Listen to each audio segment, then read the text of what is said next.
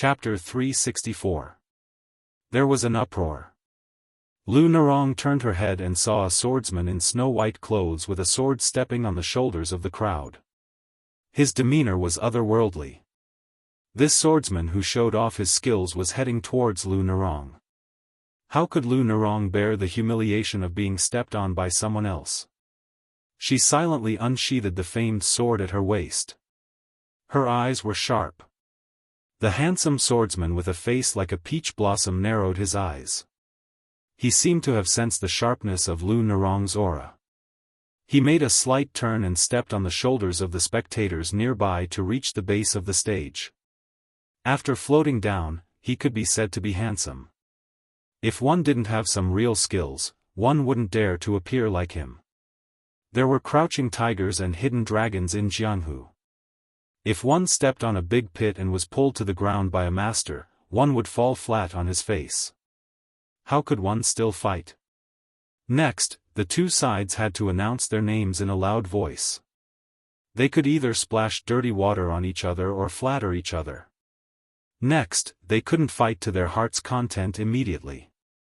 Instead, they had to say that the sword had no eyes and that they were responsible for their own life and death. If it was a life and death battle, there had to be respected seniors in Jianghu as witnesses. Both sides had to sign a life and death contract. Don't think that everything was fine at this time. If it wasn't a master who was indifferent to fame and fortune, he had to look around and wait until the big and small gambling houses below the stage had collected enough bets. After all, in many fights, when real masters fought, the outcome was often decided within the time it took to brew a cup of tea. It wasn't exciting to watch, so the gambling house had to spend some copper coins to hire people to cheer. If it was an ordinary fight, they needed to cheer even more. This was good for both sides. The most unlucky thing was that the audience who didn't buy it booed together. This was simply the greatest shame of all martial artists in Jianghu. Today, there was a powerful gang boss in Bailiang, but many of his enemies still treated the scene of his fight as a joke and disgusting. Many people around Lu Narong excitedly brought long benches and sat down with their families to wait for the show. There were even hawkers with dozens of sticks of sugar-coated hush shuttling back and forth. The greedy children were clamoring for their parents to pay a few copper coins. The crowd below the stage was noisy and lively. Lu Narong looked around and didn't let her guard down. In the past 2 years, the Fish Dragon gang had not been treated kindly by other gangs in Lingzhou. Moreover, their master, Xiao Chang, who won the title of Double Revolving Swallow by killing people, had made countless enemies. This time, without the protection of the Fish Dragon gang's leader, Lu Narong, there might be people who would come to seek revenge.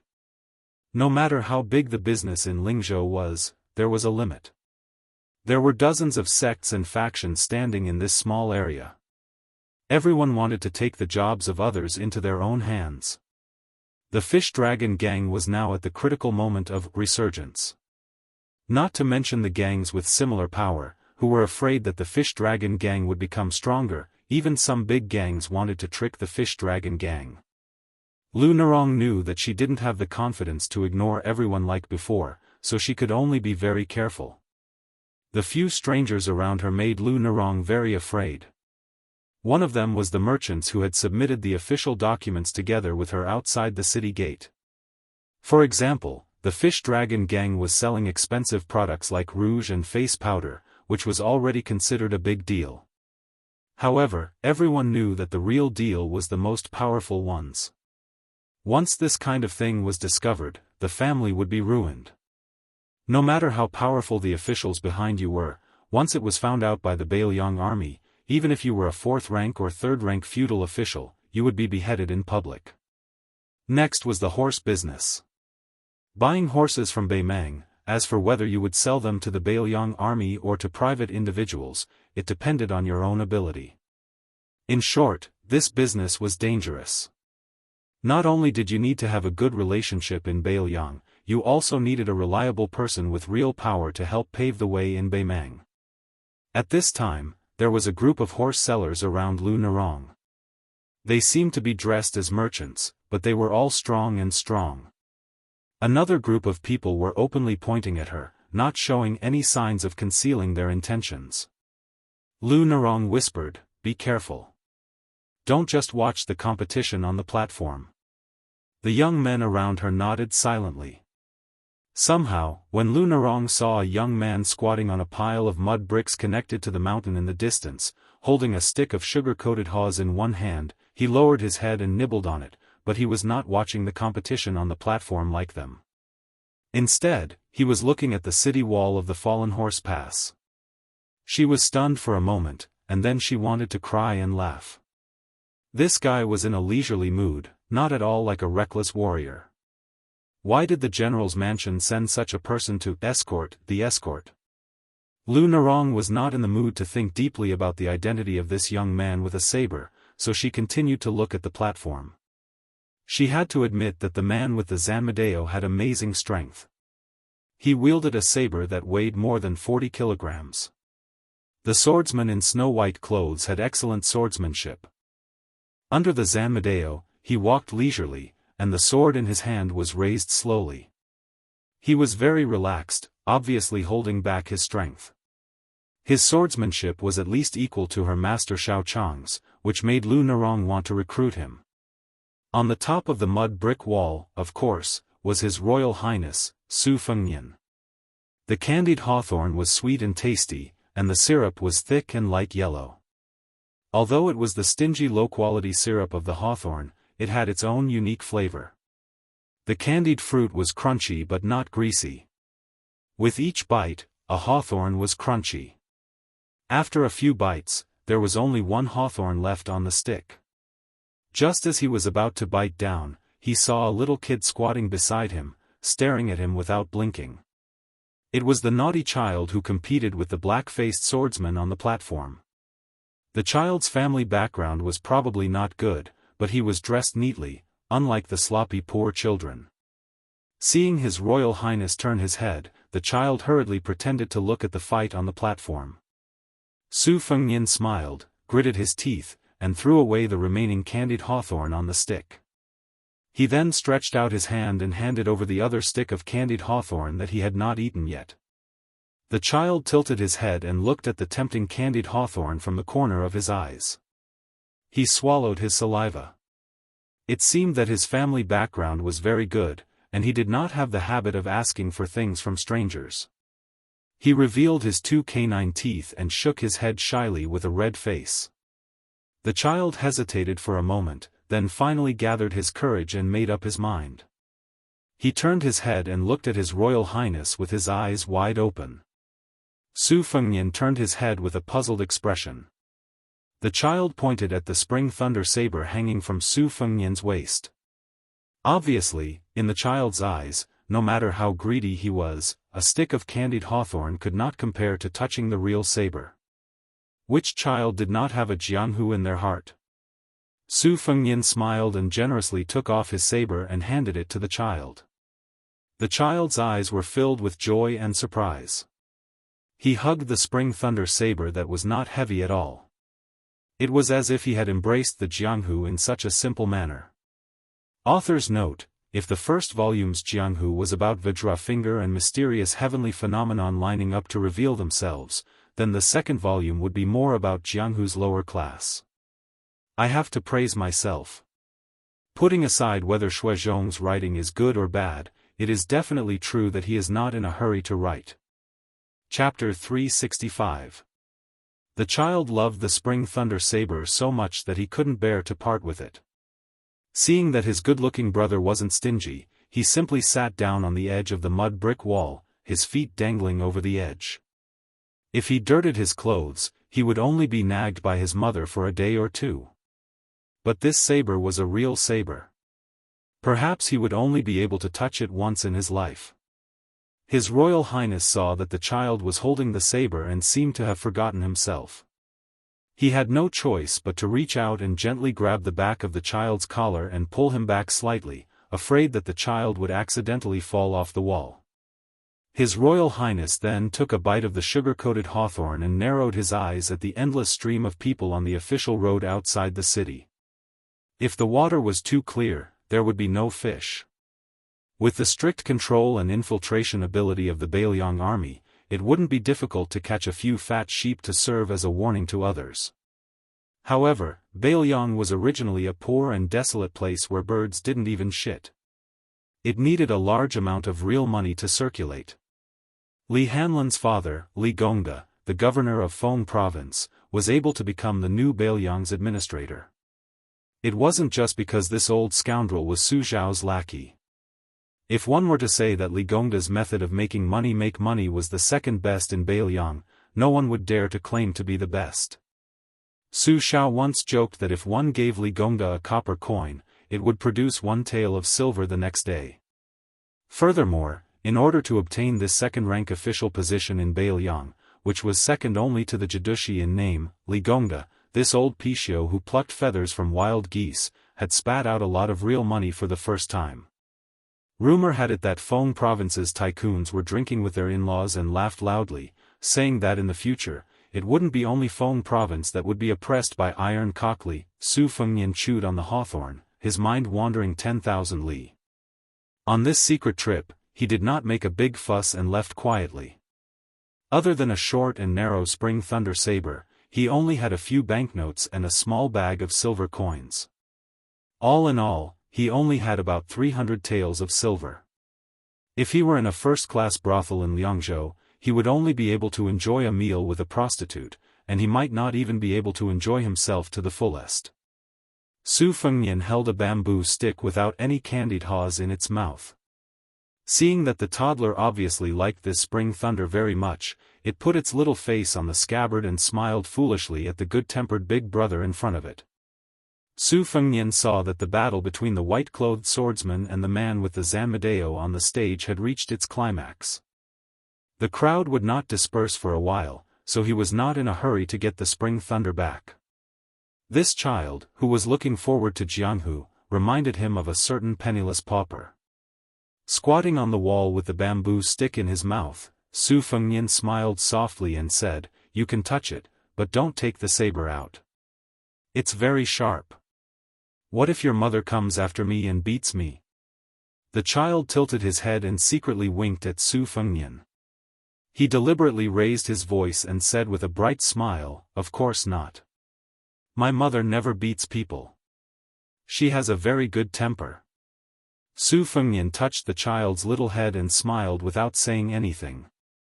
She did not have the nerve to pick up the hairpin to examine it in detail, for fear that the stall owner would roll his eyes at her. She never thought that as soon as she came back to her senses, she would discover that her son was gone. Her temperament was indifferent, she was not anxious to show it on her face. Sure enough, she saw her son on the top of the wall, accompanied by a strange young man carrying a saber. At first, she was worried that there would be some disturbance, for a poor family like her could not withstand any disturbance. She lifted the corner of her skirt and trotted to the top of the wall, but she happened to see that young man pulling the back of her son's collar. Unconsciously, her state of mind calmed down. She knew that since he was young, her son had a fondness for those chivalrous men who roamed the Jianghu.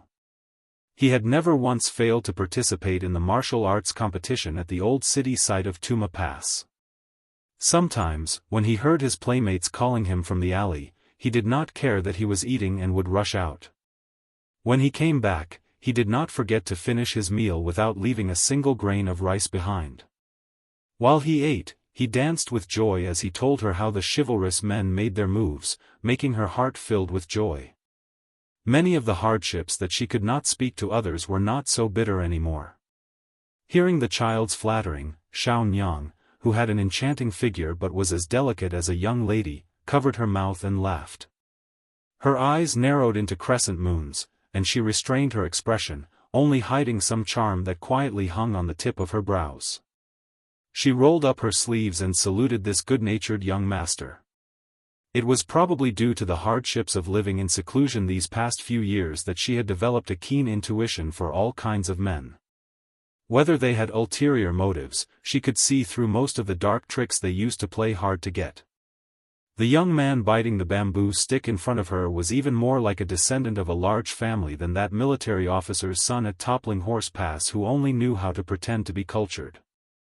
It was rare that his eyes were very clear when he looked at her. This made her think of the well water at the entrance of the village. It was very clean, but she could not see through its depth. Lil Miss said in a light voice, "Yu Song, return the saber to this young man." The young child nodded and made a sound of acknowledgement. He stood up. Even though his eyes were unwilling, he still stood up and respectfully returned the spring thunder saber to the big brother who was bending down to receive the saber. Lil Miss naturally patted away the yellow dirt on the child's butt. Children from poor families, no matter how much they played, they couldn't trample on clothing that was sewn needle by needle. She was the widow of a Baoyang courier. Without a man, she had to work alone in the fields. Every year, the government would give her a sum of money as compensation. It wasn't much, just 8 taels of silver, but at least she had something to look forward to. Privately, she heard from the private school teachers that according to the Baoyang military law, it should be more than 30 taels. Most of it had been doctored by the officials. However, she was a widowed woman and didn't care about this. She couldn't care about it. There were some men in the villages near Tuma Pass that wanted to marry her, and one of them had military merit.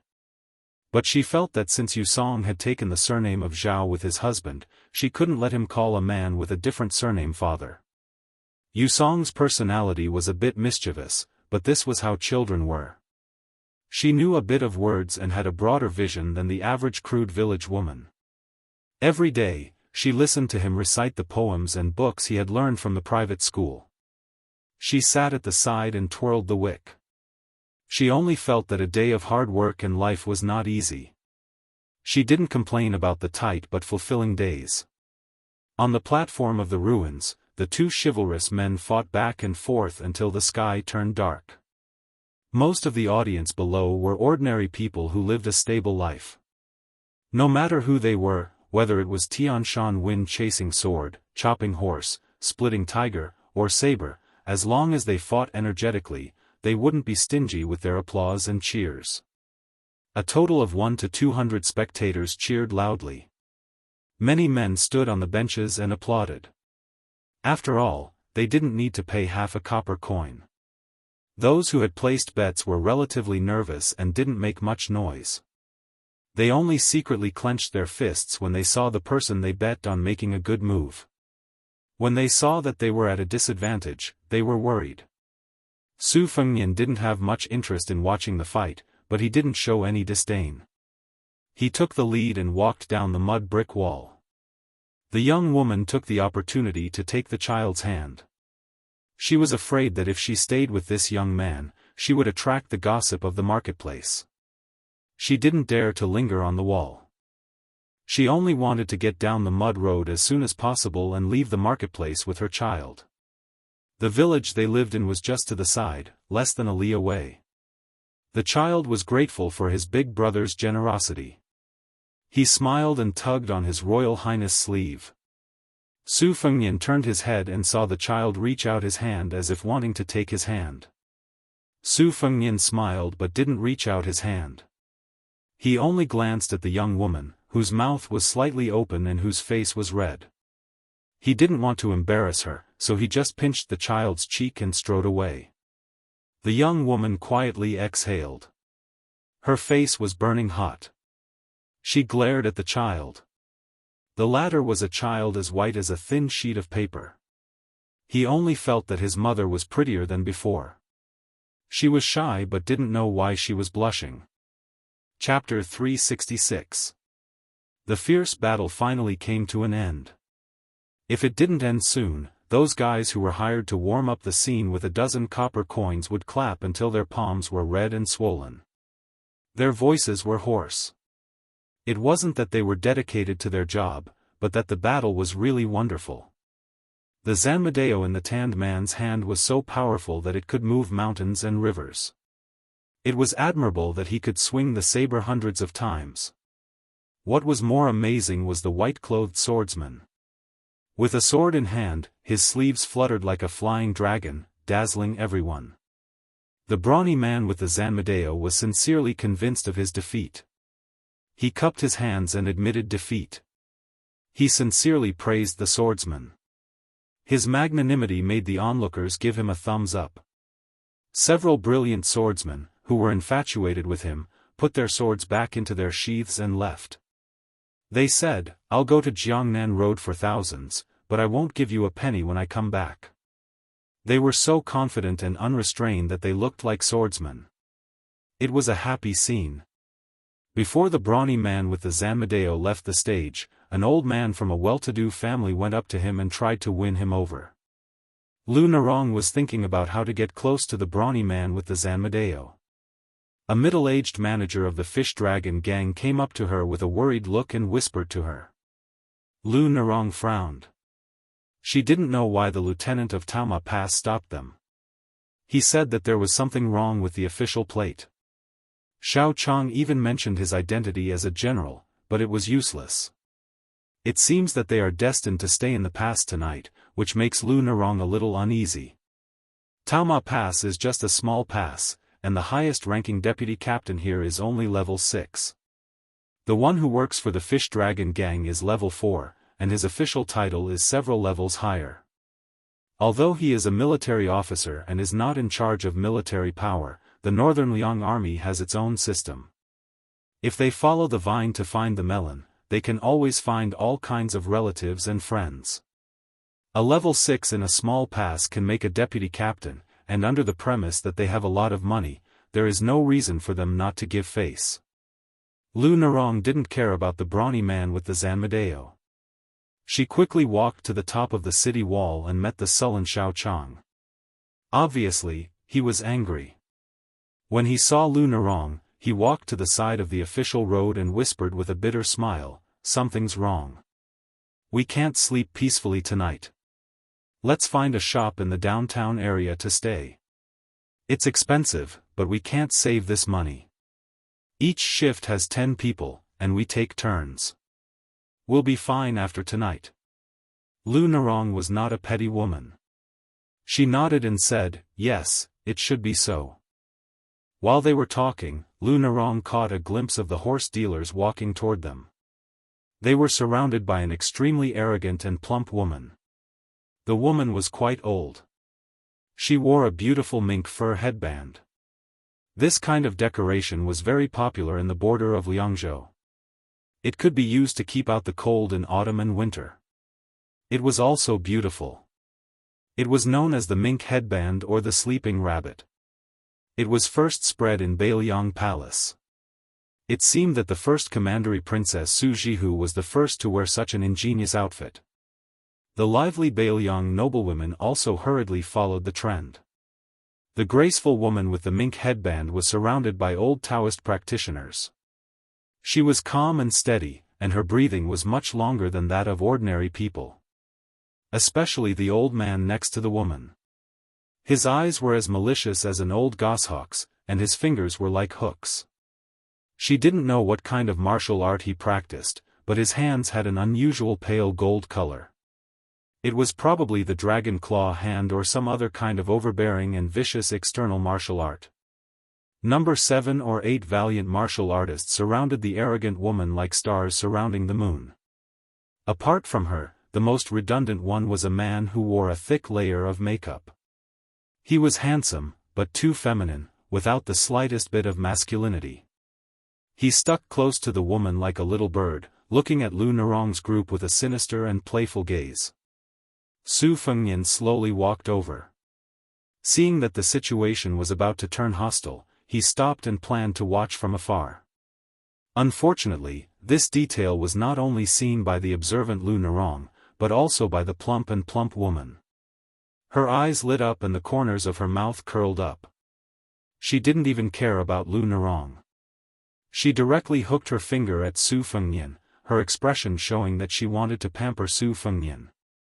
The woman was able to look at someone so lecherously on the street. She could be considered to be thick-skinned and capable. Su Fengnian took a step back. In Lu Narong's eyes, this was almost a death sentence that deserved to be beheaded. She thought that this young man with a saber was really annoying. Why didn't he have the backbone of a Jianghu man? Thinking about it, Lu Narong sneered, full of ridicule and disdain. This guy surnamed Su was not a Jianghu man.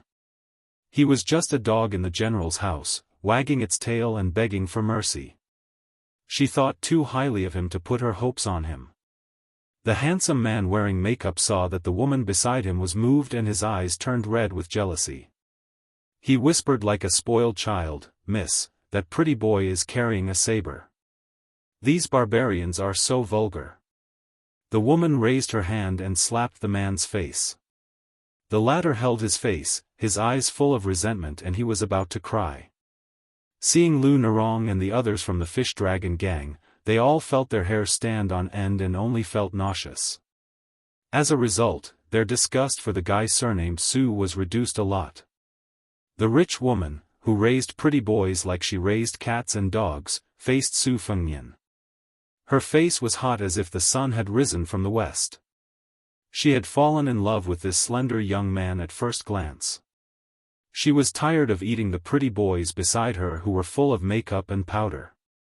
She needed a change of taste to make her stomach feel better. She was just about to tease him when the sound of horse hooves came from the street. Four riders disregarded the noise of the busy streets and galloped over. Fortunately, they did not trample or knock down any pedestrians. Although these 4 riders were domineering, their horsemanship was also superb.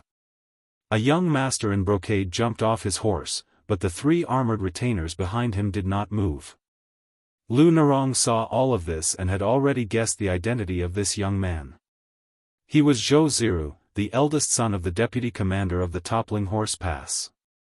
Lu Narong had already memorized the places and people along the way to the north with her master, Xiao Chang. She remembered Zhou Ziru's name because even Xiao Chang mentioned him. It was said that Zhou Ziru was not only brilliant in literary talent, but also had many excellent works passed down in Beiliang.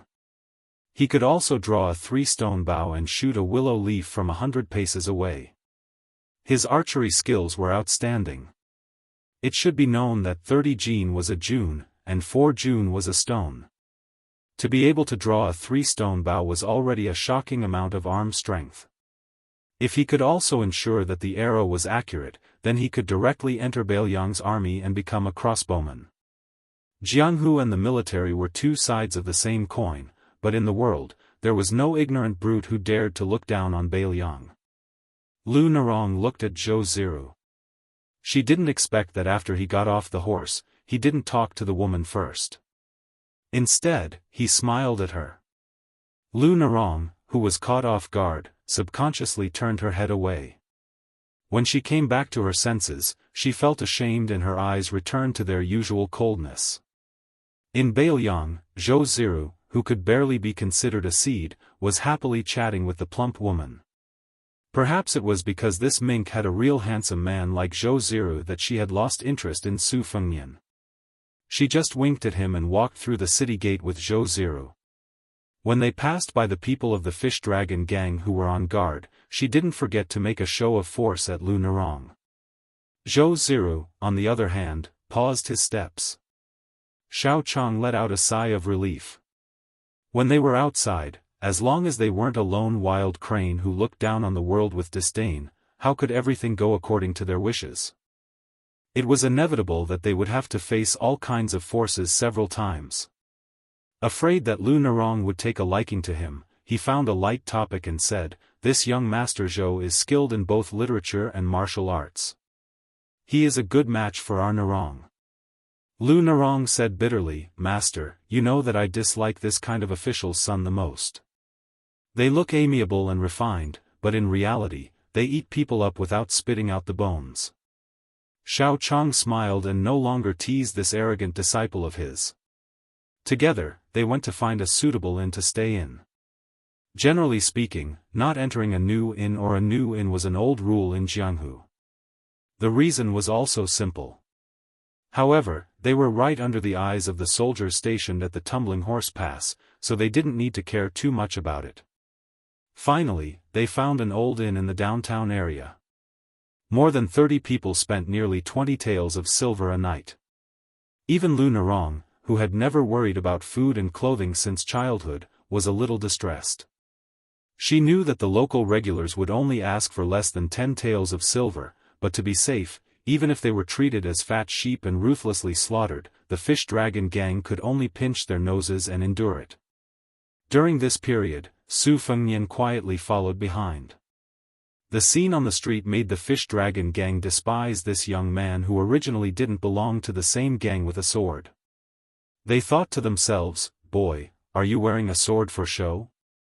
You were almost snatched away by a woman to be her gigolo. Even if you can't beat those evil servants, you should at least put on an angry face. You are a coward who doesn't say anything and takes a step back.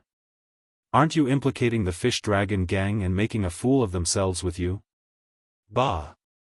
A young man from the fish dragon gang spat at Su Fengnian's feet. Chapter 367. Jianghu people were straightforward and straightforward. Su Fengnian immediately received his karma. In addition to spitting out a mouthful of saliva, he was also assigned to live in the cheapest and cramped room in the inn with the least experienced gang member. Su Fengnian remained silent and did not object. The guy who shared the room with him was called Wang Dashi. Unfortunately, his physique and personality were the complete opposite of his name. Not only was he short, but he was also as thin as a bamboo pole. Not only was he not as smelly and hard as the stone in the latrine pit, but he was also very weak and docile. However, his father had died in a gang fight in his early years, so he was very loyal to the fish dragon gang. Old gang leader Lu remembered his loyalty and took Wang Dashi into the gang despite his poor constitution. Although this young man did not have the slightest talent in martial arts, he was willing to endure hardships and was very diligent in his work. He would never slack off. In the gang, he often did the dirty work of scrubbing toilets or washing clothes for his senior brothers. He worked hard without complaint and was bullied several times over the years. However, this young man was naturally optimistic and never held grudges. Once in the gang, Lu Nirong accidentally saw him being bullied too much, so she paid extra attention to him and took care of Wang Dashi a little bit. Only then did Wang Dashi's situation improve slightly. This time, among all the members of the fish dragon gang, Wang Dashi was the only one who was willing to squeeze out a smile to Su Fengnian. Probably because they were in the same boat, this time he was living in the same room with Su Fengnian, so Wang Dashi did not have to worry about the faces of his senior brothers and martial uncles. After closing the door, he took the initiative to call out, "Young Master Su," and even took out the shichi pastry that he had bought in the downtown market. He actually bought 2 portions. The one on the surface was more than half a kilogram, but he secretly hid less than half a kilogram. The first portion was naturally taken away by his senior brothers. Otherwise, even if Wang Dashi, who loved pastries, spent money, he would not even be able to eat half a kilogram of delicacies. This was Wang Dashi's shrewdness in finding joy in suffering. In front of the taciturn young Master Su, Wang Dashi obviously had a strong sense of inferiority. It was so strong that he did not know how to hide it. He took out all the shichi pastry wrapped in oil paper and asked with a red face, "Young Master Su, would you like to have a taste?" Su Fengnian shook his head. Wang Dashi wasn't surprised. He sat at the table and started eating. Just as he started eating, a few senior brothers pushed the door open and entered without knocking. Wang Dashi turned his head in surprise and swallowed the pastry in his mouth subconsciously. He only knew that he was done for. If his senior brothers found out that he had secretly hidden pastries, they would definitely push him down and make him crawl between their legs again. The 3 burly senior brothers entered the room and searched the dumbfounded Wang Dashi. They didn't find anything they wanted. One of the senior brothers was discouraged and took his anger out on Wang Dashi. He slapped Wang Dashi's forehead and scolded, "You brat, you didn't sneak a few pieces of pastries. Are you F***king stupid or stupid? You made me lose half a tael of silver to Li Do, that little chili. You have to pay for this half a tael of silver. After you get the money in a few days, you have to quickly return it to your senior brother, do you hear me?" Wang Dashi, who was confused, nodded blankly. Before the senior brother left, he didn't forget to slap Wang Dashi again. He slammed the door and left while cursing. Bad luck. Wang Daoshi waited until the senior brothers were far away and locked the door like a thief. He then put his ear to the door and didn't hear any footsteps. Only then did he calm down and wipe his mouth. He secretly rejoiced and smiled foolishly. He didn't have the slightest awareness that those pastries should belong to him because he was the one who paid for them. It seemed that it was normal for this kind of useless person to be bullied. It would be strange if the wheel of fortune changed. Wang Daoshi looked at the empty table and was dumbfounded. At this time, Su Fengnian raised his hand and put the missing pastries back on the table. Wang Daoshi ran back to the table and sat down. He was so grateful that he didn't know what to say. Su Fengnian, who had unknowingly done a good deed, was still expressionless. He didn't try to worm his way into being friends with Wang Daoshi.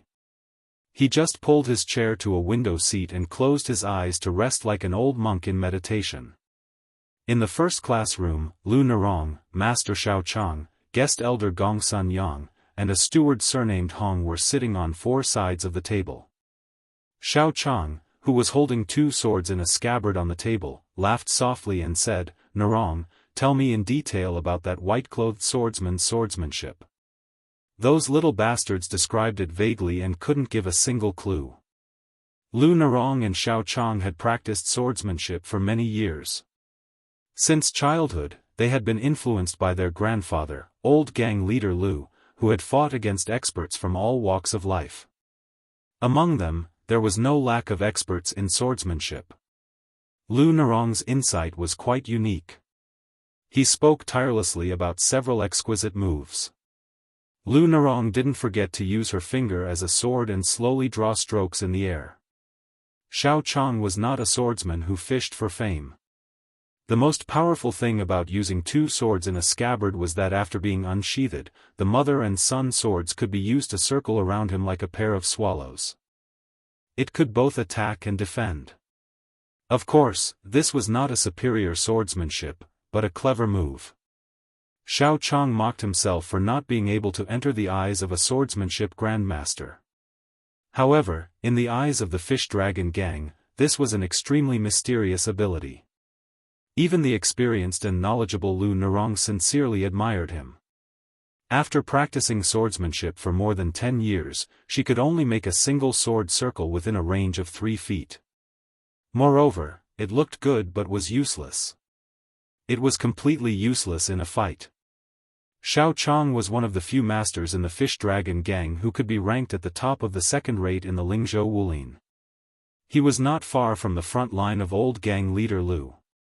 He was the true number 1 swordsman in the gang. Lu Nerong was his disciple, so Xiao Chang was not misleading. Chapter 368. Xiao Chang listened to Lu Nerong's story and smiled. If I didn't guess wrong, the white-clothed swordsman is Cheng Yish, who is very popular at the border. I thought he was just fooling the people, but I didn't expect him to have some skills. It's a pity that he left in a hurry. Otherwise, he could have joined the Fish Dragon gang as a guest. That would be even better. Lu Nerong sighed. What a pity. Xiao Chang glanced at the dull Gong Sun Yang and smiled. This Cheng Yish is good at martial arts, but compared to us, he is still inferior. Nerong, back then, your uncle Gong Sun. Gong Sun Yang struggled to lift his eyelids. His expression was as calm as an ancient well as he interrupted his old friend Xiao Chang. He waved his hand and said, "Don't mention it if it's nothing." Xiao Chang said helplessly, "I haven't said it yet." Gong Sun Yang stood up and said softly, "Miss, I'll go back to my room first." Lu Nerong got up to see him off, but Gong Sun Yang shook his head and stopped her. He walked out of the room alone. The Fish Dragon gang knew that this guest suffered from wet poison on his right toe. It was said that when he slept, he couldn't even pull out the heel of his shoe, so he walked with a slight limp and rarely showed up. Among the senior members of the Fish Dragon gang, he was the only one who didn't even have a disciple. They only heard that the old guy could use the unique skill of 5 consecutive arrows, but no one had the chance to see it with their own eyes. The horn bow was covered in dust and hung on the wall all year round. No one knew if it was just for show. After Gong Sun Yang left, Xiao Chang revealed some secrets of the past. Lu Narong learned that Gong Sun Yang once held the gate of the city with both hands and hung a fierce horse in the air when he rode into the city. If this was true, Uncle Gong Sun was not inferior to her grandfather when he was at his peak, but she didn't know if his cultivation had regressed over the years. Lu Narong knew that the path of martial arts was like sailing against the current. If one slacked off, 1 month's effort would be wasted. It was like a pearl covered in dust for a long time. Even if it was wiped again, it would not be as round as it used to be. As the saying goes, pearls also have a life, and martial arts also have spirituality that can only be understood but not spoken. Xiao Chang hesitated and said in a deep voice, "Narong, I saw a familiar figure on the street today." Lu Narong's heart skipped a beat. She whispered, "Is it Master's enemy?" Xiao Chang nodded. "It's not difficult to deal with one of them, but I'm afraid that several of them will gather together." Lu Narong's tone was calm. She smiled and said, "What are you afraid of? The inn is only a short distance away from the pass. They wouldn't dare to cause trouble in public. Besides, Master and Uncle Gongsun are here. These scoundrels, we'll kill them one by one.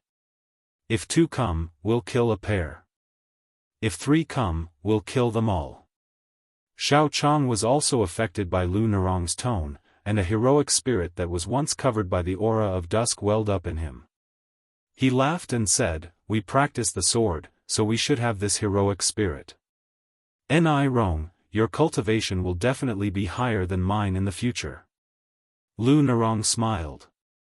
But when night fell, the fish dragons couldn't laugh anymore. His original intention was to live in a busy city, so that those who hid in the dark would have scruples. Who would have thought that he would be caught like a turtle in a jar?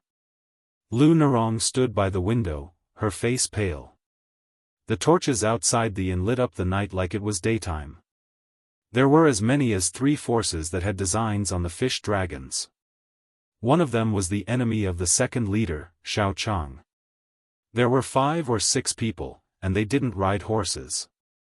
Obviously, they wanted to take advantage of Xiao Chang's last trip to Jianghu before he retired and take revenge. There were 3 unwritten rules in Jianghu. The first rule was that the hatred of several generations could be avenged by the descendants, but generally it wouldn't involve the wife or daughter. If there was a massacre of the whole family, not to mention the government, people in Jianghu would find it shameful. Chivalrous people were more likely to teach them a lesson if they had the ability.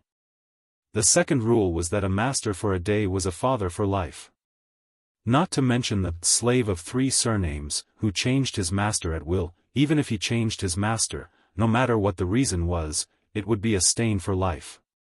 Therefore, the matter of apprenticeship was almost the most important thing in Jianghu. It was not inferior to the scholar's ceremony. The third rule was that once the retirement ceremony was arranged, the golden basin was placed, and the water in the bowl was poured, then all the ordinary grievances would be nullified. The second force was not unexpected. It was a woman wearing a mink headscarf. Everyone was riding a horse. The last force made the fish dragon gang feel hopeless. It was the young master Zhou Ziru, who was the deputy captain of the pass. He was followed by 8 or 9 cavalrymen and more than 20 infantry soldiers. Zhou Ziru's handsome face was shining brightly under the light of the fire. He looked at Lu Narong on the second floor and slowly said, "We are catching bandits. Unrelated people, please leave." The mink headscarf woman spoke and acted without restraint. She didn't care if the fish dragon gang in the inn could hear. She said sweetly, "Young Master Zhou, it's settled. That woman surnamed Lu belongs to you, but you must not hurt her little brother with a saber." Zhou Ziru frowned and didn't reply. The woman who was faintly unhappy twitched the corner of her mouth and suppressed the disrespectful words that were already on the tip of her tongue. She coquettishly sat high on the horse with one hand on her waist, her index finger rhythmically tapping the pattern on the jade buckle. At this border, who can escape from the palm of my hand? Why can men sit in the harem with 3,000 beauties, but we women can't have 300 gigolos? I just want it. Chapter 369. Zhou Ziru believed that he was well-read in military books and could skillfully apply them to worldly affairs. Over the years, he had been successful in every endeavor.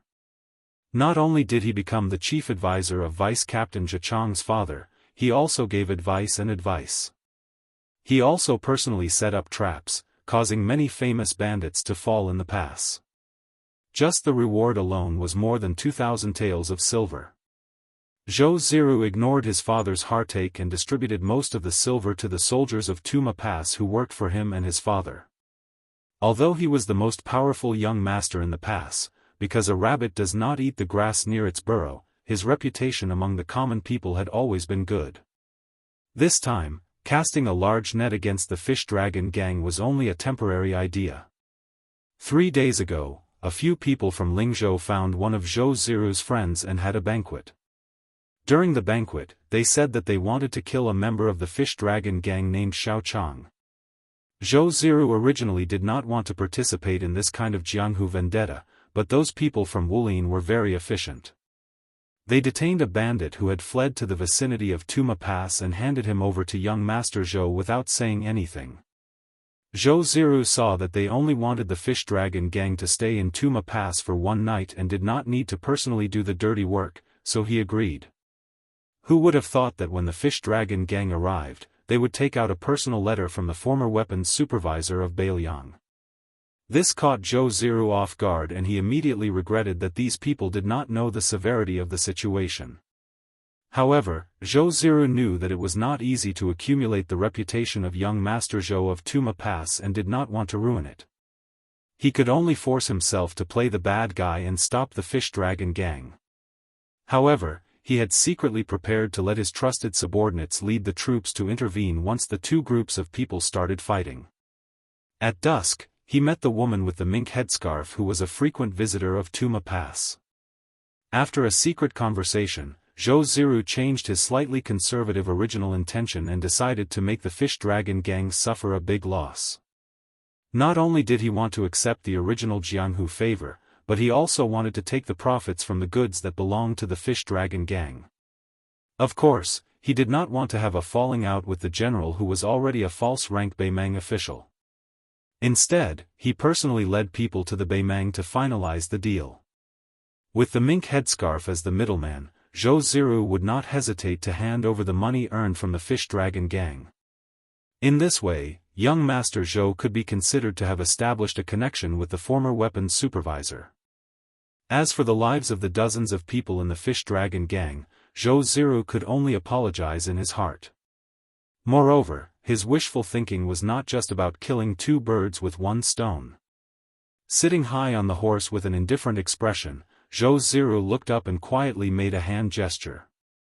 In one of the rooms of the inn, a man with a rough voice shouted with all his might, "Grandpa has been blocked by you guys here today. I admit that I failed miserably at such a simple task. But I have more than 30 good brothers of the fish dragon gang who can exchange their lives with me. If anyone dares to come and seek death, I will consider him a hero." Most of the members of the fish dragon gang were standing by the window to watch the show. They thought that they would be able to stay outside and enjoy a good show of soldiers catching bandits, but they did not expect to hear these words. The gang members almost spat blood on the window. Where did this bastard bandit come from? A few impatient young gang members raised their swords and were about to follow the voice to kill this bastard who had climbed out of a pond. Before they went out, the second gang leader Xiao Chang and the steward came to gather them into the 3 connected rooms next door and did not allow anyone to fight. The fish dragon gang was not qualified to be a gang that lived like a prince and collected money by lying down. The members of the gang had seen a lot of schemes. At this time, no matter how stupid they were, they only knew that they had fallen into a trap. None of them dared to breathe. If it was just a fight between gangs, they were not afraid of anyone. But the cavalry and armored soldiers outside the inn were really terrifying. Even if they were lucky enough to survive, they would be accused of killing soldiers. How could the fish dragon gang have a foothold in Bailiang's Jianghu? Lu Narong came to a room with a pale face. She calmed down her rapid breathing and knocked on the door. She was very decisive in her actions. Even though she was in a dead end, she didn't even bring Gong Sun Yang with her and went to the meeting alone with great sincerity.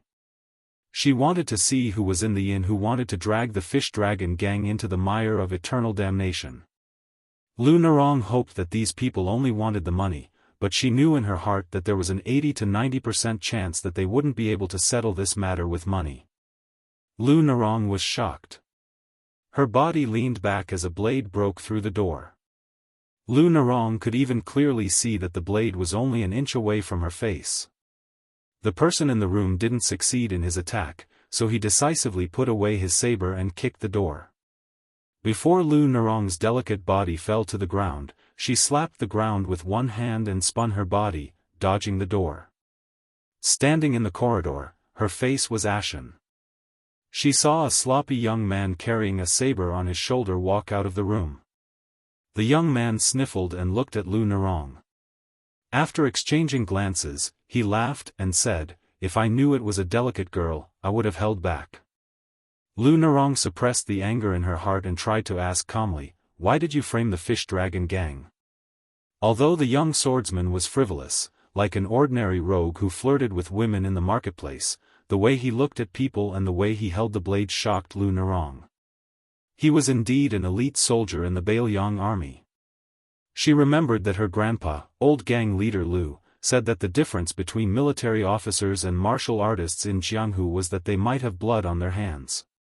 But compared with the ruthlessness of the latter, the former had a kind of courage that really penetrated into their bones. This kind of perseverance was the heart that was trained in the face of thousands of soldiers and horses. It was the evil spirit that gritted teeth and crawled back to the world of the living. After Lu Narong confirmed the identity of the swordsman in her heart, her whole body was cold and her mood fell to the bottom. The man grinned and said directly, "My second brother has taken a fancy to you. If you know what's good for you, you should go back with him obediently.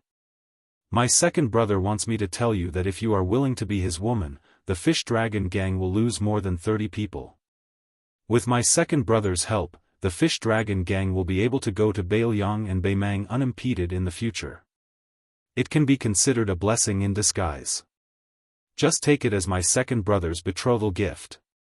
To be frank, my second brother already has a woman to marry.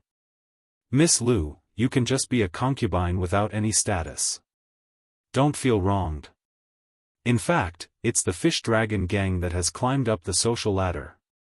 Besides, it's a great blessing for me, Zhao Yingchuan, to call you my second sister-in-law." Lu Narong sneered and said, "Your second brother, Zhou Ziru, is really meticulous. I admire him very much." The young swordsman, who called himself Zhao Yingchuan, licked the corner of his mouth and glanced at the man who was paralyzed in the chair in the room. This poor guy was really unlucky to fall into the hands of his second brother. He had been poisoned by the muscle-weakening powder, which was the first choice of all rapists in Jianghu. Originally, he still had some of the toughness of a Jianghu hero and was unwilling to shift the blame to the fish dragon gang. He had to take a knife and slowly cut a bloody groove on the man's thigh. It was only half an inch away from the man's crotch. The man finally lost his restraint and shouted in the language his second brother had told him to. Chapter 370. Zhao Yingchuan stared at Lu Narong, who had caught the eye of his second brother, and thought that his second brother had good taste. He smiled and said, "It's settled.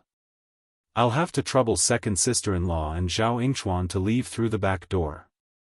In the future, whether the fish dragon gang's surname is Lu or Zhou, it doesn't matter.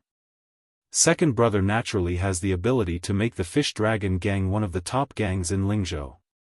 If the negotiation fails, then don't blame me for knocking you out, carrying you on my shoulder, and throwing you onto the bed of my second brother's private residence. If you want to gang up on me, it's fine. Zhao Yingchuan is confident that he can escape. As for the person in the room, it doesn't matter if he's dead or alive. But second sister-in-law, do you really want to be happy like this? Lu Narong only felt sad. Were all the sons of officials so insidious?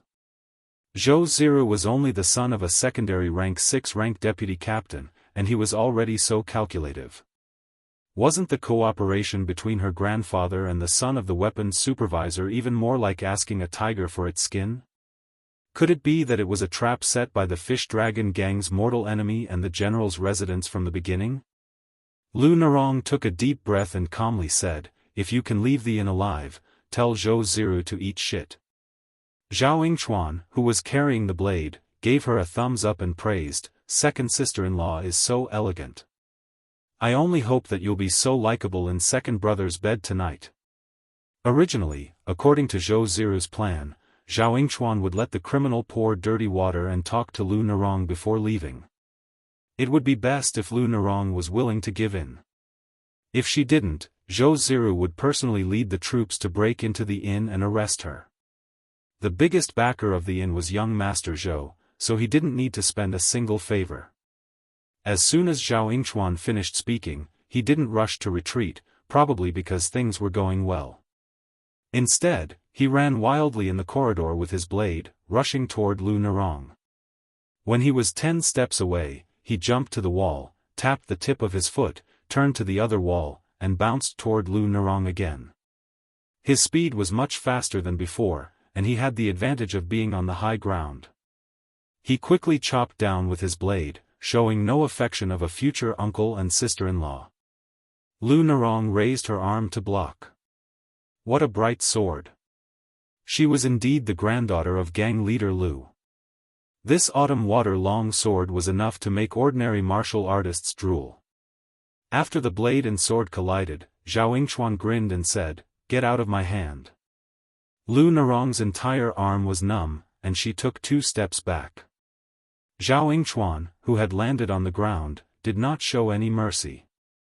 He did not give Lu Narong any chance to catch her breath. He brandished his saber, forcing Lu Narong to only be able to take it head-on. She had no time to use any exquisite swordsmanship. It could be seen that Zhao Yingchuan was not a person who blindly believed himself to be reckless. In the final analysis, the swordsmanship and saber techniques of the military were all extremely clean and nimble killing methods. They were never flashy or flashy. However, the people of Jianghu were different. They more or less pursued the exquisiteness and magnificence of their moves. It was hard to avoid the suspicion of being cumbersome. If one's realm was low, they would be skilled. If one's realm was high, they would be immortal. Lu Narong retreated again and again, swallowing a mouthful of blood that had surged up to her throat. When Zhao Yingchuan finally took a breath, the long sword that had been fiercely knocked away by the saber slipped out of his hand. Zhao Yingchuan was delighted because after all, this was the woman that his second brother had taken a fancy to. He couldn't really kill her, so he was prepared to take down this Miss Lu whose swordsmanship was actually not bad. However, he didn't know that the moment he relaxed, the long sword that had slipped out of his hand strangely circled around Lu Narong's body and swept towards Zhao Yingchuan's neck at a tricky angle. Zhao Yingchuan turned his head and a strand of his hair was cut off. He was able to use his saber to parry the attack. He laughed and said, "What a good sword move. If second brother hadn't reminded second sister-in-law that Master Xiao Chang is good at the double swallow whirlpool, I would have really suffered a big loss." Lu Narong remained calm and stretched out her arms. She didn't reach out to hold the long sword. Instead, she flicked a finger on the sword and patted the hilt with her other hand. The long sword spun rapidly in the air like a spinning top whipped by a child and flew towards Zhao Yingchuan. Even Zhao Yingchuan, who had been on the battlefield countless times at a young age, had a serious expression on his face. He didn't dare to rashly pull out his saber, fearing that the saber's momentum would be used by the woman. His second brother had said that the most exquisite move of the Fish Dragon Gang's old gang leader's fist cannon that shook Lingzhou was the teacher's 3 cupped hands technique. After 3 consecutive, cupped hands, the strength would multiply. It was completely different from the common martial arts common sense that the first move would be used up, the second would be weakened, and the third would be exhausted. This Lu Narong had clearly integrated the teacher's three-cupped hands technique into the double swallow whirlpool swordsmanship. It was a bit tricky. Zhao Yingchuan made up his mind to avoid the fierce wind. He pulled out his saber and retreated. There was a door behind him. He suddenly exerted force with his back and smashed the wooden door. He retreated into the room in a slightly embarrassed manner. Seeing that Lu Narong didn't take advantage of the situation to pursue him, he held the long sword. Finally, he couldn't hide the trace of blood oozing out of the corner of his mouth. Zhao Yingchuan shook the saber in his hand and resumed his carefree attitude. He laughed and said, "Second sister-in-law, you're good with your sword." Lu Narong wiped the trace of blood from the corner of her mouth and smiled. "I don't care about your mother." There was an awkward silence. The corner of Zhao Yingchuan's mouth twitched. Obviously, he didn't expect such a woman to swear. In fact, there were two other people in the room. However, whether it was Lu Narong or Zhao Yingchuan, they didn't think that these two guys could do anything. She was just worried that they would be implicated. Lu Narong didn't have the confidence that she would be lucky enough to survive a life-and-death battle with this swordsman who was only hiding his strength. Her eyes moved slightly, indicating that the two people in the room shouldn't act rashly. However, in the next moment, she was disappointed. Her disappointment was twofold. The first disappointment was that the young man with the same saber was standing by the window, motionless and indifferent. But what made Lu Narong most anxious was that Wang Dashi didn't care about the situation. He shouted and rushed toward Zhao Yingchuan. The fish dragon gang's unique skill was undoubtedly her grandfather's cannon hammer. It was a branch of one of the fist techniques of the two Zen temples. It didn't pursue the complexity of the routine, but focused on the instantaneous burst of power. If this set of fist techniques was supported by vigorous internal energy, the fist technique would naturally be brilliant. Unfortunately, in the hands of Wang Dashi, who had just joined the gang and hadn't been able to reach a higher level, it was just for show. Zhao Yingchuan even calmly waited for the fist to reach his face before kicking Wang Dashi's knee. He tilted his head slightly and let the fist miss. In the next moment, Belyang's saber was placed on Wang Dashi's neck. Zhao Yingchuan held the saber in one hand and Wang Dashi's neck with the other. With a troubled expression, he muttered to himself, "Should I cut his neck or crush it?" Lu Narong said, "Don't." Zhao Yingchuan heard the sound of horse hooves getting clearer and clearer outside the house. He knew that his second brother's side had victory in their hands. He also had the leisure to look for fun in a busy situation. He said with a smile, "Second sister-in-law, tell me. Little uncle is so fierce to let this trash go." Although Wang Dashi's skills were muddled, he still had some courage. Being restrained, he still blushed and shouted, "Miss, don't." Lu Narong said expressionlessly, "I'll tell you." Zhao Yingchuan's 5 fingers exerted force and lifted Wang Dashi's body up. Zhao Yingchuan took an inch and wanted a mile. He said, "Second sister-in-law, don't forget the word Li." Lu Narong was about to accept this humiliation. Just as she opened her mouth, she couldn't close it. Her eyes widened as if she had seen a demon. Zhao Yingchuan was like a dead fish. His eyes were filled with morbid blood vessels. He was already on the verge of death. Behind Zhao Yingchuan stood the man with the saber. He didn't say a word from beginning to end. After delivering the fatal blow, he didn't pull out his saber. He just pierced his palm into Zhao Yingchuan's back and broke his entire spine. Chapter 371. Wang Dashi originally thought that if he could die in front of Miss Lu in this life, he would not have been reincarnated in vain. However, he felt sorry for his father and ended the Wang family's bloodline here. For a small figure like him, Lu Narong was an otherworldly fairy girl. She was beautiful, gentle, kind-hearted, and had high martial arts skills. When he was in the fish dragon gang, Wang Dashi only needed to look at her from afar to feel hot all over and not feel tired after working for a whole day. If he was lucky enough to see her smile, he would definitely lose sleep at night. These years, he had slept on a big kong with several senior brothers. Every night, he would listen to them talk about the Mississippi. He remembered that a few years ago, a senior brother recklessly made up a story about how he saw the Mrs. Bellyband drying in the yard. That night, he was beaten into a pig's head by the other senior brothers. However, it was said that after that, many senior brothers secretly asked about the color and style of the bellyband. Knowing that it was fake, they were willing to let their imaginations run wild. Wang Dashi was not qualified to join in the fun, so he could only look at Miss Lu Nerong from afar. He knew that one day, the fairy in his heart would also go to help her husband and teach her children.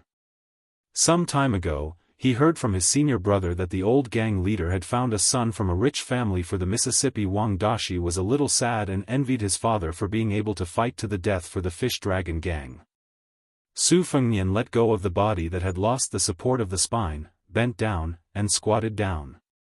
He wiped his hands on Zhao Yingchuan's clothes and caught a glimpse of the Bailiang knife. Just now, he used his palm as a knife to stab into the guy's back. His middle finger could have easily blown up the entire spine, but to be careful, he instantly changed his hand from a knife to a claw. If the body fell into the eyes of an observant person, the realm displayed would not be too frightening. The reason why he hid in the fish dragon gang this time was not because of any conspiracy. He just wanted to go to Beimang on the way, so he asked Chu Lushan to make some arrangements. He replaced the housekeeper in the mansion of Wu San official and detained him in the prison of the Lingzhou government. He would only be released when the fish dragon gang returned from Beimang. The housekeeper who was sent to prison was probably still in the dark. Su Fengnian also did not expect that the fish dragon gang would be in a desperate situation at Tuma Pass. Since this matter did not start with him, he originally did not intend to intervene. His Royal Highness, who was cold by nature, had no interest in caring about the rise and fall of a third-rate gang in Bailiang. Hero to save the damsel in distress and win Lu Nerong? Su Fengnian really did not have the leisure to do so. Just now in the room, Wang Dashi was in a daze while His Royal Highness was slowly flipping through a nameless knife manual. It was not an exaggeration to say that each word was worth 1,000 gold. It was the martial arts comprehension of Wang Xianji in Martial Emperor City. How much would you say it was worth? A knife manual had 64 pages. After reading a page and confirming that he had thoroughly chewed through it, he carefully tore off a page and destroyed it. From Bailiang Palace to Tuma Pass, he had only torn off 3 pages. Just as he was reading the 4th page to his heart's content, Zhao Yingchuan barged in. His Royal Highness, who had put the knife manual back into his bosom, could still tolerate it. Until this guy threatened Lu Nerong with Wang Dashi's life. Looking at the half-pack of soft chess pieces on the table that Wang Dashi from the Fish Dragon gang deliberately did not touch, coupled with the fact that His Royal Highness was nagging like a woman when it came to important matters, Zhao Yingchuan finally had the urge to kill him. As a result, Zhao Yingchuan could only go to the underworld to chat with someone else. Although Lu Nerong was shocked, she did not dwell too much on Zhao Yingchuan's death. Instead, she went to the window and saw that there was another corpse outside the inn.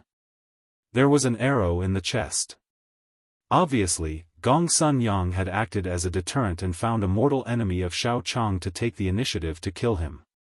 However, these swift and fierce methods were like a drop in the bucket in front of the armored soldiers at Tuma Pass.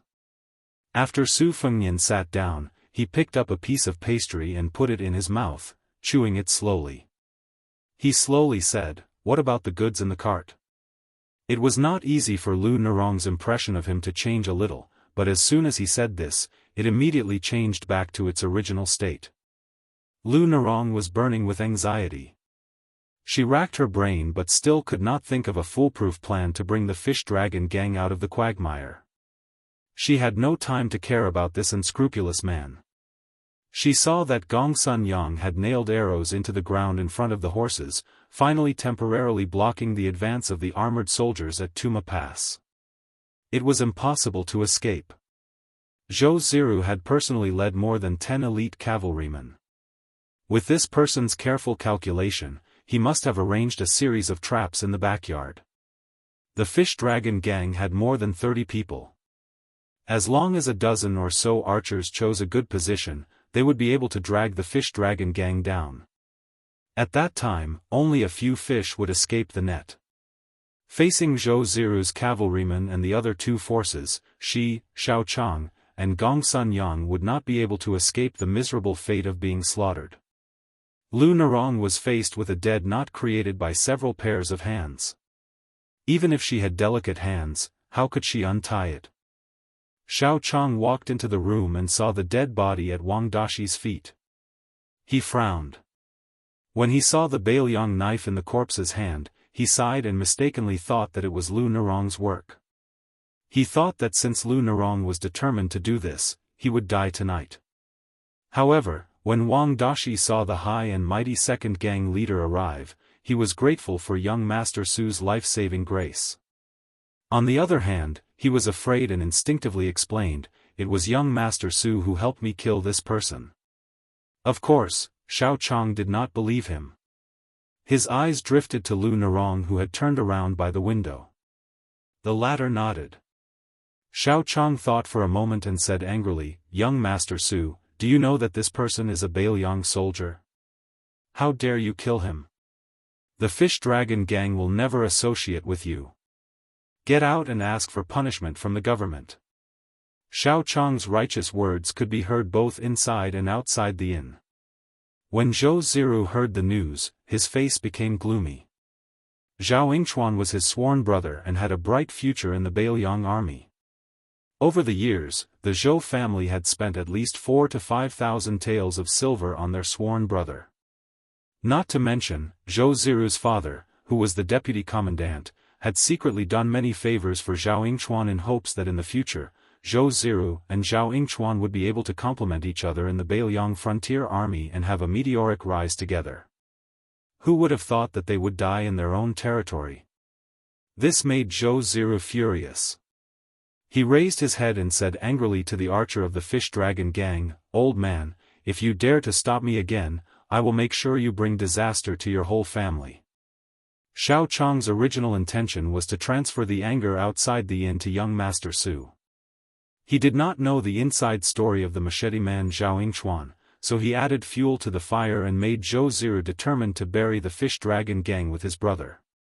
In the eyes of the Lingzhou swordsmen who had been famous for a long time, as long as the soldiers at Tumbling Horse Pass did not get involved in this mess, the strength of the fish dragon gang was enough to deal with the other two groups of Jianghu people. He had obviously underestimated Zhou Ziru's ambition and appetite. Chapter 372. Lu Narong didn't seem to expect her master to say such words. She was surprised. She looked at her master, who used to have the demeanor of a sword immortal. She turned to look at the man surnamed Su. After finishing the pastries, he gently clapped his hands and didn't intend to get up. Lu Narong wanted to say something but hesitated. She felt a little guilty. Xiao Chang couldn't wait to throw this pretentious idiot out of the window so that the horses could trample him into meat paste. He stubbornly believed that as long as the soldiers at the Fallen Horse Pass were not angry, he and the fish dragon gang would have a chance to escape.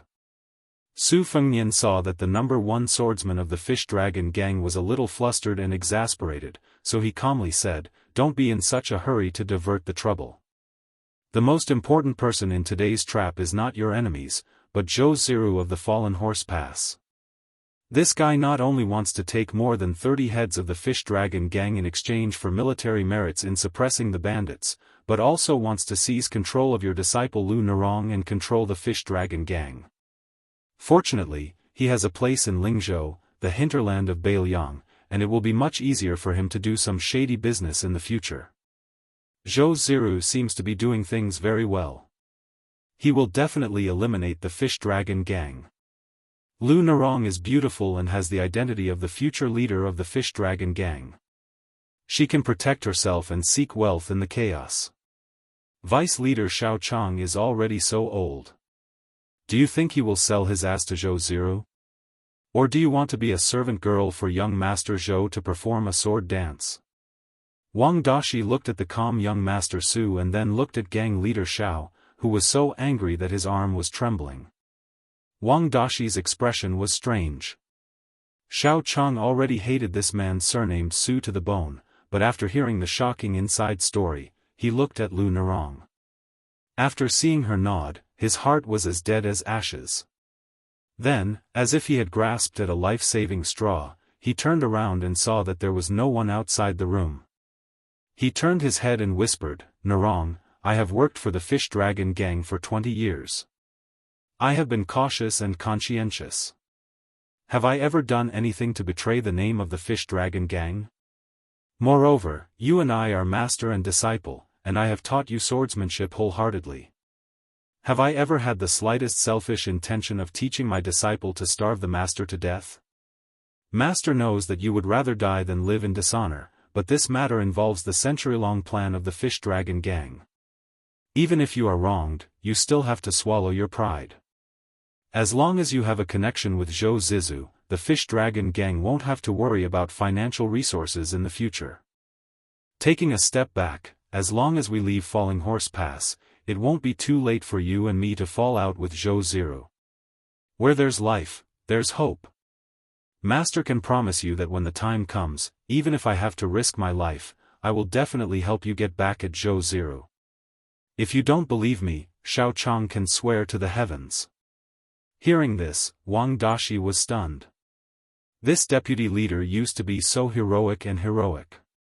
He had done all kinds of heroic deeds and even a pawn of the fish dragons admired him. Why was he acting like this at the moment of life and death? In the past, when they watched acrobatics in the downtown area, the old people of Shishu had the unique skill of changing faces, but it seemed that they were not even half as good as Xiao Chang's. Su Fengnian said indifferently, "What Xiao Chang said is reasonable. Not only did you take into account the overall situation of the fish dragons, but you also guaranteed that you and Xiao Chang would be out of danger.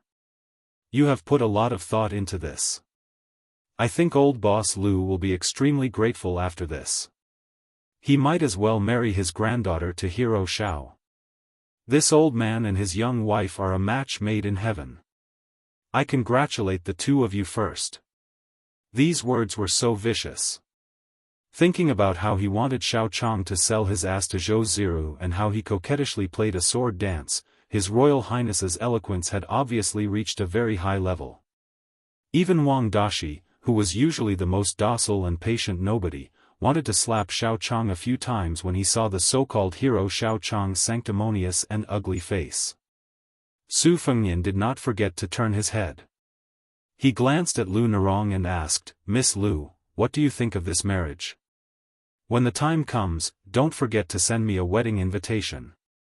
Xiao Chang said angrily, "How dare you?" Lu Nerong shouted at Su Fengnian and Master Xiao Chang together, "Shut up." Xiao Chang originally had a strong intention to kill with his sword, but when he heard Lu Nerong's crying voice, he realized that if he killed in front of her, he might really be implicated and lose his life in the end. Lu Nerong said in a low voice, "Xiao Chang, our relationship as master and disciple ends here. Lu Nerong will not compromise with Zhou Ziru today. If you leave now, you may still have a chance." Xiao Chang's expression was uncertain. He snorted coldly and turned to leave without hesitation. At this time, Lu Nerong finally began to sob. From a child to a young girl, and then to a woman, the longing and reverie of Jianghu for more than 20 years was shattered at this moment like a bronze mirror. Su Fengnian stood up and did not look at the weeping Lu Nerong. He walked to the window and whispered, "If you endure for a while, there will probably be a turnaround. The Tuma Pass is not Zhou Ziru's Tuma Pass alone. The second in command, Captain Han Tao, has always been at odds with Zhou Ziru's father. If I remember correctly, there has been a direct supervisor patrolling the Tuma Pass recently. If Han Tao still has some brains, he will not miss this great opportunity to suppress Zhou Ziru and his father's arrogance. But when the time comes, the Fish Dragon Gang will have to pray for good luck. At that time, if someone covets your beauty, I guess you won't be able to hold on much longer, right? Your chivalrous master is right about one thing. In the long run, as long as you are willing to sacrifice yourself, for the Fish Dragon Gang, you will only lose 30 fighters tonight. In the future, with the support of the Bailiang Frontier Army and a lot of money in your hands, you will not be afraid that you won't be able to recruit henchmen who are willing to work for you. You are nothing more than a concubine for the army. If you want to be a concubine, then be a concubine. Maybe you can even become the Empress of Lingzhou's Jianghu. Lu Nerong stood behind Su Fengnian and looked at the back of the man with the sword with teary eyes. She shook her head and said, "This is not the Jianghu I want." Su Fengnian sneered and said, "Then you should beg Captain Han Tao to fight with Zhou Ziru." To be honest, the woman with the Beimang accent has a great background. Not every noble woman can wear a Xianbei dragon head jade belt. If Han Tao has a normal relationship with the newly appointed Captain Gua Yi, he may not be able to take advantage of him. At that time, you will die even more miserably in the hands of Zhou Ziru. You can't even survive, and you still want to talk to me about your Jianghu. Lu Nerong smiled bitterly and said, "In the past, you rarely said a word along the way. I thought that you were afraid of the Fish Dragon Gang. Only today did I know that your words are so sharp and mean." Su Fengnian put his hands on the windowsill and squinted his eyes and said, "A real villain with ugly words is better than those hypocrites who do ugly things." Lu Nerong was sad and asked blankly, "If the captain you mentioned didn't appear, would you help us?" Su Fengnian sneered and asked, "What do you think?" Lu Nerong turned around resolutely. It seemed that she was determined to die. Wang Dashi looked at Su Fengnian and also left. To be able to fight side by side with Miss and then die together, even if their bodies were far away, this was the best Jianghu for Wang Dashi. Chapter 373. Su Fengnian picked up the half-packet of soft pastry from the table and walked out of the room to the room where the bandits were locked up. After sitting down, he saw the pitiful man who was first used as a pawn and then abandoned as a pawn. Perhaps he had been drugged with a drug that could soften his muscles and soften his bones. Even now, his face was flushed and his body was weak. Fortunately, no one would come here. Otherwise, if they saw His Royal Highness staying in the same room with this man who looked like a fish on a chopping board, it would be fine if they were alone, but they were two men. What would happen next would probably be very unbearable. Su Fengnian moved a chair and sat by the window. The window was not high, and Su Fengnian was tall and straight. He stretched his neck and could see what was going on in the inn's courtyard. He tasted the soft and delicious pastry. Of course, it was not to say that His Royal Highness would help just for a packet of pastry. It was said that only when one was full would they do something boring.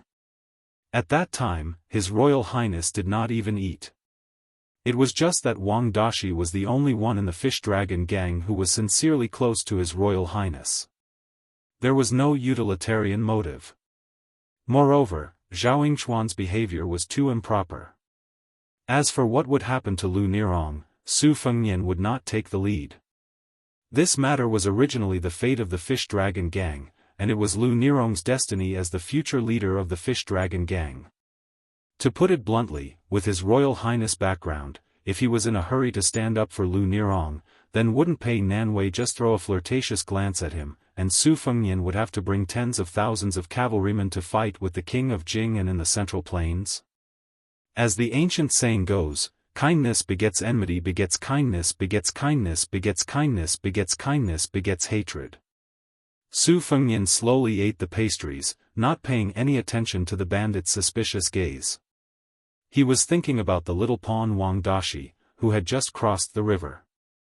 Right now he had nothing left, nothing to worry about, and was willing to die together with Lu Nerong. If he was lucky enough to survive today, after a period of wealth and power, when he had the opportunity to possess the body of the fairy in his heart, Lu Nerong, without having to pay any price, how would he choose? If the answer was yes, then looking back, wouldn't Wang Dashi be a bad person? Su Fengnian saw several impatient members of the Fish Dragon Gang trying to stop the horses of the government. One of them was shot in the chest by an arrow and died. Another person's face was cut open by a Baoyang knife from the horse's back. He rolled on the ground and howled. Then he was trampled to death by the horse's hooves by a knight who played a trick on the horse. The fish dragon gang then realized that the enemy had no intention of being reasonable at all. This aroused the blood of the men of Jianghu, and they wanted to fight to the death with the three forces that had broken into the courtyard of the inn one after another. With the archery expert Gong Sun Yang providing support upstairs, Lu Narong escaped death twice. This was also thanks to the fact that Zhou Ziru, who was quite ruthless in horse battles, did not point his spear at her. Su Fengnian swallowed the pastries and found that Wang Dashi was not there. He turned his head and asked vaguely, "What did you do?" The man's thigh was badly mutilated and his bones could almost be seen. Obviously, he did not have an easy time against Zhao Yingchuan and had a psychological shadow of the young man with the knife. When he heard His Royal Highness question, he quickly replied, "I robbed and killed a group of Beimang merchants who came to our territory to do fur business. Then we became wanted by Baoyang." Su Fengnian nodded and said, "It seems that the group of merchants has a close relationship with our Baoyang frontier army. Did they put you on the list in the name of robbing Baoyang border merchants?" The man nodded with a sad face and endured the bone-piercing pain. He gritted his teeth and said, "Young master, you are a wise man. I heard that there is a new military officer named Gua Yi here. Isn't it because all the officers who lead the troops want to show off their achievements to their new master? We just happened to bump into him. It's bad luck that we are not skilled enough. We can't blame Jianghu for being too deep." Su Fengnian chuckled and said, "You are quite aware." The man was afraid that the young master with the knife in front of him would smear the knife on his body without a word, so he quickly found a topic to talk about to divert the pain from his body. "This damned knockout drug, you should have used more of it so that he would have fainted." The man's face was twisted because of the pain, and his eyes were slightly cautious as he asked carefully, "Young master, have you heard of the new military officer named Gua Yi?" Su Fengnian glanced at the scene in the courtyard and still did not see Wang Dashi. He frowned and said, "Wang Dashi used to be the second master of the Qingshan villa in the Central Plains. After it was trampled by the Baoyang cavalry, a large group of homeless dogs spent all day thinking about how to fight against the Baoyang palace. Later, more and more of them died, and almost all of them were wiped out. They had no choice but to learn to be smart and no longer make things difficult for Su Shao and the other important figures. They would chop down anyone they saw in the palace with red eyes. 3 years ago, there was a servant girl from a poor family who came home to give money to her parents. On the way home, she was kidnapped and taken away. By the time the people from the palace arrived, the girl's entire lower body could not be seen. If I had been there." At this point, Su Fengnian paused and laughed self-deprecatingly. "It seems that there was nothing we could have done. That military officer Gua Yi betrayed the last group of survivors of the Qingshan villa and tipped off the palace. As a result, the old master, one of his brothers, and more than 20 relatives who were still alive after hiding for many years, were all killed by the Baoyang cavalry. I also heard that this ruthless guy entered the palace and met the king of Baoyang. Not only was he rewarded with a few martial arts secret manuals from the Tide Listening Pavilion, but he also got a 5th-rank military officer Gua Yi. His luck has changed, and it's true that the old saying in the Jianghu is that selling something is better than selling one's brothers." The more the man listened, the more frightened he became. He asked uneasily, "Young master, you're really well informed. Are you a government official like the young general?"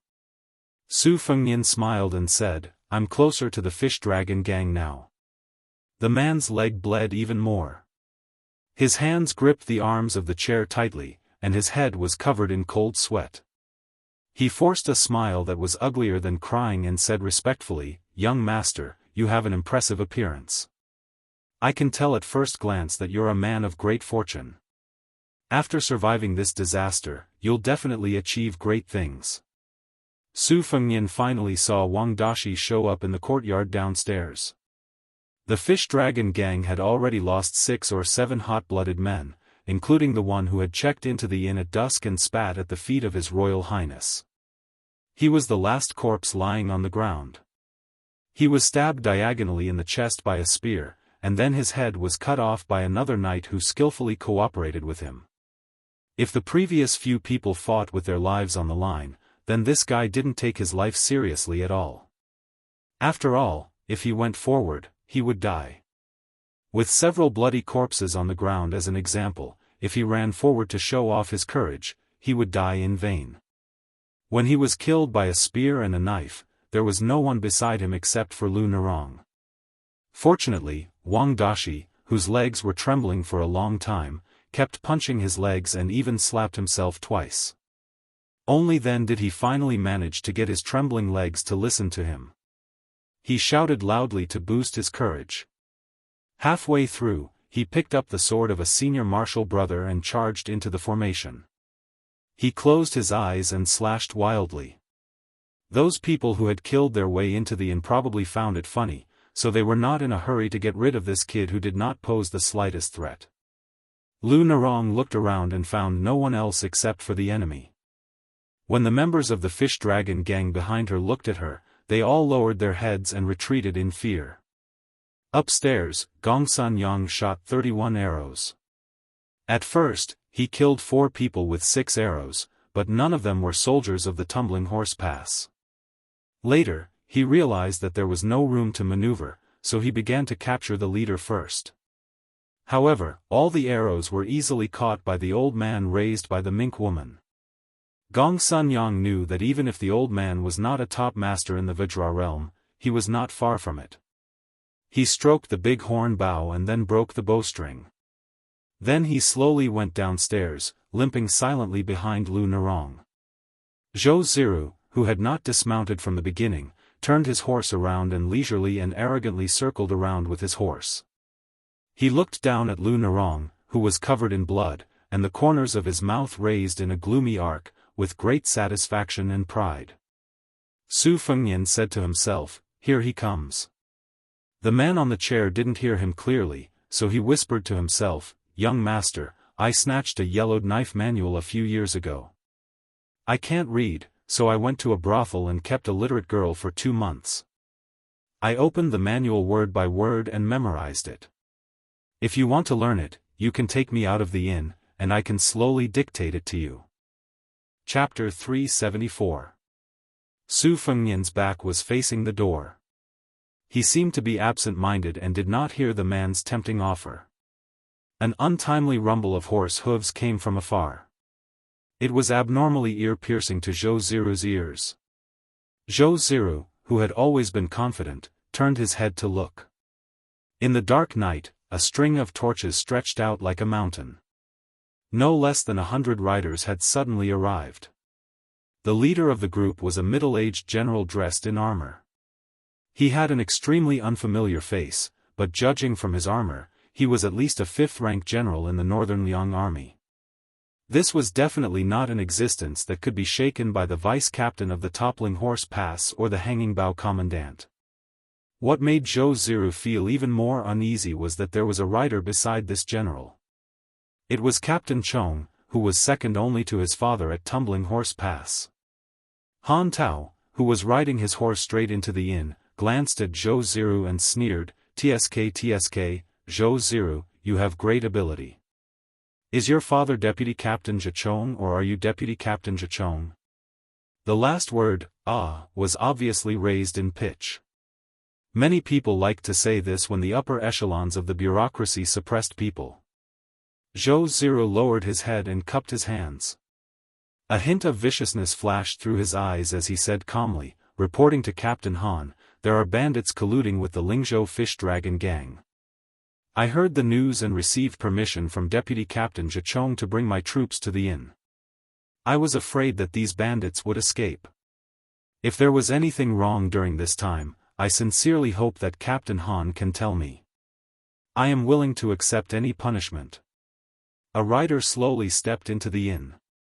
Han Tao took the initiative to move out of the way so that this general could have a good view. There was nothing he could do about it. This Captain Gua Yi was a ferocious man who had personally met the great general and even received a reward from him. Don't bring up Captain Gua Yi's ungrateful past in front of me. It's no big deal, just let out a fart and it will all be over. Right now, Huangfu Guoyi was undoubtedly the most popular figure in Beiliang. If it weren't for the fact that Han Tao had connections in the court, he wouldn't have been able to connect with him. Today, Zhou Ziru and his son had bad luck and bumped into a knife. If it were in the past, Han Tao would have pinched his nose and turned a blind eye. After all, the father and son were powerful and influential. However, today was the day that Commandant Gui was patrolling the border city. If Han Tao let this opportunity slip through his fingers, he might as well chop off his own hands. How would he be able to touch the white breasts of the beautiful concubines? 10,000 meticulous schemes, one rank higher, all became a joke. Zhou Ziru dared to take responsibility for his actions and even dared to admit defeat. Captain Gua Yi glanced at Zhou Ziru, who was bowing with his head lowered. He smiled warmly and said, "Zhou Ziru, right? Although I haven't been in office for long, I have already heard of your heroic name. Today, I see with my own eyes that you live up to your reputation." Not bad, not bad. Han Tao was stunned for a moment. Zhou Ziru keenly caught a trace of confusion in Han Tao's eyes. He knew that his father had a lot of empty space in the Beiliang frontier army. He could slowly fill it with gold, silver, beauties, and antiques. This made Zhou Ziru, who originally wanted to expose the fact that someone had killed the Beiliang soldier Zhao Yingchuan, was willing to suffer in silence. He glanced at Lu Nerong. In the future, when he got her on the bed, he had many ways to make her life worse than death. On the way here, Captain Gua Yi had already guessed from Han Tao's vague words that this Captain Gua Yi had some relationship with the backer of the Fish Dragon gang.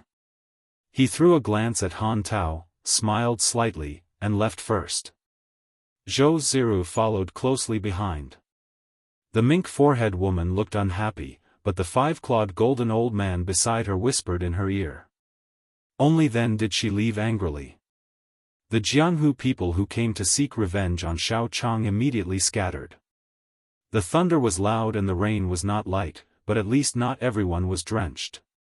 However, this also set off the innocent and pitiful Fish Dragon gang members who died in front of Lu Nerong. Xiao Chang probably failed to escape from the backyard.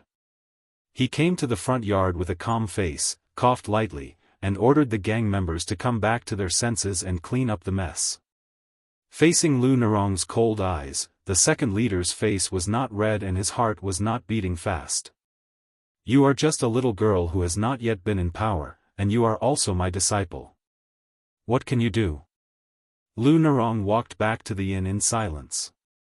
Wang Dashi was still at a loss. He fell to the ground and his hands and feet were weak. On the second floor, the man who had been enduring the pain and desperately accumulating qi finally got rid of the knockout powder. Using his left leg as a support, he stood up and suddenly threw a punch at the young man's back. If he succeeded, an ordinary martial artist would definitely bleed from the 7 orifices of his head. He did not have any knife manual. He was just stalling for time. Since this young man who had just entered the Jianghu did not know the unfathomable ways of the world and the depths of people's hearts, he would not be polite. Su Fengnian's clothes fluttered slightly. The martial artist, who was known for his fierce punches, was about to burst. He found that his punch was 3 inches away from the young man's back, but it could not go any further. It was as if he had hit an invisible iron wall.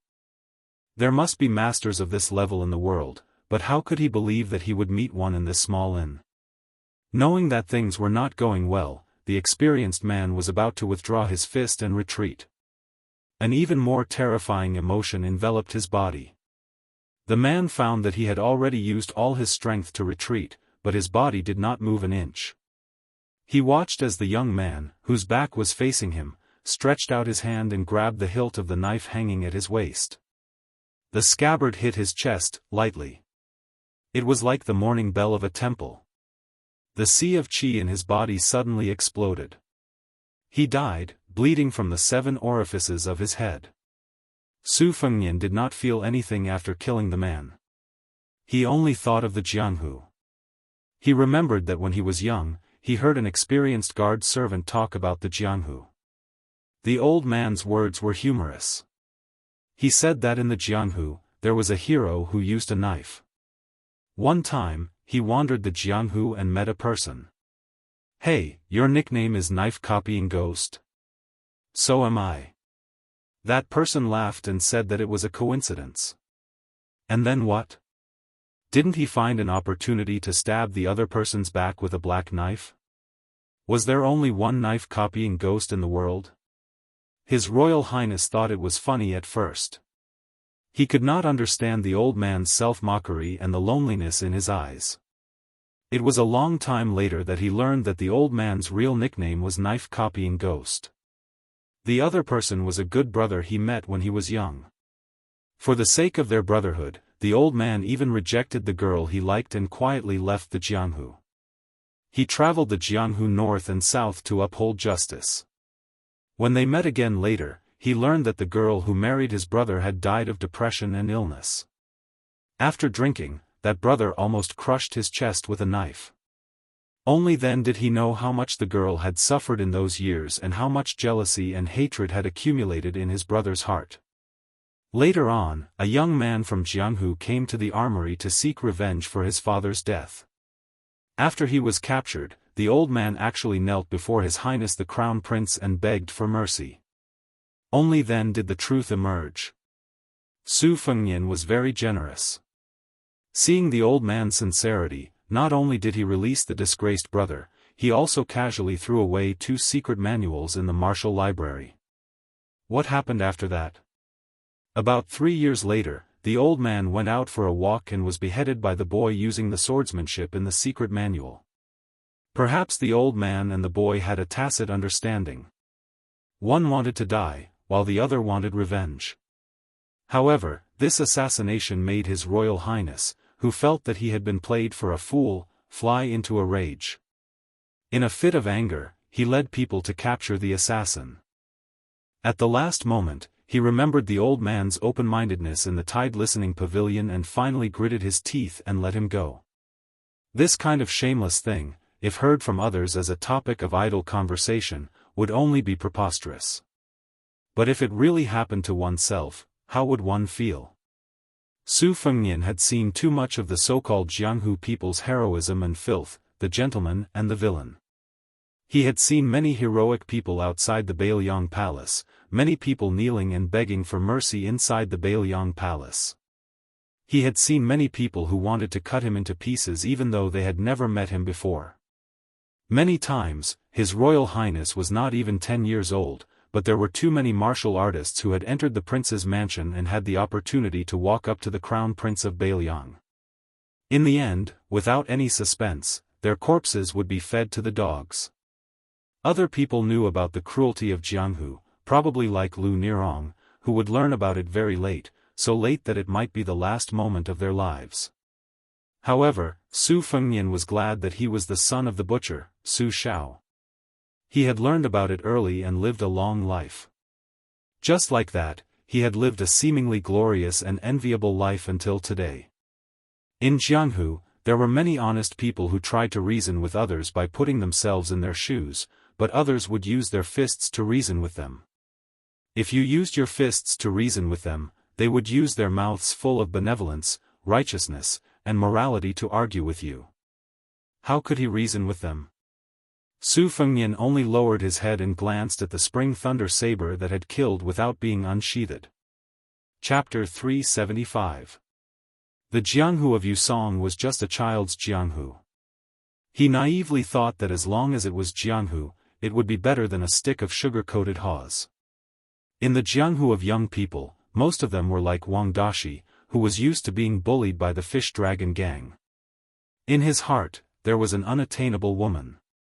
When he was in danger, he didn't think too much about it. He just felt that it was enough to die with her. But in the Jianghu of adults, it was rare for someone like the old man in the sheepskin fur coat to say, "Swords, "Come," on the mountain peak, and 2 waves of thousands of swords flew over.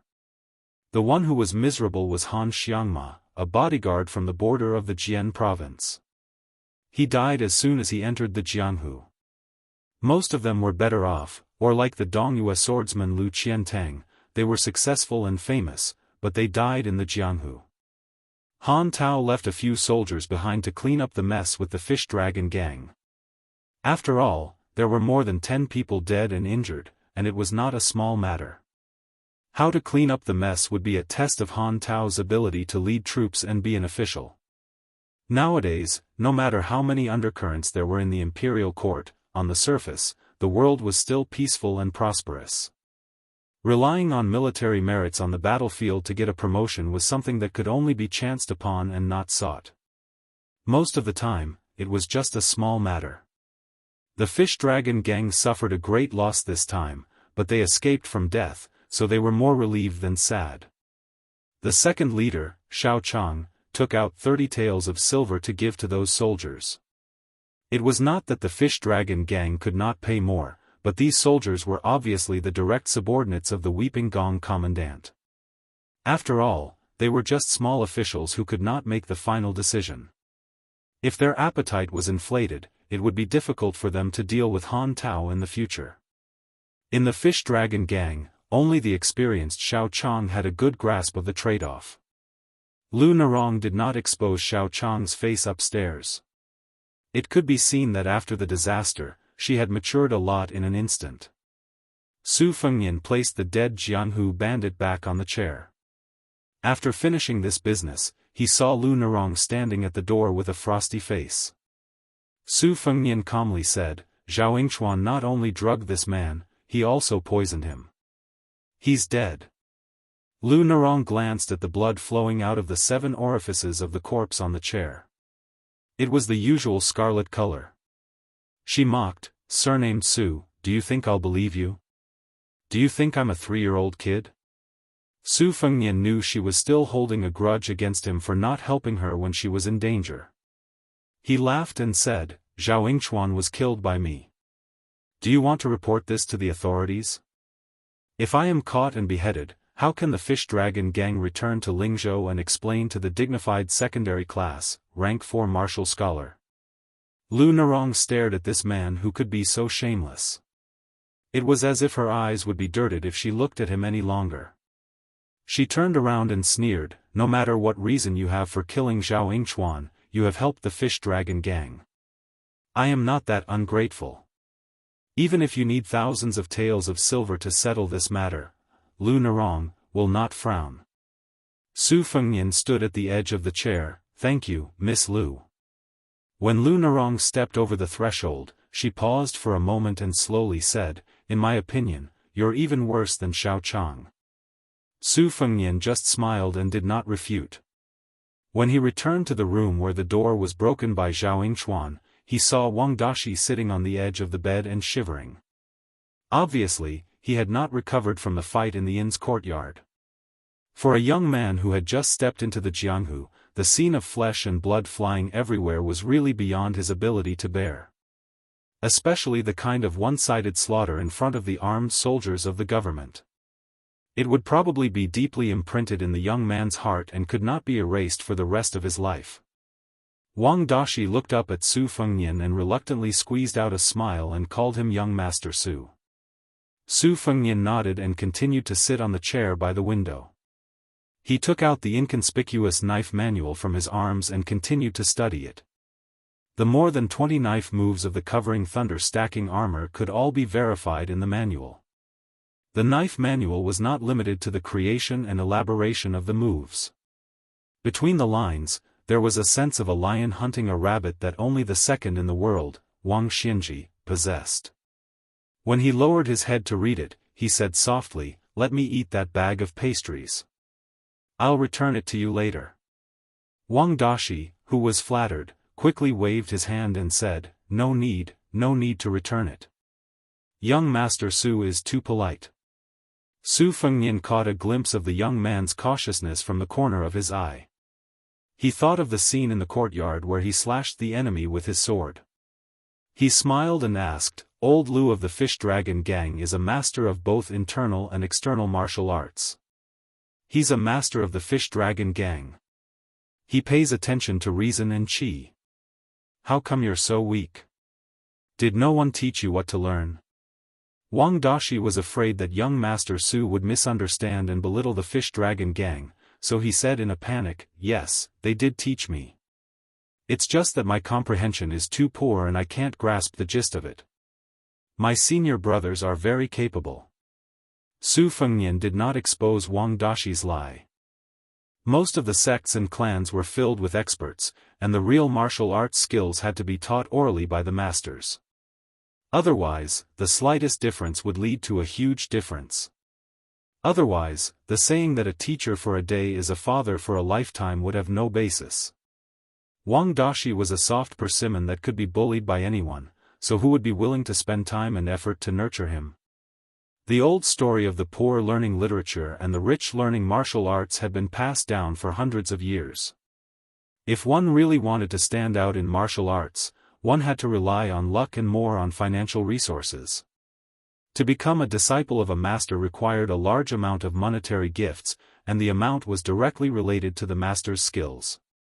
After becoming a disciple of a master, it was not something that could be done once and for all. One still had to support the master, and other than giving gifts during festivals, one also had to be discerning enough to take the initiative to buy all kinds of clothes for the master. Moreover, in martial arts competitions, if one was injured, one would need to take care of one's muscles and bones, and take care of one's muscles and bones, then it would be a terrifying expense with no end in sight. Why would famous sects and clans let people sharpen their minds to join? Apart from having famous teachers, a large part of the reason was that the large sects and clans provided a lot of cheap or even free medical treatment. Moreover, there was no lack of martial arts partners to help each other improve. As long as one's own seedlings were good, it was equivalent to having no worries. It was a pity that Wang Dashi was an orphan who had lost his parents, and all his savings were the copper coins that were given by the sect every month, which had been emptied by his senior brothers. Su Fengnian smiled and said, "I can't eat your cake for free. I have a set of Wudang's simplest fist technique incantations here. It's not worth much, and there's no suspicion of it being passed down to outsiders. If you want to learn, you can memorize as many of the 800 words incantations as you can tonight." As if struck by lightning, Wang Dashi fell to his knees with a thud. His shoulders trembled as he choked and said, "Please teach me, young master." Su Fengnian did not say anything to comfort him. He allowed Wang Dashi to kneel on the ground. He began to slowly recite the set of fist technique incantations. After some slight modifications, he explained the profound in simple terms. He had already removed many obscure Taoist terms and only extracted the incantations that could be used as soon as he got hold of them. If this method was seen by the Taoist masters, they would definitely be unable to restrain themselves from cursing him for being a prodigal son. One must know that this set of fist technique incantations came from the mouth of Wudang's chief, Hong Shixiang. Who was the one riding the bull? After the people of the world guessed whether this earth immortal from the underworld had been dismembered or ascended, they learned that Wudang Mountain had such a set of incantations. They began to crazily flock to Wudang Mountain. Chapter 376. Originally, Wudang Mountain followed the wishes of the headmaster and did not put this set of fist techniques on a shelf or deliberately omitted its essence. Anyone who wanted to learn it could come to Wudang Mountain to learn it. However, Jianghu was dangerous and unpredictable, causing many troubles for the peaceful Wudang Mountain. For example, some ruthless martial artists who saw the Taoist priests practicing on the Big Lotus Peak were not satisfied, so they captured a Taoist priest who knew the formula and interrogated him. After that, they threw the corpse into the wilderness, fearing that they would miss something or doubt the tolerance of Wudang Mountain. Even after killing a Taoist priest who knew the formula, they still did not feel at ease, so they killed several people before leaving the mountain. This caused the distressed Wudang Mountain to have no choice but to seal the mountain. Other than pilgrims who burned incense, the 72 peaks all refused visitors from Jianghu. Therefore, Wang Daxi's kneeling for an entire night was not considered a grievance. However, Su Fengnian spoke until his mouth was dry and his tongue was dry. He repeated the formula 7 or 8 times, but Wang Daxi only remembered about 50 or 60% of it. It seemed that the Fish Dragon Gang's evaluation of this youth's aptitude was not exaggerated. Later on, Wang Daxi's head hung lower and lower, fearing that young Master Su would despise him for being stupid. However, young Master Su did not show the slightest bit of impatience. His tone was calm, and he spoke tirelessly. This made the youth feel more and more guilty. Later on, when he made a mistake in his answer, the youth actually cried and raised his head with red eyes and said that he did not want to learn. Su Fengnian was not a fiery clay bodhisattva. He himself had a photographic memory. No matter how slow he was in practicing the saber, even the old god of swords Li Chungang had to admit that he had half of his comprehension when he practiced the sword. It should be known that Li Chungang had entered the first rank when he was 20 years old. After that, except for the Earth Immortal realm, the other 3 realms were like a hot knife cutting through butter in just 5 or 6 years. How bad could Su Fengnian's constitution be? As for the people around His Royal Highness, to be able to walk beside him, it was obvious that they were all carefully selected. There were very few idiots among them. It would be self-deceiving to say that Wang Daxi, whose aptitude was mediocre, was not the least bit depressed. However, what really made His Royal Highness angry was the youth's words that he did not want to learn. Su Fengnian breathed in and out, relaxing his expression. He no longer repeated the formula, but chuckled softly, "You don't want to learn it? Then you can wait to watch Lu Nerong's back for the rest of your life." The youth's skin was thin, and when his thoughts were exposed, his face turned as red as the buttocks of the monkeys on Mount Wudong. No matter what, the atmosphere suddenly became relaxed. Su Fengnian let Wang Daxi, whose legs had already lost all feeling, stand up and sit on the edge of the bed. Seeing that Wang Daxi carefully put only half of his butt on the bed, Su Fengnian smiled softly and said, "I used to know a person who was born in a poor family.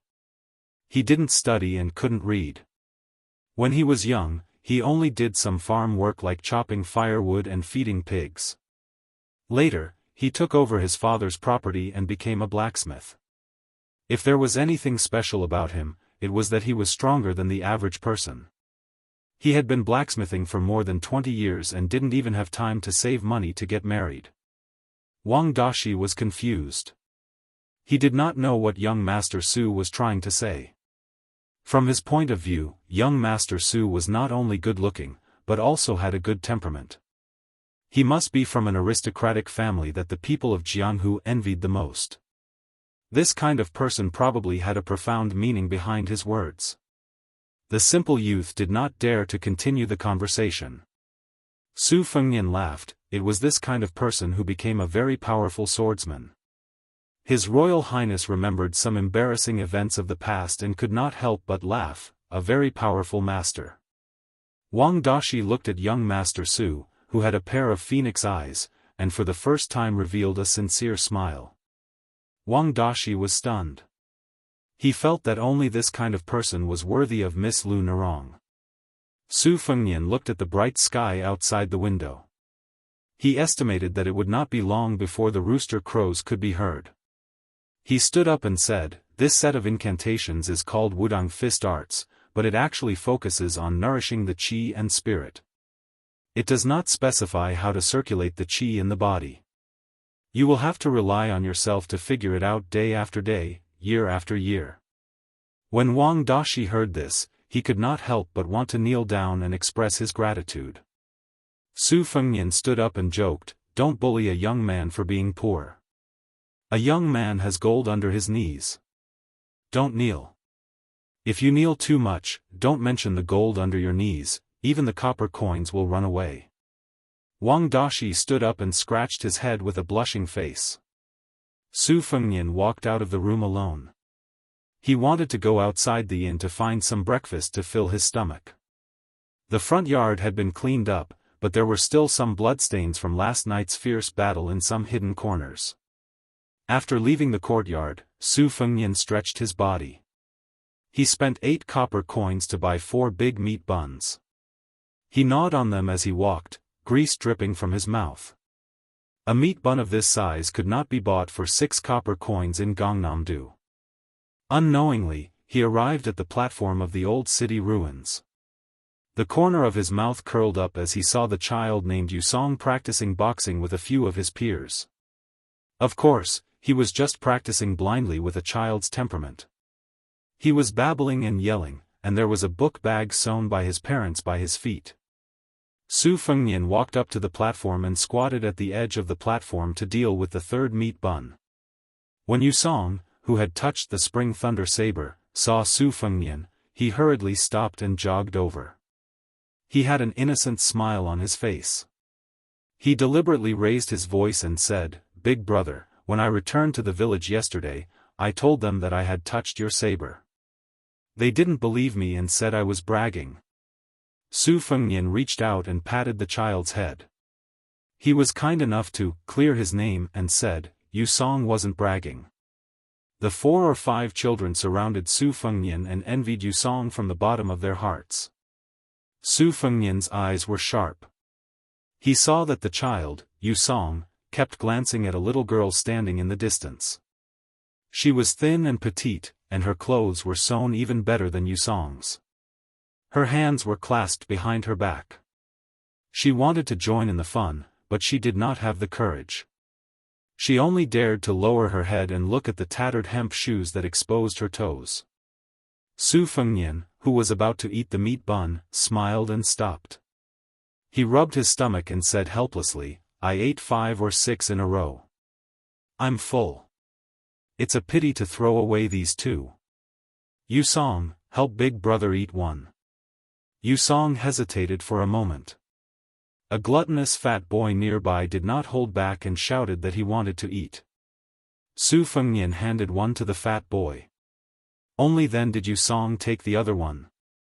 Seeing big brother give him a look, the child smiled knowingly. He held the meat bun with both hands and ran to find his childhood sweetheart. It was unknown what he said, but after much persuasion, he finally convinced the girl. In the end, they each ate half of the meat bun. Su Fengnian quietly gave Yusong a thumbs up. Yusong grinned. After the fat boy and the others tasted the delicious meat bun that cost 2 copper coins, they knew that if they did not go to the private school, they would be beaten by the teacher. With a whoosh, they picked up their bags and ran away. Su Fengnian walked to Yusong and the little girl's side. Only then did he see that the latter's 10 fingers were full of frostbite and were bleeding profusely. If such a pair of small hands had to wash clothes in the stream or work in the fields in the mountains, how painful would it be? Su Fengnian did not make a sound. He only squatted down and listened to Yusong talk about the trivial matters in and out of the village. Only then did he know that 2 years ago, a scholar had appeared in the village. Probably because the villagers were shallow and thought that it was a great honor to their family, Yusong's village joined forces with the other 2 villages to fork out money to invite a scholar who was determined to become an official, this old man's son, to open a school to teach. The teacher was honest and strict, and had a good reputation. He continued to teach here for several years. To the parents of children like Yusong and the other villagers, becoming a scholar was out of their reach. They did not even dare to think about it. They only thought that it was good that their children could read. Yusong proudly smiled at His Royal Highness and said that this old man's son had said that his handwriting was not bad. In the future, he could replace this old man's son in writing couplets for the villagers. At this time, the little girl also smiled. She was gentle and timid, and the expression in her eyes was like a sweet mountain spring. At this time, more than 10 riders galloped out of Tiaoma Pass. Their armor was bright and clear, and Yusong looked at them with reverence. Behind the group of horses were several black-skinned scoundrels who had a bad reputation around Tiaoma Pass. They ran with all their might. Every time the group of riders ran a certain distance, they had to slow down and wait for the few people who were running with all their might. Each and every one of the riders had a look of disdain on their faces. The little girl was meticulous. She tugged at the corner of Yusong's clothes and pointed in the direction of the village. She was somewhat afraid and worried. Yusong's face immediately turned pale. He carefully handed the book bag to the little girl. He did not care if this old man's son would hit his palm with a board. After bidding farewell to His Royal Highness, he chased after them. Su Fengnian lowered his head and found that the little girl was grabbing his sleeve. He smiled and nodded, "I'll go right away." Chapter 377. There was a stream that flowed around the village, and it was like a woman's eyes were full of life. The roosters crowed at the entrance of the village, and then there was a young miss squatting by the stream to wash clothes. Because of her posture, her figure was even more graceful. The wooden mallet gently hit the clothes on the stone. She didn't dare to use too much force, and when she was tired, she would rest for a while. She reached out with a slender finger to brush away the black hair that covered her face. When it was wet, it stuck to her forehead and cheeks. Occasionally, she would be lost in thought, looking at the reflection of her face in the water. Ripples would ripple out, and the corners of her mouth curled up slightly. Poor people couldn't afford a bronze mirror. To her, this item was too flashy and impractical. Even though everyone within 10 li said that she was beautiful, she didn't feel that she was beautiful anywhere. It was better to praise Yusong's good fortune as a boy and a girl. This made her happier. She lightly exhaled, coming back to her senses, and continued to hit the white and sparse clothes. She didn't dare to wash clothes when there were many people around, especially those that were close to her body. She always felt embarrassed. Also, there were some idle and lazy men in the village. No matter if they were young or old, they would shamelessly squat by the stream and point at her. Some of the village women were naturally unhappy, calling her a fox spirit behind her back. If there was a man from their family who was shameless enough to stand by the stream, they would definitely mock her with a few words. She sighed slightly and saw a red embroidered dudu. It was probably because that part of her was too burdensome, and it was always propped up. Therefore, compared to the clothes she wore outside, the needle and thread were sparse to a point that made her blush. The young miss hurriedly used the wooden mallet to hit it a few times. She thought about quickly washing it clean and drying it in the room. She laughed self-mockingly. Wasn't it just 2 pieces of meat? She really didn't know why the men were always staring at her. She wanted to be born as small as possible. She had always felt sorry for her husband's family and had never complained. In fact, even the harshest villagers knew that this poor girl had not done anything wrong to old Zhao's family. A thin girl who should have married into a rich family and enjoyed a good life had done farm work that many men found tiring. Once, a few wanderers from outside the village had sneaked into her courtyard and stole her undergarments that were hung on a bamboo pole to dry. Little Miss, who had never been angry with anyone, had gone crazy and chased them to the neighboring village with a desperate stance. A few older elders in the village finally could not stand it anymore and called their sturdy juniors. Half of the village carried hoes and finally understood the matter. They could only remember that this girl had tightly gripped her undergarments and sat on the ground crying silently. She did not scold anyone and just cried silently. From then on, she would rather dry her clothes later, and only set up a pole to slowly dry them in the ventilated room of her home. In the following years, the ripe pine forest became her sky. Fortunately, the child who had lost his father when he was young did not let her down. Even this old man, who was very knowledgeable, was willing to let the child take some books home. If a normal child dared to touch this old man's private collection of books, their little hands would be beaten into steamed buns by this old man. The elders in the village all said that in the future, she could rely on her son to rise in status, and that the hard times would end and the good times would come. Lil Miss was putting clothing piece by piece into a bamboo basket. She suddenly turned her head and saw an unexpected male standing quite far away. At this time, she was holding a blue fan-shaped tube top embroidered with flowers. Her pretty face instantly flushed red and she unconsciously glared. How could this person be so unrestrained in his conduct? Yesterday, she had thought that he might be a traveling young master from a prestigious family. Did he not know what it meant to be indecent to look at? To think that she had mistakenly thought that he was elegant. Lil the Miss, who was angry from embarrassment, saw the embarrassed expression of the man with the saber. He seemed to want to explain something, but in the end, he did not want to reveal what he was trying to hide.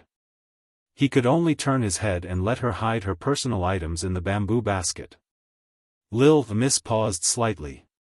This young master seemed to be blushing. Only then did her expression ease slightly. This was a man who knew shame. Compared to those rascals who liked to talk lasciviously, he was slightly better. But what did he come to this village for? Lil the Miss hurriedly picked up the bamboo basket and put it behind her. Maybe it was that the young master with the saber had turned his head away that gave her the courage to look him in the eye. She might be a woman of the village, but she knew the illnesses of rich families. Those sons of rich families who spent lavishly may not have better personalities than the rascals of the village. This young master who had squatted on the mud wall to eat sugar-coated haws and played with the ripe pine forest shouldn't be a bad person. But if he thought that she was a woman that could be teased at will, she dared to slap him. Su Fengnian slowly turned his head and calmly said, "Later, no matter what happens, if you see ripe pine, take him back to the village." The sound of horse hooves sounded without warning and broke the tranquility of the little village. Smoke still curled up from the chimneys and the barking of yellow dogs followed. She is the prettiest in the dozen or so villages nearby. We all call her Weaver Sue. She is a widow. Her parents-in-law and mother-in-law are also lying in their coffins. She has no one to rely on. In these years, she probably hasn't been taken by any wild men. Her body is very clean. I guarantee that the general will take a fancy to her. The leader of the group, who could be considered a minor official at Tumbling Horse Pass, looked carefully at the girl from head to toe and nodded in satisfaction. He wondered why he hadn't heard of such a wild flower in Liushi village before. If he had known earlier, it wouldn't have been anyone's turn to make a move.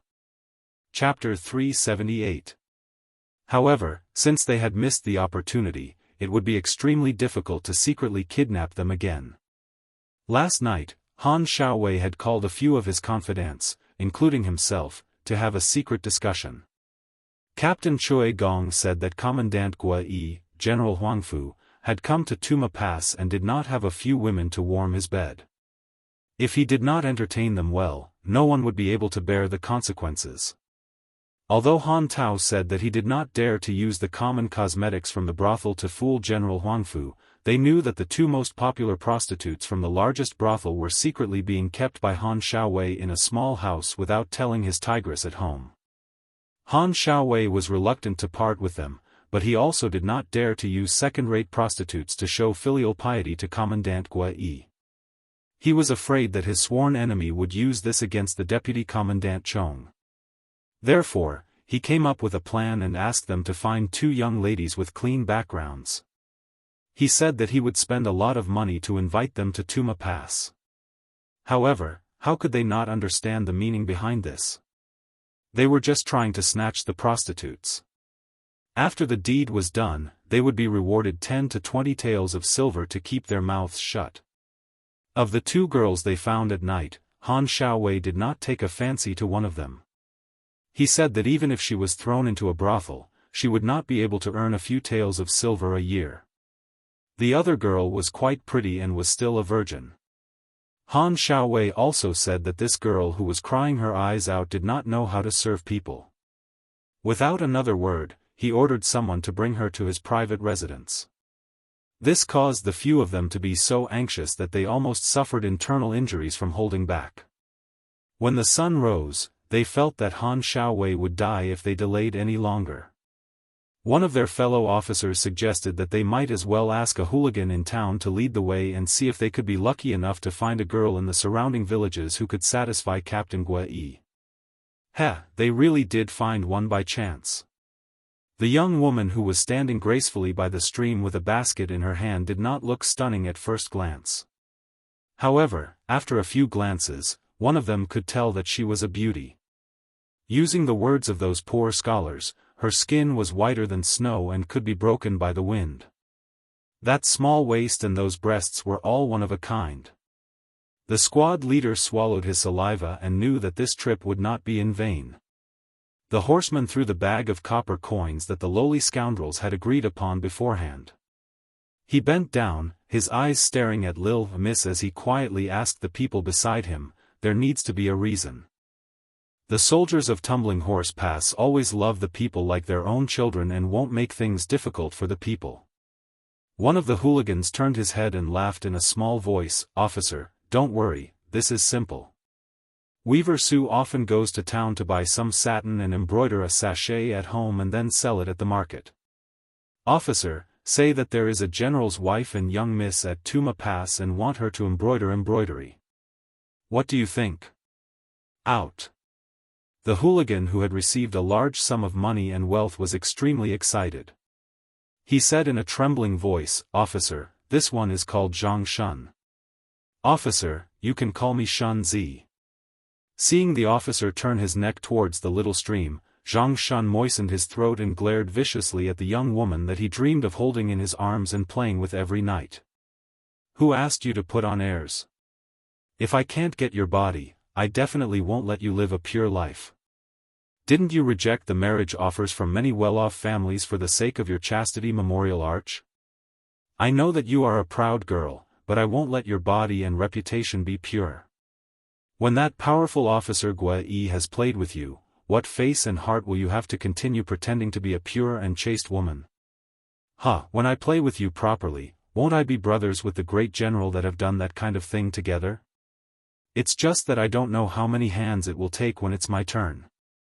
Looking at the situation, the officers around her all had eyes like wolves. They definitely won't let her go.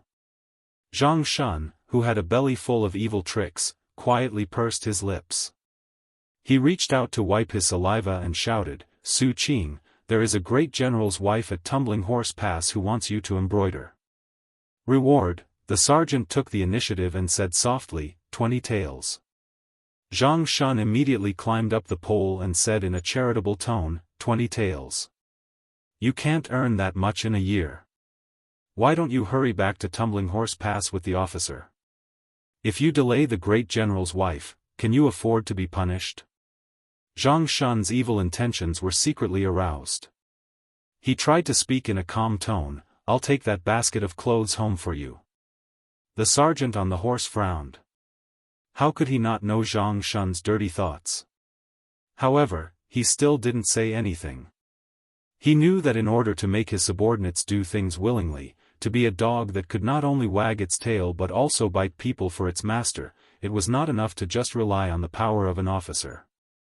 If he didn't give them some extra benefits, they would all be slippery and stingy. What could he do? Su Fengnian only now knew that she was called Su Qing. However, wasn't the Qing in this simple name a bit too heavy in this world? The little Miss Su Qing bit her lips. The little stream behind her was only knee-high. Even if she jumped in, who would drown? She shook her head and said, "I'm not going." The sergeant and the riders beside him were expressionless. Clearly, they had expected this answer and were not in a hurry to pressure her. How could a lonely naked woman win against a dozen iron cavalry and the entire Tumbling Horse Pass? Zhang Shun said angrily, "Su Qing, don't be so shameless. Do you believe that I'll knock you unconscious and carry you to Tumbling Horse Pass?" Su Qing raised her arm. In her hand was a wooden mallet used to hammer clothes. The dozen iron cavalry saw that this young woman was so stubborn yet cute and laughed loudly. Zhang Shun hated that this woman did not know how to appreciate his kindness and made him lose face. He rolled up his sleeves and was about to go to the stream to let her know the severity of her fists. Of course, he wouldn't really use all his strength to hit her. "Mother, don't go." The young child who ran covered in dust and fell countless times before finally appearing in front of everyone's eyes. This naughty but filial child had a sobbing tone as he desperately shook his head at his mother. Poor children, more or less, would know the bitterness of the world earlier. Zhang Shun smiled nastily and said, Su Qing, don't forget that you still have a son. If you disobey the military lords, their prime minister is magnanimous and won't argue with a widow like you. However, I, Zhang Shun, will have a good relationship with your son. After Zhang Shun finished speaking, he jogged towards the child. How could a 6 or 7-year-old child fight against a scoundrel in the prime of his life? Trapped in Zhang Shun's arms, the child opened his mouth and bit Zhang Shun's arm, drawing blood. The flustered and exasperated Zhang Shun used his arm to choke the child to death. The little miss still didn't cry out. Turning around, she put down the bamboo basket and wiped away her tears. Then she turned her head and said calmly, I'll go. Chapter 379. Unless one was certain to die, they could not be unsheathed. The Buddhists had silent meditation. The sword genius that appeared once every 500 years, Li Chungang, had closed his sword sheath for 6 whole years after entering celestial phenomenon. He did not use a single sword before he was able to use the sword essence to open the gates of heaven. When Su Fengnian saw the squad leader pull out his blade, he pulled on the reins and prepared to charge. Su Fengnian reached out his arm and stopped Lil Miss, who was charging forward without a care for his life. He looked at the cavalry and said in a stiff tone, Go back to Tuma Pass and tell Commander Gua Yi Huangfujin that there is a person with the Spring Thunder Blade here. I will give him 15 minutes to come here. The dozen or so warhorses that had just started to run instantly stopped when the squad leader pulled on the reins. The squad leader was not an idiot. A young person who called himself a scholar from Lingzhou and dared to call Commander Gua Yi by his name, was he really just putting on a show? The future was important, but one's life was more important. In this world, it was better to be safe than sorry. If this young person really knew General Huangfujin, even if they were not close, just a nodding acquaintance was enough to make them, who could only show off at Tuma Pass, suffer. If this young master with the blade really came from a landowning household with some status in Lingzhou, then when Han Xiaowei pushed the blame away, who would take the blame? There was some distance between Lingzhou and Yuzhou, but a landowning household that did not care about the consequences could not take down Han Xiaowei, who was secondary class 6th rank. What would he do as the squad leader who had personally stained his hands with blood?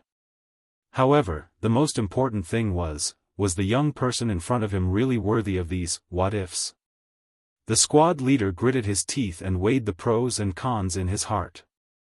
Su Fengnian narrowed his phoenix eyes and said, 15 minutes. It has already been some time. When Huangfujin is angry, no one will be able to help you.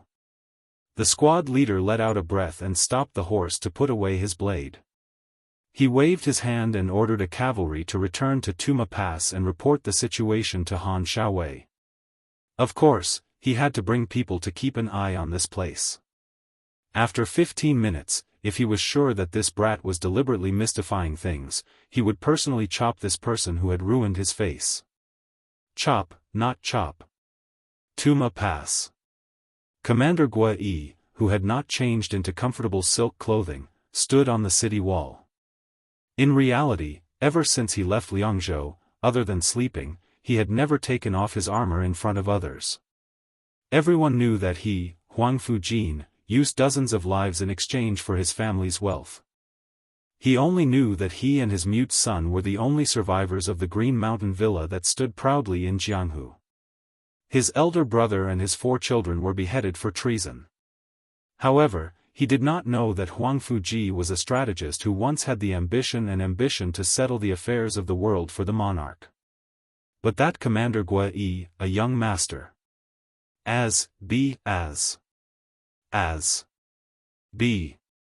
A wag of the tale of a wealthy family was better than a scholar reading 10,000 books. Huangfujin didn't think there was anything wrong with this. He only wanted to stay in Yuzhou and pledge his loyalty to the unfathomable father and son in Beiliang Palace, and then build a foundation of his own that would last for 100 generations. Therefore, on this trip, he had traveled almost all of Yuzhou, every county, every mountain range that could be used as a strategic vantage point, every city, every pass, and every village. Huangfu Jin subconsciously touched his white hair. He was already in his 40s, so he could stop being confused. If he didn't wake up from his dreams and was muddle-headed like his brothers, not only would the Green Mountain Villa not be rebuilt, but his descendants would also be cut off. The two officials with the highest ranks in Tuma Pass, Zhou Xian, Zhou Zizu's father, and Commander Han Tao, stood behind Commander Gua Yi as if they were walking on thin ice. After returning from the inn last night, General Huangfu didn't stay in the mansion arranged by Han Tao. Instead, he stayed at the relay station. According to a secret report, Zhou Xian, the old tortoise, visited at night, which made Han Xiaowei alert. He thought the general felt that he hadn't done his duty as a host. Whether it was in the officialdom or in the military, they were most afraid of hindsight. Han Tao didn't care about the plump body of the woman on the bed. He sat alone in front of the lamp and pondered. He inadvertently turned his head and saw the two sluts, who were originally planning to have sex with each other, throwing flirtatious glances at him. He slapped his thigh and hurriedly ordered his trusted subordinates to find the two pretty women. They had to serve General Huangfu well. Han Xiaowei was busy the whole night. Of the two, one was returned, and the other was taken. He didn't know if his subordinates could finish this before General Huangfu left Tuma Pass. Demon Moth? At Tuma Pass, as long as the Zhou father and son didn't make a move, there would be no Demon Moth. Seeing a familiar-looking cavalryman dismount at the gate and scramble up the wall, Han Tao's face lit up with joy. When he smiled, Zhou Xian, who had been at loggerheads with him for many years, also smiled faintly. However, his smile was fake, making Han Tao want to slap him. The ordinary cavalryman with no official rank was stopped in the distance. Han Tao didn't dare to put on airs in front of Captain Gua Yi, so he walked over. Seeing the cavalryman's face as ugly as if he was holding in his excrement, he realized that something was wrong. He told him to come to the corner of the gate tower. Without waiting for Captain Gua Yi to speak, the cavalryman spilled the beans. It was not a complicated trick to begin with, and Han Tao, who had been immersed in officialdom for many years, immediately understood everything. His expression changed a few times, and he raised his foot to kick the little bastard who had given him the bad news. However, just as he raised his foot, he suddenly put it down and quickly turned to walk toward General Huangfu. Although Huangfu Xiu, who had a lot on his mind, was not paying attention to the fighting and scheming at Tumbling Horse Pass, he could see from the corner of his eye that Han Tao had a sullen expression on his face.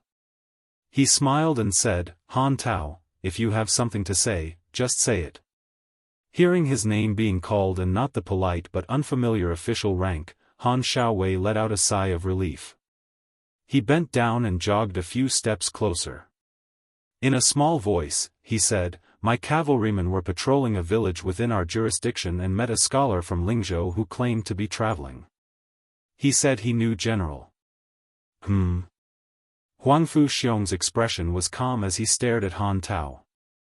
Chapter 380. Feeling great pressure, Han Xiaowei hurriedly said, "That scholar seems to be wearing a spring thunder blade." Huangfu Jin calmly made a sound of acknowledgement.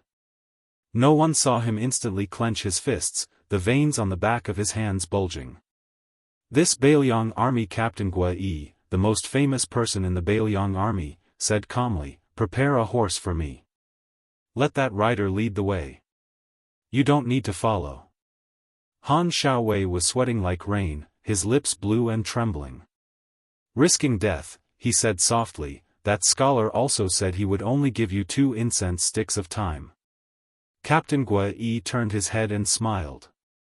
Han Xiaowei, who had beheaded more than a dozen people on the battlefield, was probably used to a peaceful life. Being glanced at by General Huangfu, he stumbled back in fright. Leaning against the city wall, he said with a tearful face, "General, there is no need to worry. From Tumbling Horse Pass to that village, it won't take 5 incense sticks of time." The two riders galloped wildly. That rider was scared out of his wits. He only hated that the warhorse he was riding on did not have 8 hooves. By the stream. Su Fengnian turned and said gently to Lil the Miss, "Take Yu Song home. I'll come back and find you. Don't worry, it's fine now.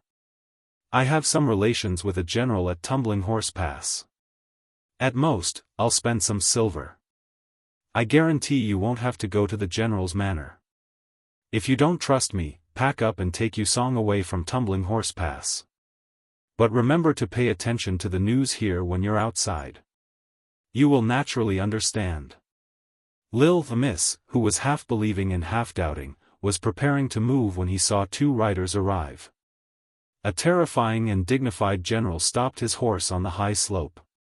The other riders, for some reason, only heard the words, "Quickly return to Han Shaowei to receive orders." They turned their horses around and retreated sickly. Su Fengnian and Lil Miss walked back together. She held her child and looked back. Seeing Su Fengnian smile and wave his hand, she took her son's hand and jogged back to the village. There were only 2 people left by the stream. Gua-yi Commandant Huang Fuqiong rolled off his horse and prostrated himself on the ground just like he did when he first entered Bailiang Palace. Without saying a word, his 5 fingers dug into the ground as if he wished he could sink his entire body into the ground to appear sufficiently humble. Su Fengnian slowly came to this Commandant Gua-yi, who was already the most powerful general in Yuzhou province, and said calmly, "Actually, if you had pissed your pants the moment you saw me and kowtowed to me in front of those guys, would have chopped your head off without any hesitation. In any case, it doesn't matter who wears this resolute commandant armor." Huang Fujin didn't say a word. His strong and stalwart body just stuck to the ground. Small officials have to show filial piety to big officials. Snatching women to warm their beds in the middle of the night is nothing. Which place in the Liang dynasty, Beimang dynasty wouldn't dare to do such a thing? It's not a big deal for a small official to ask his subordinates to do things. It's just a waste of manpower and money. Isn't being an official just to have power? I can understand. When they see a beautiful woman, even though she is the widow of a courier, they can snatch her away and give some silver as compensation afterwards. The officials naturally don't care if the woman lives or dies. They can only blame her background for not being good, and her man's abilities are not good enough. This is nothing. I have seen many things in the world that are even worse than this. Speaking of this, His Royal Highness Su Fengnian smiled. Gua-yi Commandant's mind was blank. He could only vaguely remember that night when the Prince of Northern Liang met him, a stray dog of the Jianghu. The Prince of Northern Liang was sitting in the main seat, and the Prince of Northern Liang, who was known as the most powerful warrior in the world, was actually sitting beside him with a smile. Su Fengnian looked at the stream and laughed coldly. But in Bailiang, there is clearly an iron law. On the first day of entering the Bailiang army, one must shout it 8 or 10 times. Yet, he still dared to draw out his Bailiang blade and chop off the heads of the common people. This needs to be properly calculated. What exactly is this? Su Fengnian suddenly said angrily. At first, the Northern Liang blade was forged by the common people by selling their pots and pans. The blade is naturally sharp, but where is the sharpest part? Su Shao once personally told me, this useless son of his, many times, so many times that I'm going to King grow calluses. Huang Fujin's lips were already pressed against the ground.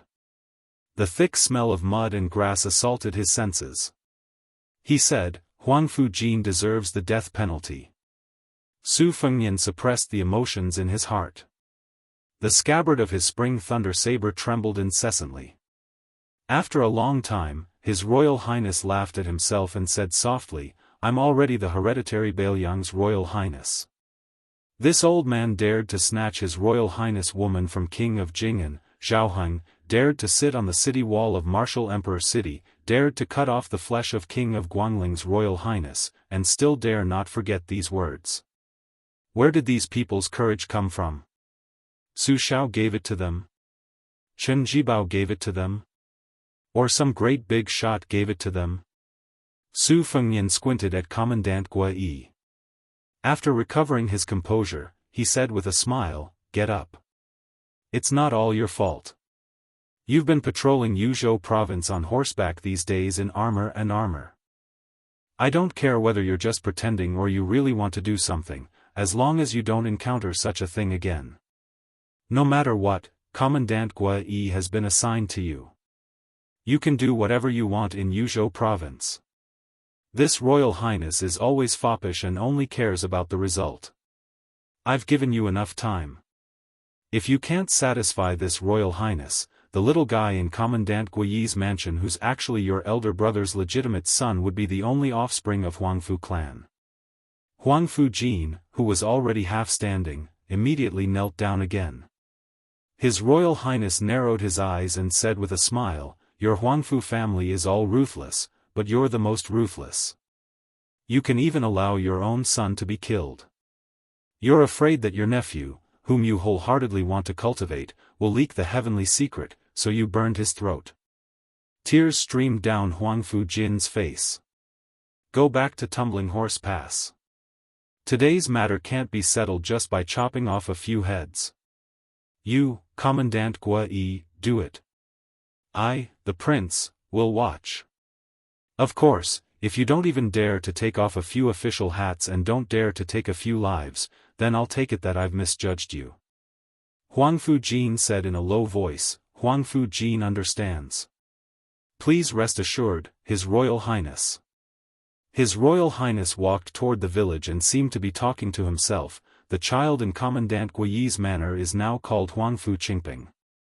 There's also a child whose real name is Huangfu Qingping.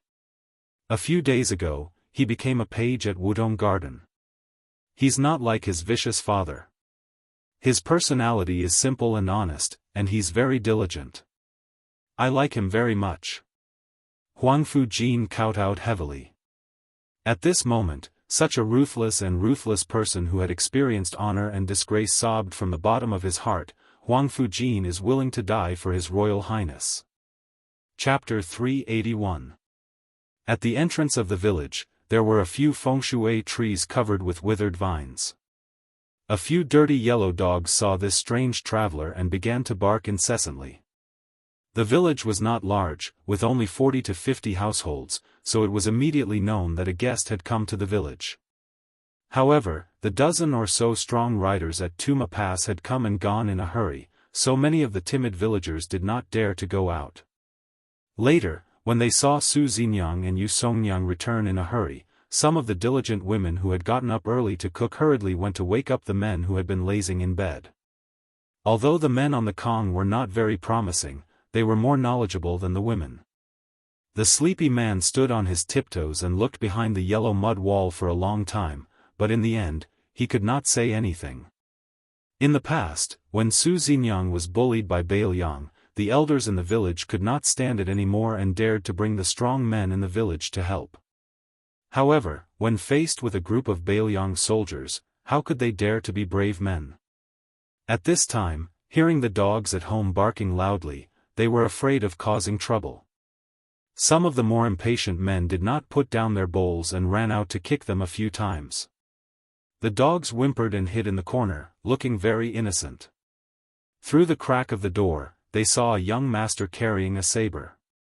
He was walking slowly on the winding bluestone path. He was very handsome. A few beautiful village women would have gone out to flirt with him if they didn't know the severity of the situation. It was the first time they had seen such a handsome man. The villagers didn't have too many scruples. If their wives gave birth to children, they would even dare to open their chests when breastfeeding in the cool summer weather. They just wanted to cool off. It wasn't like they would lose a piece of meat if they were stared at a few times. The village women who saw the young master felt that if they were stared at by his beautiful red phoenix eyes, they might even take advantage of him. Su Fengnian passed by house after house. At the door, there were spring festival couplets written by the scholar this old man. He admired them one by one. He stopped at the door of a house at the end of the village and knocked. Without waiting for the owner to respond, he pushed open the door and entered. Unexpectedly, he saw the young miss. Su Fengnian avoided arousing suspicion and stopped in his tracks. He smiled gently and said, "Why haven't you left?" Unsettled, Lil the Miss turned his head slightly and didn't meet the gaze of this Lingzhou scholar. He said softly, "Without relatives or friends, where can he go?" Su Fengnian leaned against the cold courtyard door that was damp with morning dew. He smiled and said, "I came here to try my luck, thinking that you shouldn't leave too quickly so that you can tell sister-in-law that today's matter has really been resolved. The general that came later is from Lingzhou. Although we can't be considered family friends, he still has to give face to the Buddha. He and my father's generation have seen each other all the time, so he didn't want to go too far. I spent some money to have him distribute it to those military men to drink a jar of aged wine and eat dog meat. This way, the big matter was reduced to a small matter. This way, everyone's face is not that bad. How should I put it? It's just like the old saying, the king of hell is easy to see, but the little devils are hard to deal with. If you still don't trust me, the government will spit out all the money that they've embezzled to compensate you. Then, you'll know that I'm not lying to you." Lil the Miss' eyes instantly turned red, and he lowered his head even more. His slender and beautiful fingers that were not as smooth as those of rich girls twisted the corners of his clothes tightly. Su Fengnian hesitated and said, "Tell Yu Song to study well with this old man. There is a house of gold in the books. When he reaches the age to take the imperial examinations, our Bailiang will be different from the present world. To say nothing of other things, a scholar will have a greater chance of success." Su Fengnian finished speaking and turned around. Hearing the young child run out the door and call out, "Big brother," His Royal Highness still did not stop. Lil the Miss Su Qing sighed softly and said, "Young master, you're not even willing to walk through the door? You think it's dirty? There are many disputes in front of a widow's door. I understand this principle." Su Fengnian was shocked. He turned around and said with a bitter smile, "Sister-in-law, you know I don't mean that." Lil the Miss glared at him and said, "Who's your sister-in-law?" She turned around and said in a small but determined voice, "I heard Yu Song say that you gave away 2 steamed buns this morning. I'll make some food for you. Eat before you leave. A small family doesn't have anything good, but they can't be unreasonable." Su Fengnian smiled slightly and walked into the room. There was a square table that took up half of the space. It could be seen how small the room was. The left side of the room was the sleeping side room. Lil the Miss went to the right side, which should be the kitchen. Although the room was small, it was facing south and did not appear gloomy. Yu Song brought over the only chair for Su Fengnian and sat on the small stool. He raised his head to look at the great hero in his heart and stared at him with wide eyes. Lil the Miss was skilled at cooking and quickly made a bowl of white rice porridge that could hold 5 or 6 bowls for Su Fengnian, a pair of bowls and chopsticks, and a dish of vinegar cabbage to go with the porridge. Su Fengnian did not exchange pleasantries. He sat at the table and used his chopsticks to pick up a piece of sweet and crispy vinegar cabbage. It was tender and went well with the porridge. He chewed and swallowed it slowly. It was the most refreshing meal he had in the past few days. Lil the Miss and Yu Song sat shoulder to shoulder on a long stool whose red paint had mostly peeled off. The child leaned against his mother, his face full of innocent smiles. Lil the Miss seemed to be infected by the child's emotions and had a smile at the corner of his mouth. He probably felt that this young master was interesting to be able to eat this white rice porridge and vinegar cabbage with relish. Su Fengnian did not drink the porridge quickly and slowly ate 3 bowls. He put down the bowl and chopsticks and said contentedly, "Delicious." Lil the Miss smiled warmly and said, "If you eat this every day, it won't taste good anymore." Su Fengnian nodded and then shook his head, saying, "It's better than eating delicacies. At least it can nourish the stomach. Also, the taste of the world is bland. Normal people can't reach this realm.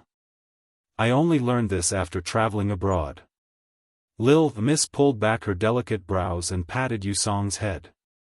The child was sensible and immediately went to take the bowls and chopsticks back to the kitchen. She then carefully asked, "How much silver did Gongzi give out?" "Just treat it as Su Qing owes you.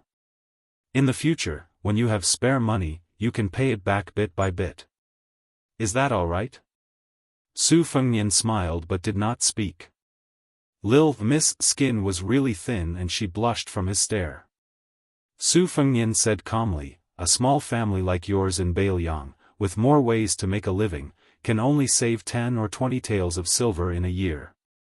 Even if you know how to embroider and can embroider some beautiful sachets to sell to well-off young ladies, Tuma Pass is only so big. How many sachets can you sell in a year? If you spend a large amount of money to buy fine satin from a silk shop, but you can't sell the sachets and keep them in your hands, even if there's only one, you won't lose a lot of money.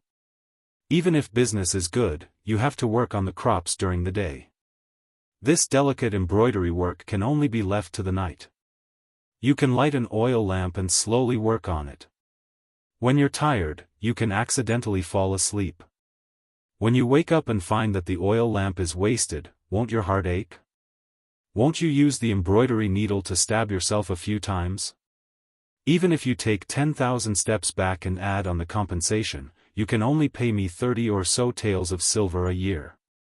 How many years will you have to pay?" Logically speaking, an official higher than Vice Captain Zhichong at Tuma Pass, 100 or 200 taels of silver wouldn't even be enough to fill the gaps between his teeth. How can he enter the eyes of this kind of official? So, this topic, you shouldn't have brought it up at all. In any case, I don't lack this bit of money. Just treat it as me doing a good deed for once. Isn't that good?" Lil Miss raised his head. Biting his lips, his eyes clear, he said, "You have to pay it back." Su Fengnian smiled and said, "You have to pay it back. All right, 500 taels of silver as a base. Also, in this official circle, people aren't willing to accept just because you give them money. Compared to the favor you got from that general, how do you calculate it? Is it worth 1,000 taels? If I give you 1,500 taels, you can slowly pay it back in 50 years? Lil Miss said calmly, "In the future, I'll have you Song pay it back." Su Fengnian didn't know whether to laugh or cry. Had Su Xinyan's stubbornness been brought from her mother's womb? Lil Miss suddenly said in a light voice, "I actually know that young master isn't rich. I can't let young master be a sucker for this. I won't feel good." Su Fengnian said in surprise, "What do you mean?" Lil Miss' face was red as he said weakly, "When young master took the bowl and chopsticks, Su Qing saw that young master's palms and fingers were full of calluses." Su Fengnian stilled, his smile strange. Chapter 382. Su Fengnian walked out of the village and glanced back. He recalled that his master Li Yishan had mentioned the various states of the marketplace in the Swords Resolve chapter, which roughly meant that he saw a few sparks while traveling in his humble home. After thinking about it carefully, he realized that it was the weaver using the lamp to embroider. Thinking of this, His Royal Highness smiled.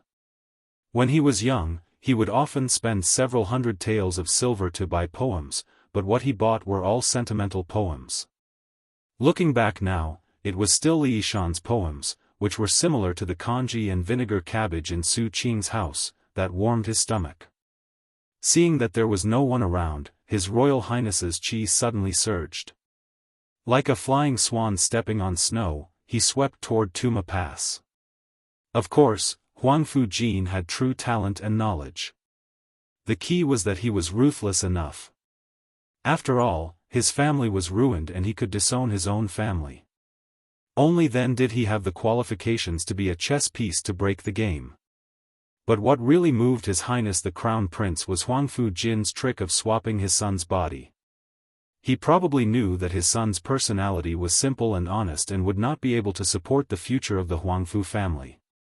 Or perhaps he felt guilty towards his elder brother, so he decisively chose to let his only son die in place of his nephew, Huangfu Qingfeng.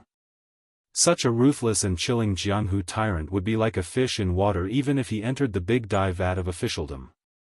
If it was too big, for example, General Huaihua, who held the Tiger Tally and commanded half of the military power in Yuzhou, it would probably cause a fierce backlash from the military of Yuzhou.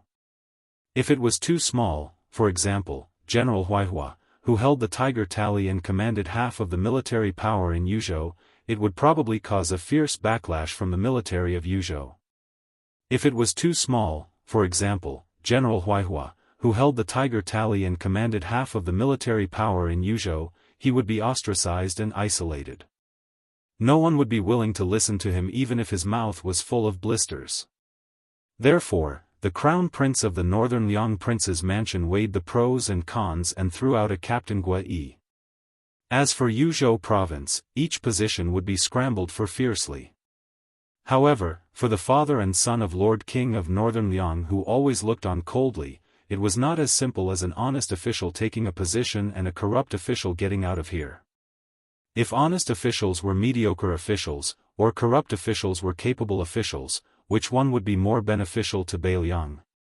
For example, in the Tuma Pass incident this time, Su Fengnian, as His Royal Highness, appreciated the means of Zhou Ziru and his son more than Han Tao, who saved the Fish Dragon gang. But in this case, should he let the former stay? If this Vice-Captain Zhichong had an inextricable relationship with the one surnamed Chen, which would be beneficial to Tuma Pass, but would be a hidden danger to Beiliang's Su family, how should they deal with it? Everything would affect the situation as a whole. Everyone had their own background and connections. The whole Beiliang was entangled in a mess. How could Su Fengnian clean it up with just a few moves? Saint Zhang Fuzi was famous for saying that governing a country was like cooking a small fish. For those in power, it was just a beautiful and easy thing to say. Su Fengnian approached Tuma Pass and slowed down. When he arrived at the inn, he knew that the Fish Dragon gang had already gone to the pass.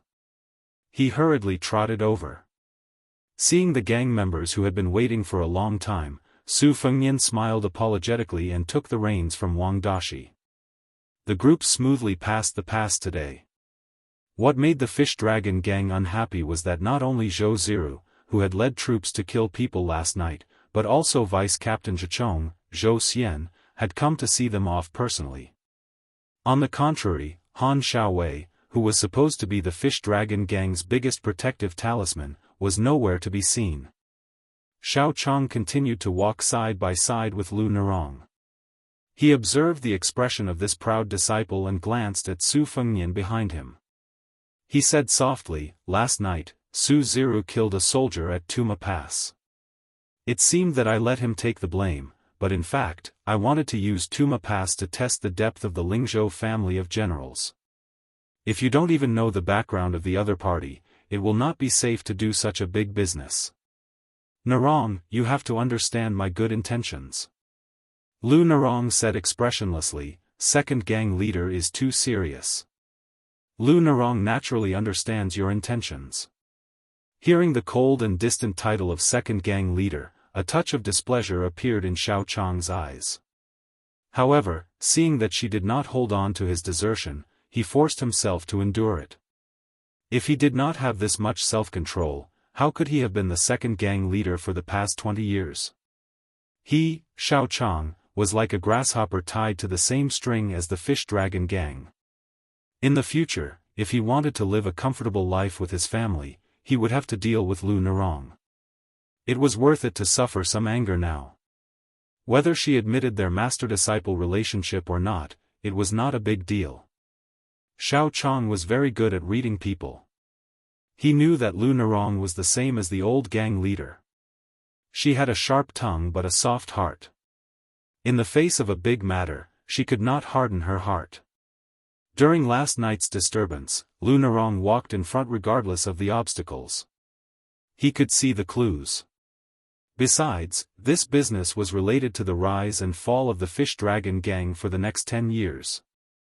Without Xiao Chong's help, how could it be done? Just relying on Gong Sun Yang, this blockhead who could not be beaten up with a few sticks? Wang Dashi felt that he was fortunate to have gone through thick and thin with young Master Su. Today, he did not care about the faces of his senior brothers. He confidently trotted behind Su Fengnian's horse and said in a low voice, somewhat embarrassed, "Young Master Su, it wasn't easy for me to memorize 400 or 500 words, but after memorizing them, I forgot some more." Seeing the guilt and annoyance in the young man's eyes, Su Fengnian smiled and comforted him, "It doesn't matter. Just let nature take its course. It's not good for you to care too much about things like memorizing. It's easy to forget. Take it slow. Anyway, there's still some time before we reach Beimang. But I'll say this first. No matter how worthless this incantation is, it's still a relatively complete set of martial arts incantations. Remember not to let others hear it. You won't be able to clear your name even if you jump into the river. If you have a habit of talking in your sleep, I advise you to seal your mouth before you sleep." Chapter 383. Wang Dashi secretly rejoiced, "Fortunately, I'm a heavy sleeper and won't wake me up even if there's thunder. It's just that my snoring is very loud. Fortunately, I don't talk in my sleep." Half an hour after leaving the Tumbling Horse Pass, they heard the roar of horse hooves behind them. The frightened fish dragon gang looked at each other and hurriedly got into formation.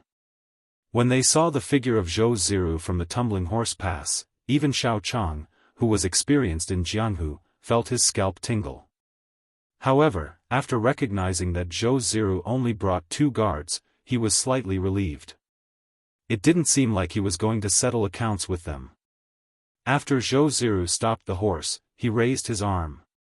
His noble demeanor, which made the young members of the fish dragon gang extremely envious, was fully displayed. A strong rider untied 2 boxes from the horse's back and placed them in front of Lu Nerong and Xiao Chang. Zhou Ziru looked directly at Lu Nerong and smiled calmly, "This is a little compensation for last night's misunderstanding. I hope Miss Lu will accept it. In the future, if the fish dragon gang passes through the Tumbling Horse Pass again, I promise you that you won't need any official plates. The city gate will be opened wide and unimpeded." Lu Nerong's eyes turned red. She clenched the reins with both hands, but in the end, she forced a smile and said slowly, word by word, "On behalf of the fish dragon gang, Lu Nerong thanks Child Zhou for forgiving us." Zhou Ziru sniffled and the corners of his mouth curled up into a smile. Then, he slowly turned around and left. Lu Nerong looked at the gang members who only had fear in their eyes. Her eyes dimmed and she said in a low voice, "Take the boxes and continue on our way." It was said that the grudges of Jianghu were in Jianghu. However, things were unpredictable. Once they were involved with the government, how many Jianghu sects could not lower their heads? Especially when the king of Beiliang established a bloody rule in Jianghu after he stepped into the Jianghu. Nowadays, other than sects with high status such as Mount Longhu, the Wu family, the Sword Tomb, and the Dongyue Sword Pool, the rest of the sects, big and small, were all recorded in the household register. Their lives could not be considered comfortable. Decades ago, the unrestrained heroism of, "You're an official, so I'm too lazy to pay attention to you. If you talk nonsense, I'll just chop you up and run away," had long vanished. Their romantic aspirations were always blown away by the wind and rain. Their heroic spirit was also trampled flat by the hooves of armored horses. Even the top 10 magnates were messed up by the Beiliang cavalry. Jianghu that was full of infighting was nothing. Wang Dashi asked softly, "Young Master Su, what do the northern barbarians? Do they have eyes like copper bells and hands are like palm leaf fans? They are all 8 or 9 feet tall and strong as an ox." Su Fengnian shook his head and said with a smile, "That's all there is to it. They won't have an extra arm or a leg. In half a year, you'll see the streets full of northern barbarians. You'll know that the girls there are just as delicate and soft. It's a pity you don't have any spare money on you. Otherwise, you can go to the brothel in the city and find a girl to have a taste. You can count it as another battlefield for our Liang dynasty." Wang Dashi blushed. His face was still young and unweathered. He stammered. Unfortunately, Lu Nerong had rushed over to talk business with Su Fengnian. Hearing this, she angrily slapped her horse and turned around to leave. There was no official road to speak of anymore. It was just a road created by the merchants of two dynasties. But it was still flat and wide enough to allow two horses to gallop side by side. At noon, the fish dragon gang found a high loess slope and stopped to rest. It was common sense for a large group to stop at a high altitude when traveling.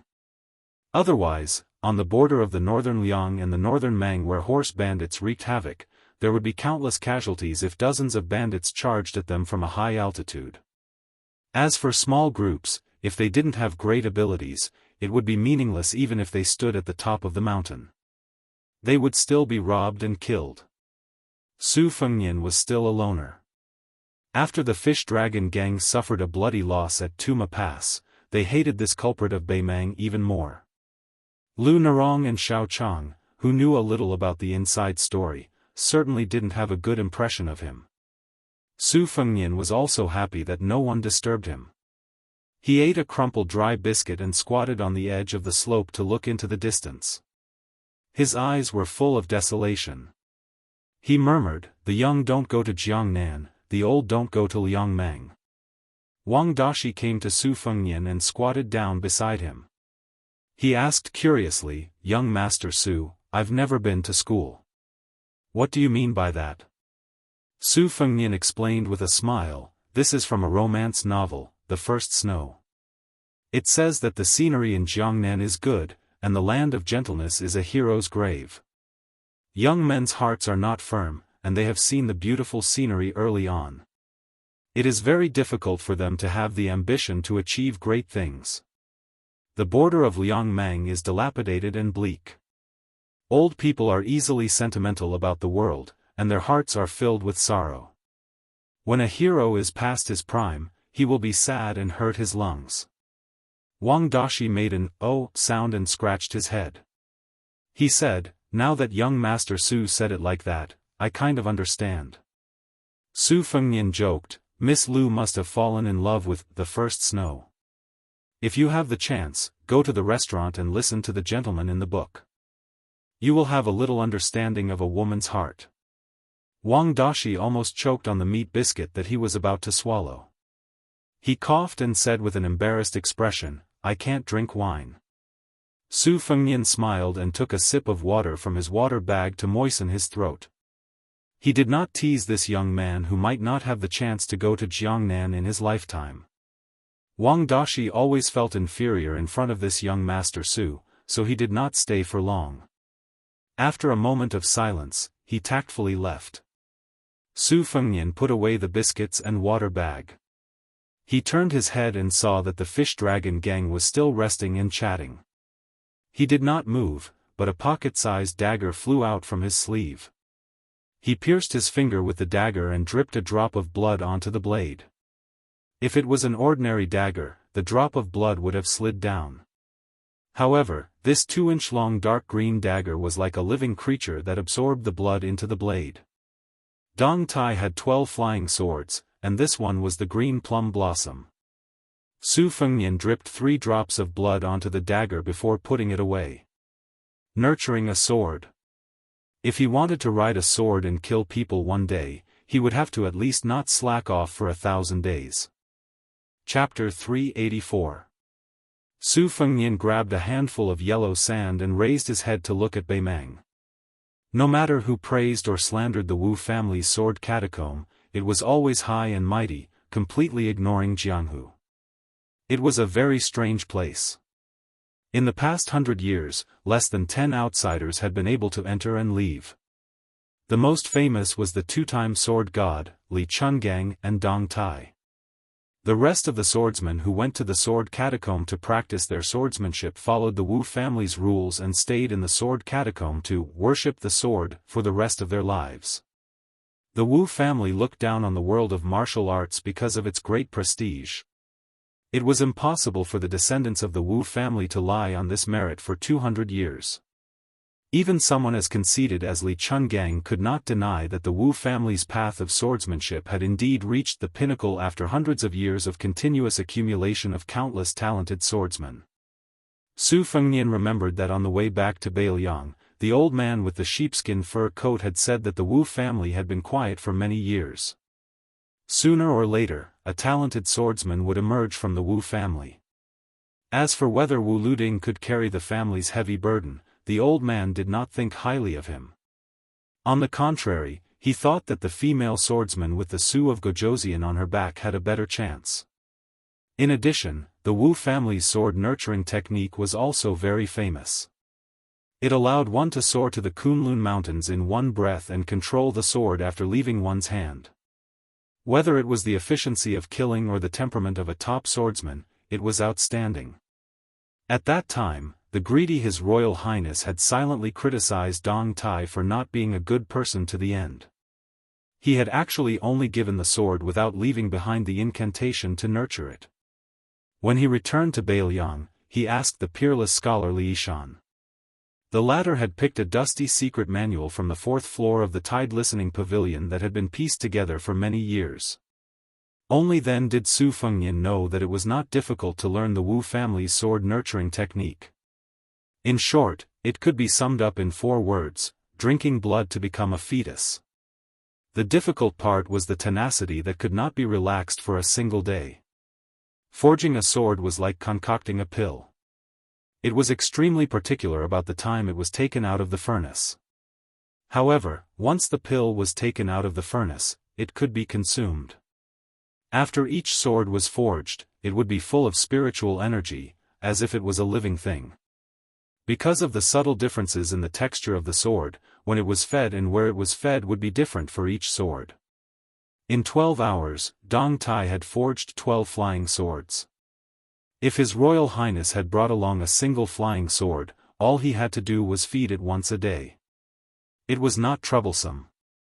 However, if he had 3 or 4 flying swords in hand, he would have to suffer a bit.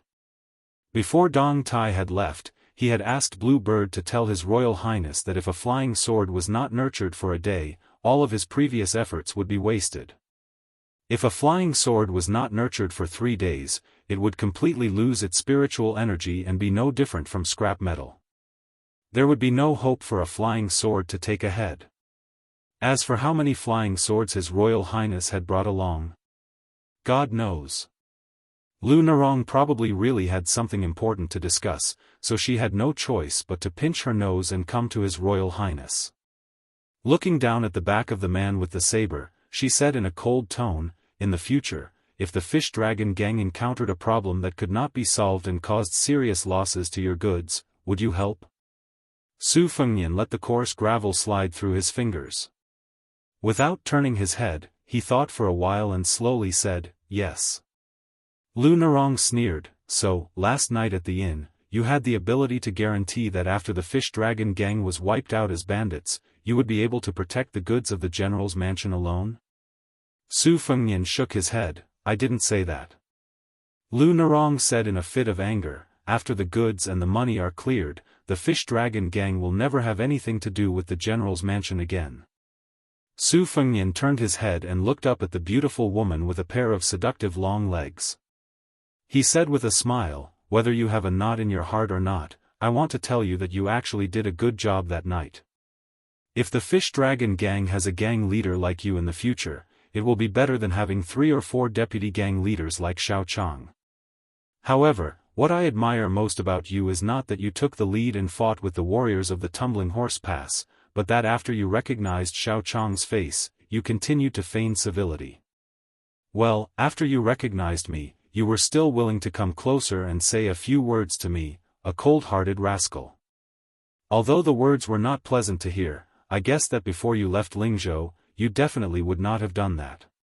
You had already made up your mind to not have any contact with us, right? I'm afraid this is the reason why gang leader Lu took over this business. But as for me, it can be said that I left the Jianghu a few years earlier than you. I have seen many unattainable immortals fight, and for a long time, I have been scratching my heart and liver every day for a few coins. I want to say a few words to you. If you really want the Fish Dragon gang to grow, you have to be like this copper coin, round on the outside and square on the inside. As expected, Su Fengnian did a very narcissistic action. He took out a copper coin from his money pouch and threw it to Lu Nerong. Unfortunately, the embarrassing thing was that Lu Nerong did not move an inch and let the copper coin fall to the ground. Su Fengnian muttered, "What a prodigal woman." He stretched and picked up the copper coin from the ground. After wiping it clean, he put it back into his money bag. Lu Nerong did not seem to expect that this guy surnamed Su would take back the copper coin. Seeing that he looked like a miser and did not even try to hide it, she did not know whether to mock or hate him for a while.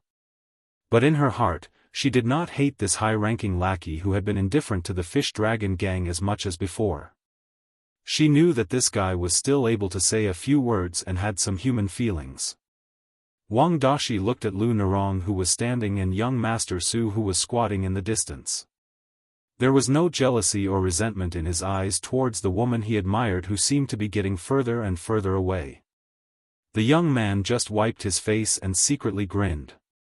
Lu Nerong hesitated and asked, "You use a knife?"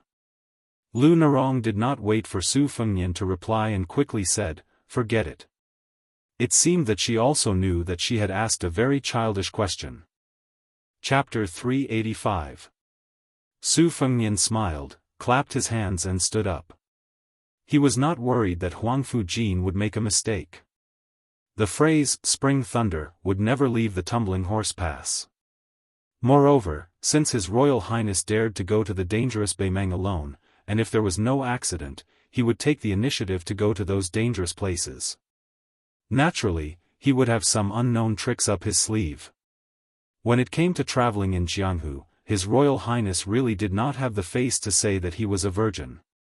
He looked at Lu Nerong and narrowed his eyes. "You don't allow me to put on a show with my saber? Think about it, other people like you think that I am a saber user. When they see that I am not willing to draw my saber, those who have less experience in Jianghu will inevitably look down on me. In the end, I will randomly punch my master to death. This is called a trick, and also a kind of evil in Jianghu." Lu Nerong's face was filled with disbelief.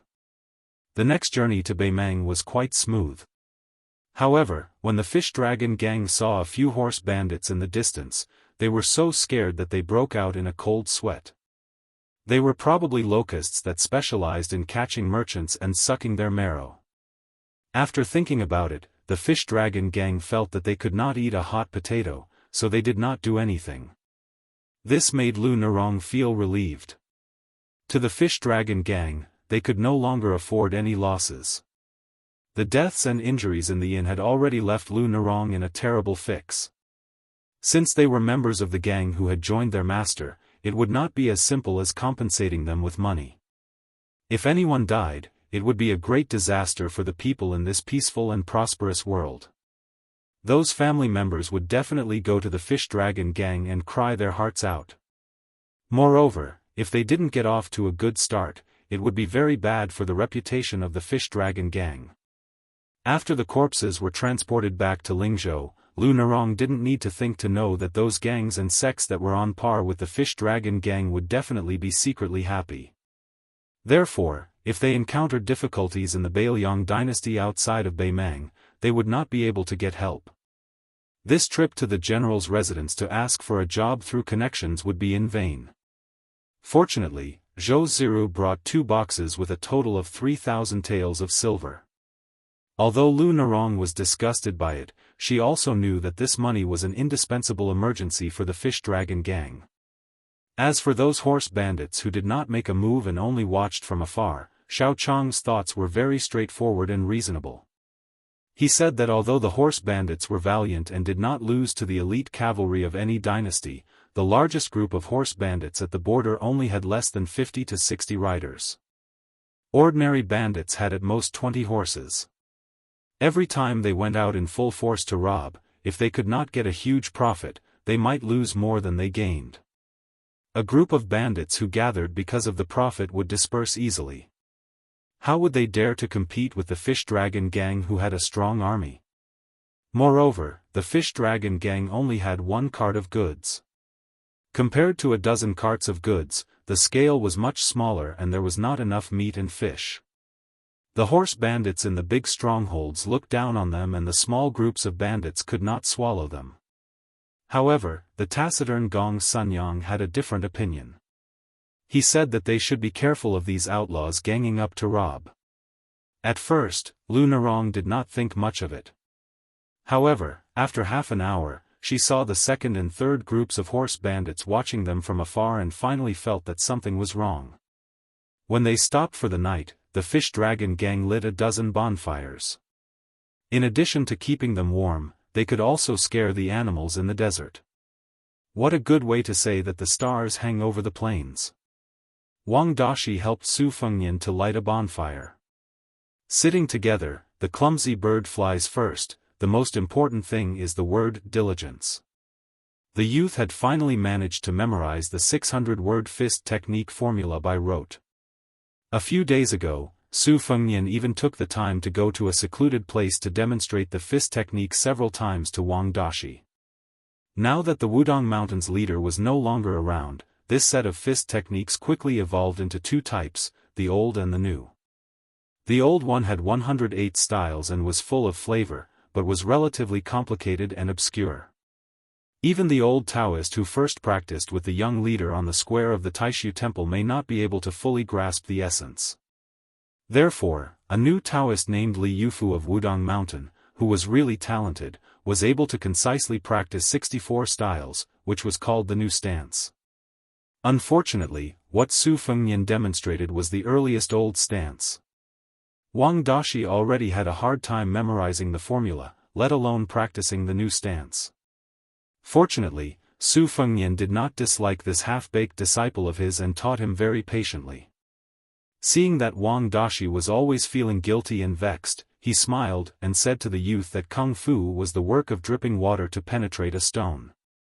If you can't master it in 10 years, then practice it for the rest of your life. Only then did the youth relax. Su Fengnian and Wang Dashi exchanged blows, back and forth. The cowardly coward once caught a sparrow with one hand, but the sparrow's claws were weak, so it was unable to fly in his palm. After Su Fengnian finished teaching, he drank a mouthful of water and added a few dry branches to the fire. He caught a glimpse of the youth staring at the distant Lu Narong. Su Fengnian suddenly thought of the flying sword in his sleeve, green plum blossom. Love, the heart's green plum blossom. Even when old, he still remembers his youth. An innocent novel, an unhindered online game. Fire Beacon expresses its absolute support for the first novel online game, Immortal and Devil Transformation. I just found out that my good friend wants to be chosen as one of the game's first author's pets, and I'm all green with envy. I originally planned to take a cursory look, but now my motivation is greatly increased. When the time comes, I'll take a friend's pet. I heard that Old Wu is also preparing to hold a sect hegemony competition. It sounds very exciting. When the game starts on the 26th, I want to choose the 10,000 Goblins sect. Compared to other sects, I prefer the power of nature. Book friends, what do you think? Unhindered Immortal and Devil Transformation Sections Address, XMB. Zongheng. If you have any questions, come to the Immortal and Devil Transformation book group to discuss them. Group number, 67407091. Chapter 386. Su Fengnian was chewing on a piece of licorice that he had casually wiped off with his finger. Probably because he was close to the bonfire, there was a warm smile on his face. 12 flying swords. Black armor childhood sweetheart morning dew spring water peach blossom moth eyebrow vermilion bird huang tong wei jin yutai ah. These names were quite scholarly, much more elegant than the names of the maids in Wudong Garden, such as Sweet Potato and Cucumber. His Royal Highness was just like how King Zhao Yi described him as a naughty child holding gold by the Guangling River, which attracted a large number of top figures in Jianghu. In His Royal Highness' eyes, these outstanding figures were not as good as old Huang in terms of skills and human feelings. Only the old man with a sheepskin fur coat was close. In terms of the demeanor of a master, Wuxia Xianxia from Wuwu City flew into the East Sea like a rainbow and raised the water level of the entire coastal area by 20 feet. The so-called power to move mountains and rivers was nothing more than that. Chao Chongqing also fit the image of a Confucian scholar. Only the peach blossom sword god who gave him the sword made His Royal Highness feel a little regretful. Legend had it that Dong Tai, who rode a donkey and carried a peach blossom branch, had the aura of an immortal and Buddha. However, after meeting him, he was not only plain-looking but also liked to laugh. He was just a harmless middle-aged uncle, far from the peach blossom sword god in his imagination. His Royal Highness was daydreaming when Gong Sun Yang sat down without saying a word and took out 2 leather bags of liquor. Young Wang Dashi saw that young Master Su did not move. He was afraid that he would annoy the great guest who was second only to the old gang leader and Xiao Chang, so he hurriedly coughed twice. Gong Sun Yang looked at the mediocre disciple of the fish dragon gang with a bitter smile. He was not in a hurry to talk to Su Fengnian, so he took the initiative to ask Wang Dashi some trivial things about his family. Only then did Wang Dashi know that his father used to be half a registered disciple of guest elder Gong Sun. In fact, it was Gong Sun Yang who strongly recommended Wang Dashi to join the fish dragon gang. No matter which sect it was, recruiting members was a big deal. There was nothing trivial about it. Now the government was very strict with Jianghu, and all gang members had to be recorded in the household register. Therefore, there was an unwritten rule that both sides were aware of. Once, a great bandit was arrested, and the government tracked him down. The great bandit wasn't very skilled, but he had run into as many as 10 gangs in his 20 years of martial arts practice. As a result, this matter was reported to the governor of Qingzhou, and 7 or 8 sects that happened to be in Qingzhou were tragically implicated. This was a lesson learned by the whole Jianghu. Moreover, since the gang members worked hard for the gang, many taxes would be placed on the gang.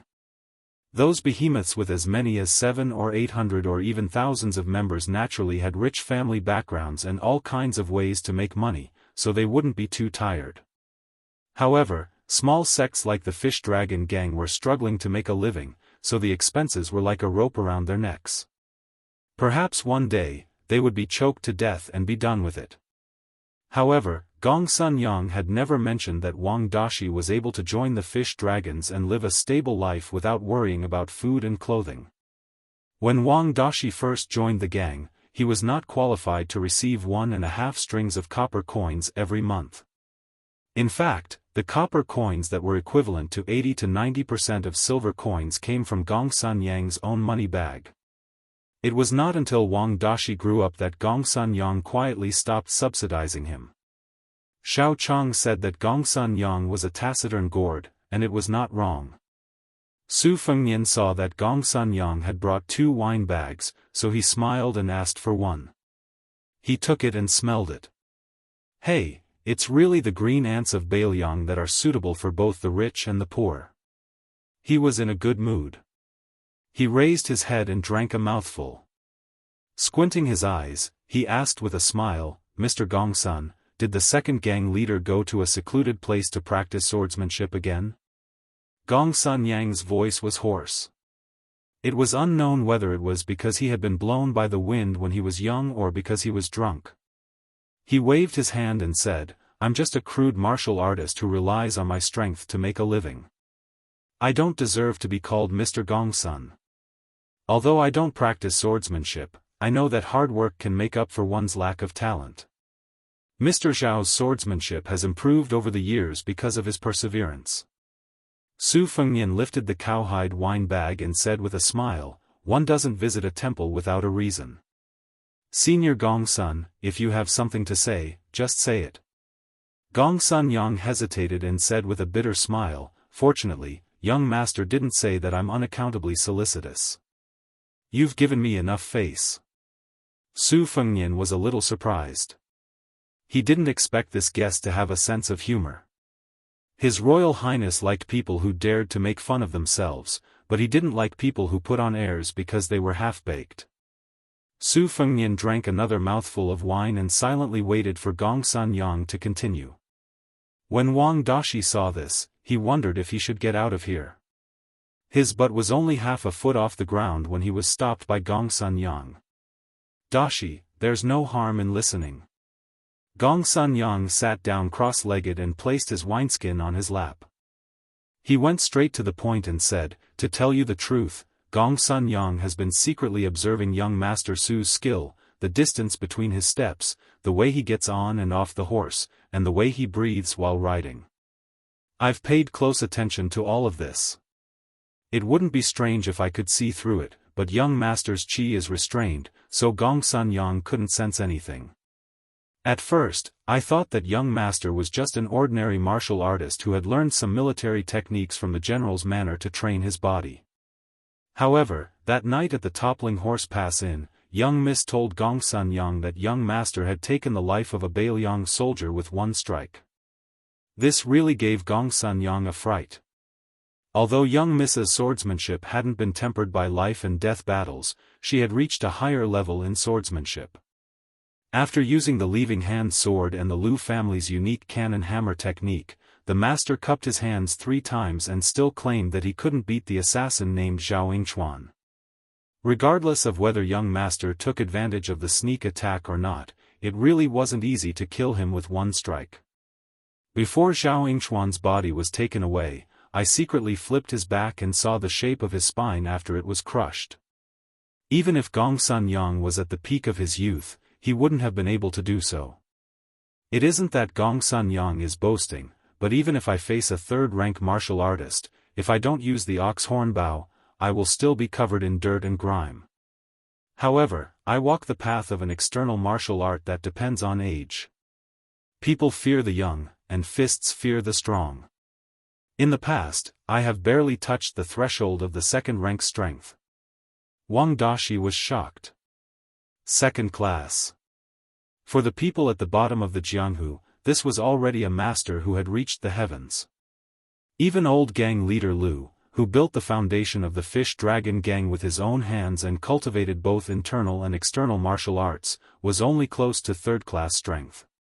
However, in Lingzhou, he was already able to intimidate the heroes. The pillars of the top sects in Lingzhou were only third-class strength, and without exception, they all had no hope of reaching second class in their lives. However, this 40-something-year-old guest whose feet were poisoned and could even walk with a slight limp actually claimed to be a second-class master? Wang Dashi didn't dare to doubt it, but his heart was in turmoil. When he looked at Gongsun Yang again, he was not just in awe of his guest status. For the people of the Jianghu, fourth class was the first threshold, and second class was the second. It was even more difficult to surpass it. How much luck did a martial artist have to be able to jump through the Dragon Gate twice? Only after reaching fourth class and close to third class could one be considered a master. This was common knowledge in the Jianghu. Poor Wang Dashi didn't even hope to reach fourth class in his life. Chapter 387. The sages had written thousands of moral essays, all of which were earnestly persuading the people to be good. They had worn out their mouths, and with the addition of thousands of words written by their pen, their arms were sore from writing, and countless bamboo slips were used, but they were still not as useful as the Zhuxin dialect slang.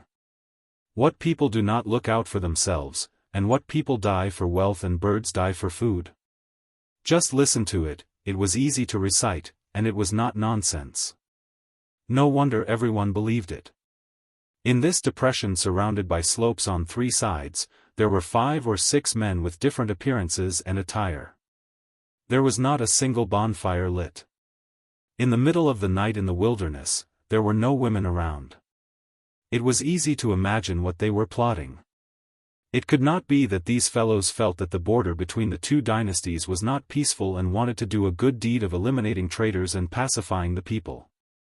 Most of the people here were horse bandit leaders who rode fast horses and did evil deeds.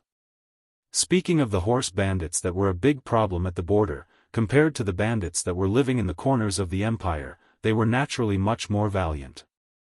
Moreover, they came and went like the wind, and their lairs were hidden. It was as difficult as ascending to the heavens for the government to catch them.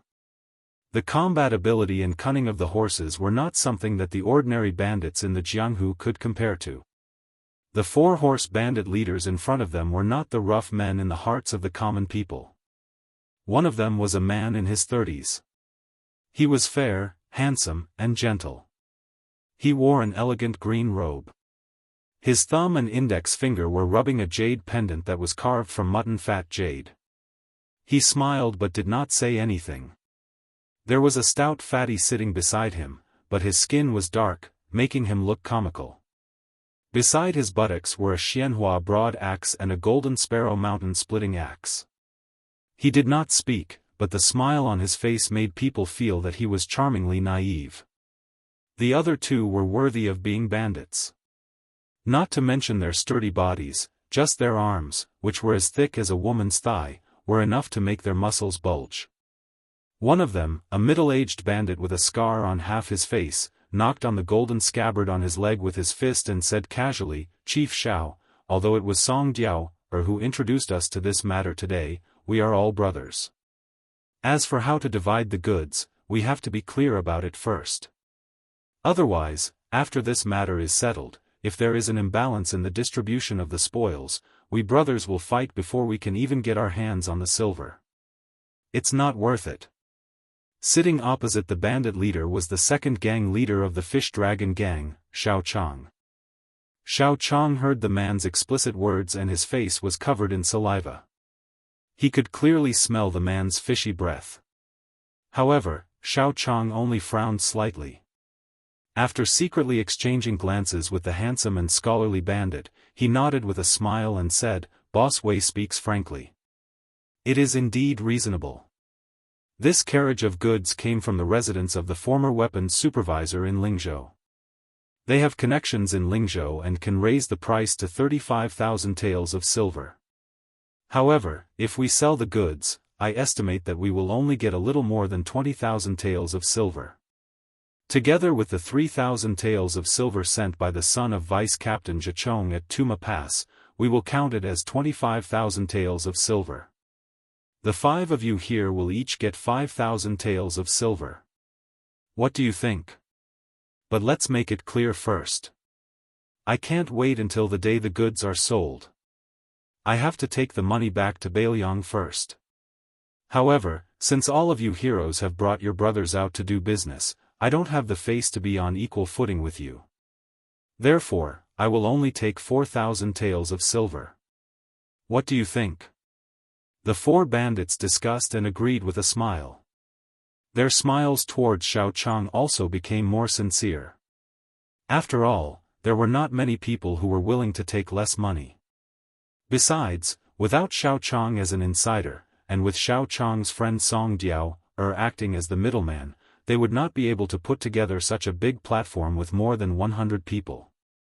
Who did not dream of being able to roam the border alone with 100 horses? Unfortunately, for a team of 100 horses, not to mention that horses were difficult to find. There were many wild horses in the desert. If one was lucky, one could occasionally encounter a herd of hundreds or thousands of horses. However, even if the bandits managed to get some, they would not be able to raise warhorses that could fight skillfully.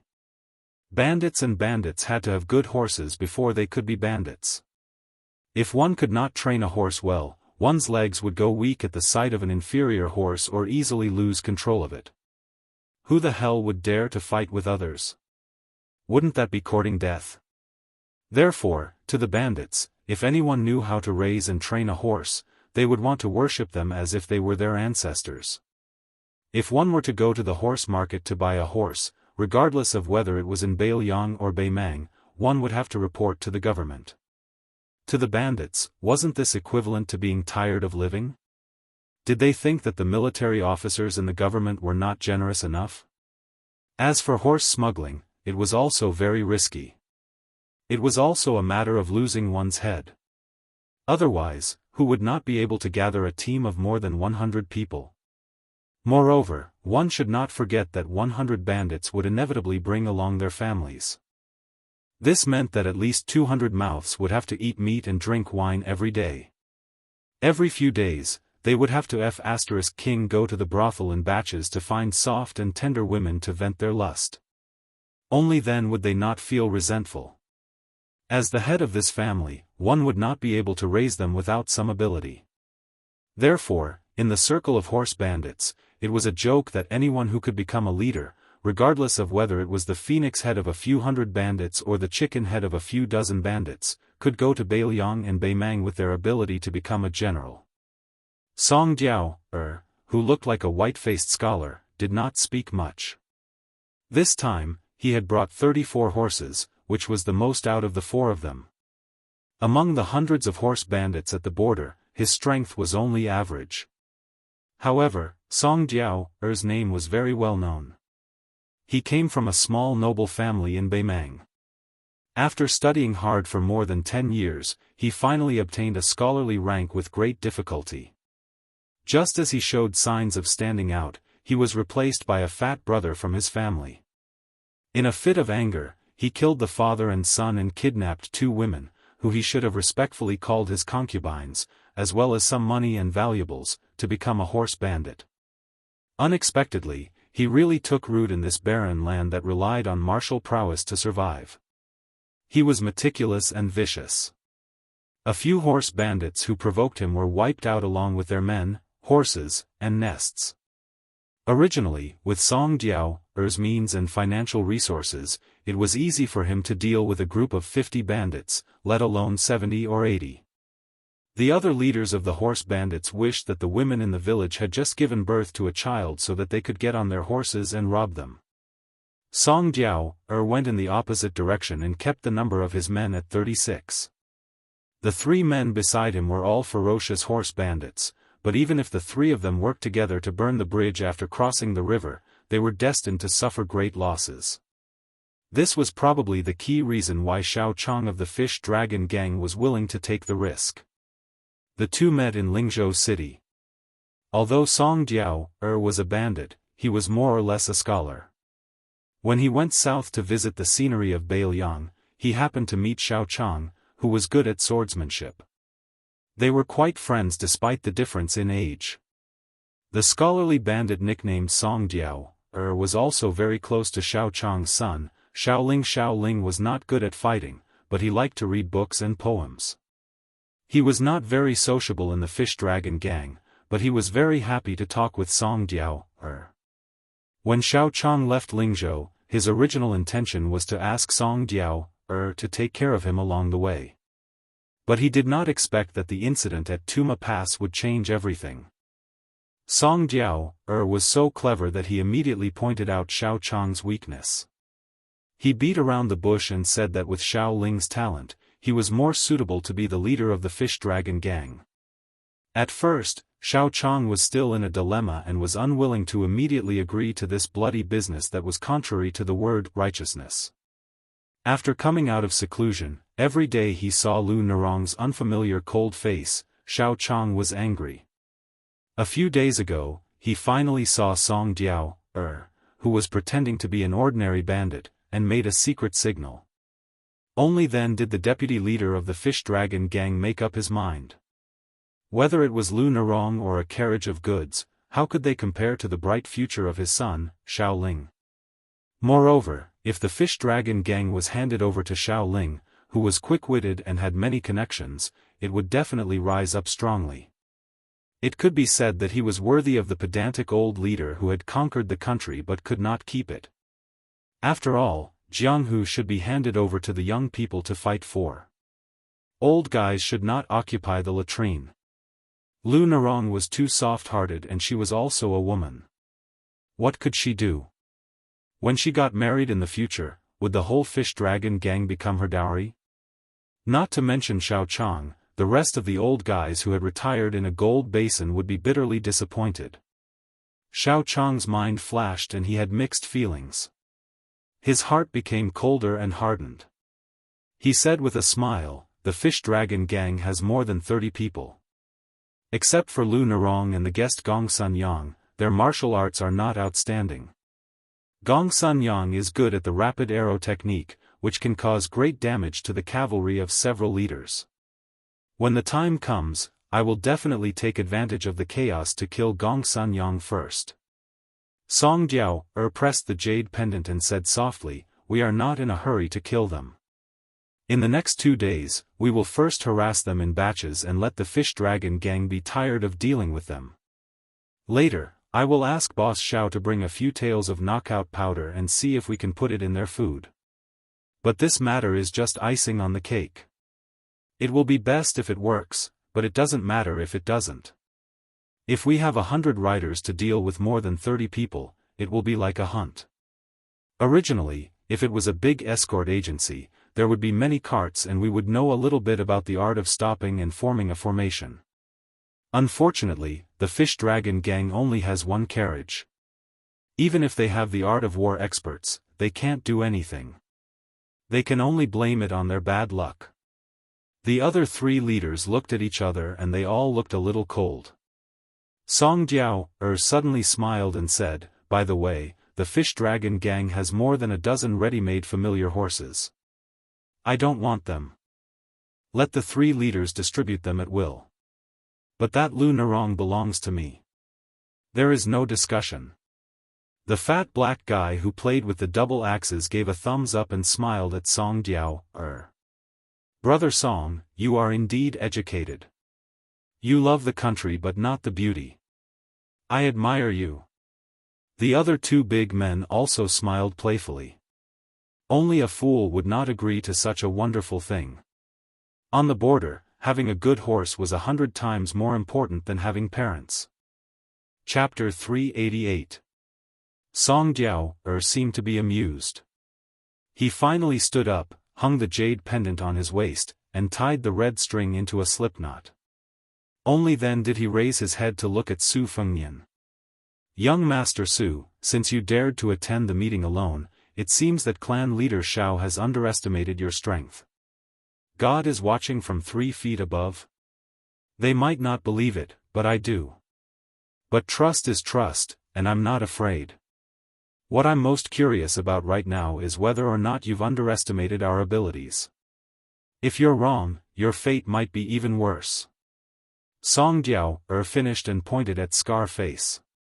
Everything went without saying. Su Fengnian didn't want to waste his breath on this bunch of people who had already put their lives on the line. He stretched out 2 fingers, leaving only a small gap, and asked with a smile, "If I am just a hair's breadth away from the first-grade Vajra realm, will you guys escape?" Su Fengnian paused and continued to ask, "Can you escape? This should be a night full of surprises." Xiao Chang and the 4 horse bandits who had risked their lives were amused by these words. Even Song Jiao thought that this guy must be crazy. There were only a few first-class experts in the world, and most of them lived in seclusion in the mountains, appearing and disappearing unpredictably. Some sat behind the scenes in seclusion, and very few of them were treated as distinguished guests by various top forces in the imperial court. They were also worshipped like bodhisattvas. How big was the world in Jianghu? Finding a first-rank expert was no different from finding a needle in a haystack. Even Song Jiao and the others were used to seeing great storms and waves. Only Xiao Chang was fortunate enough to have seen the graceful bearing of a Vajra realm expert from afar when he was young. Song Jiao was slightly better. She had once seen a renowned second-rank expert in northern Mang's capital city. Indeed, he was only a step away from the Vajra realm. However, that old senior was already 60 years old at that time. It was due to him being vigorous despite his old age that he was able to have such a profound ability. How old was this young man with a saber? How many years had he been in his 20s? As Su Fengnian spoke, he was surrounded by 5 people. After reaching a certain level of martial arts, even if they were strangers a moment ago, once they cooperated, it was quite seamless. Scarface was the first to attack. His face was ferocious as he aimed both his fists at Su Fengnian's chest. The leader of the bandits, Pu Dao, used his saber to sweep away thousands of soldiers and split the air. In order to prove his innocence, Xiao Chang also unsheathed his long sword. At any time, he would take out his specialty, the flying sword whirling swallow. As long as he saw an opening, he would cut off the 4 limbs of this surnamed Su. The scar-faced man's fists were swift and fierce, but he still had some strength left. It was clear that he wanted to use the padao to force this fellow to dodge, and then use his fists to deal a heavy blow. However, when he saw that this fellow was indifferent to the large blade that was sweeping towards his waist, he did not hold back. The chi in his fists exploded, and he used 90% of his strength. The remaining 10% was, of course, because he was afraid that old copper coin would accidentally lose control of the padao's strength and cut him and the kid in half at the waist. The changes in the strength of his fists also brought changes in the power of his fists. However, when the scar-faced bandit saw that the kid did not move at all, he felt somewhat helpless in his heart. He had wasted his good fists. A blind man lighting a lamp was a waste of wax. This kid must be at death's door and still did not see the brilliance of it. The scar-faced bandit's fists were about to touch the kid's chest, and he felt joy in his heart. However, he immediately sensed that something was wrong. Logically speaking, even if the coldness emitted by old copper coin's padao did not become stronger, it should not have faded away. Did this mean that he had withdrawn his blade? The scar-faced bandit instantly made up his mind. No matter how old copper coin calculated, this kid's life would be mostly destroyed by his fists. The pupils of Xiao Chang and Song Diao, who had the highest cultivation, rapidly contracted. This was a kind of sharp intuition that smelled danger. Su Fengnian seemed to casually turn his body to the side, his hands stuck to the scar-faced bandit's arms, and pulled him to the right. The scar-faced bandit's feet left the ground and flew forward as if he was staggering. Su Fengnian also moved his body to the side, his footsteps changing rapidly. Then, the scar-faced bandit was unable to fight back as he flew higher and higher into the air. The shocked scar-faced bandit withdrew his fists 5 or 6 times and was barely able to react in time. Su Fengnian bent his left knee and struck upwards with lightning speed. With a bang, the scar-faced bandit's entire chest shattered. Su Fengnian let go of his hand and the scar-faced bandit was sent flying upwards by the domineering knee strike. Su Fengnian did not stop there. His right hand circled around the bandit's head, causing the bandit, who was at least 70 to 80 jin, to spin 3 or 4 times in the air. Su Fengnian's body slightly retreated and he raised his leg high, smashing the poor guy who had only used 2 fists once into the ground. Perhaps because the speed was too fast or the momentum was too great, there was no chance for the bandit to gather his spirit or chi. Or perhaps the knee strike caused the bandit's spirit to scatter along with his chest. In any case, everyone only saw that the bandit, who was known for his valiance on foot, had his 4 limbs raised abnormally after he hit the ground. When his limbs fell limply to the ground, he had completely lost all signs of life. Old copper coin's palms were covered in sweat. He clenched his teeth and explained, "It's not that I'm a coward. It's just that this kid is too strange. When I swung my saber, the wound was still a few inches away from his body before I couldn't cut in anymore." Strange? Su Fengnian smiled and stepped on the back of Scarface's head. He increased his strength. Probably because Scarface's skull was harder than the mud, his entire head slowly sank into the ground. Xiao Chang's heart jumped when he saw this. Fortunately, the hand holding the sword didn't tremble at all. As a martial artist who had been famous for many years, he knew what it meant to lose before the battle. Song Diao frowned and said in a deep voice, "Attack together." Li Haida, who was twirling his axes, grinned and said, "Okay." As soon as he said that, he saw the man who was the furthest away from His Royal Highness retreating. Although his body was fat, his escape technique was as light as a goose feather. His lightness skill wasn't bad. Song Diao wasn't surprised or angry.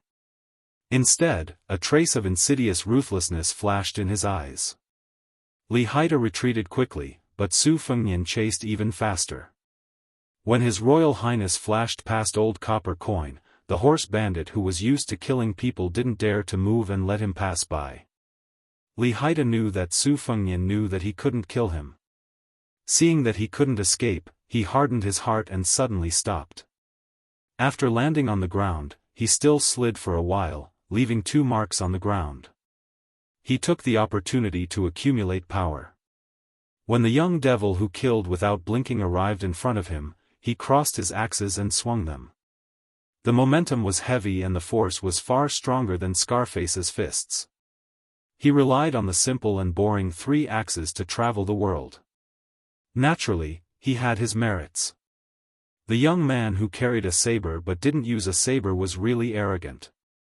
The 2 axes turned 7 or 8 trajectories in the air in an instant and chopped down violently. He didn't retreat or dodge, but used his arms to meet the axes in a terrifying posture.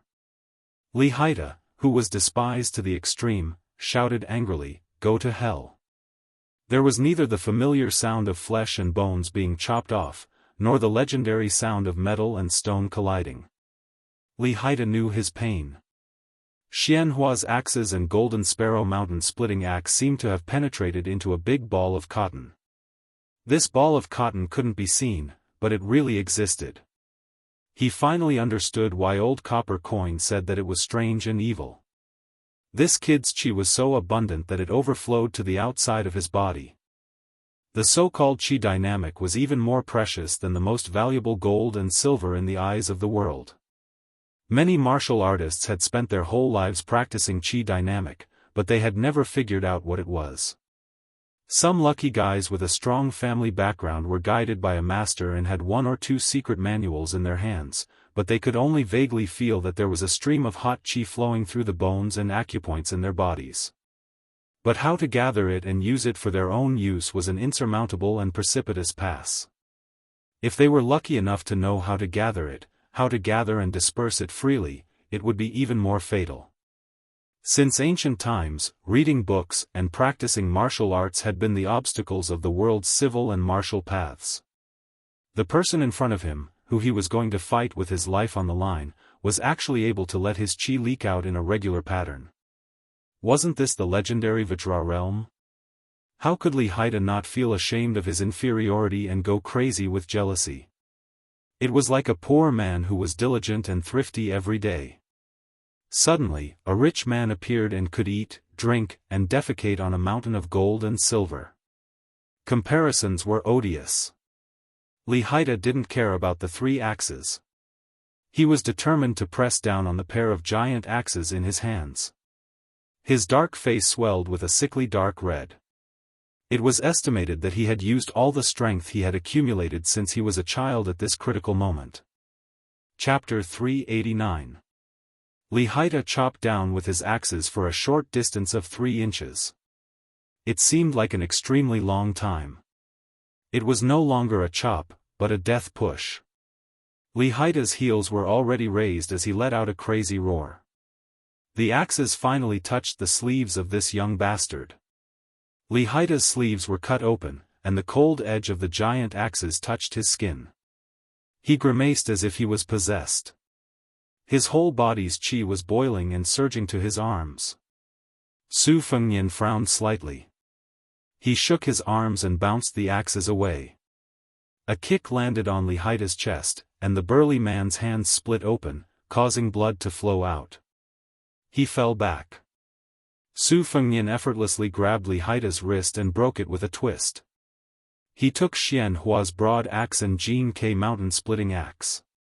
With a twist of his hand, Su Fengnian turned into Li Haida holding 2 axes in his hands. Li Haida fell to the ground with a blank mind. He propped himself up with his elbows, turned around, and ran. Su Fengnian didn't say anything and waved an axe, stabbing it into the back of the burly man. Li Haida pounced forward with the huge force of the axe and stabbed the burly man's head. The corpse fell to the ground. He couldn't be any more dead. Su Fengnian looked down at his arms and mocked himself, in the end, I'm still not at the true Vajra realm. Old Copper Coin's face was pale. Seeing this devil who had killed 2 people in a row walk towards him, he was about to take out the gunpowder tube to send a message. However, after being caught, he quickly retracted it as if it was scalding his hand. He even threw away his padao and knelt down to beg for mercy. "Hero, please spare my life. I have old people and young children to take care of, and it's not easy to raise a family on the border.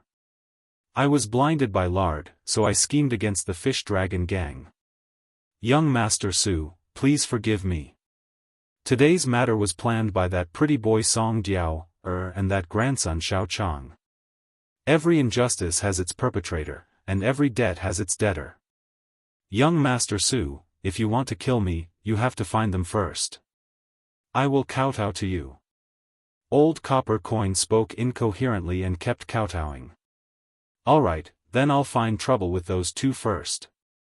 As Su Fengnian said these words, he was checking the abnormal flow of qi of this horse bandit. Lowering his head could hide the malice in his eyes, but the muscle texture of his fists could not hide the killing intent. His Royal Highness sneered and kicked the horse bandit's head off his shoulder. The head rolled far away with blood and finally stopped at Xiao Chang's feet. Xiao Chang's eyes widened. His eyes were bloodshot. He didn't look at the head at his feet.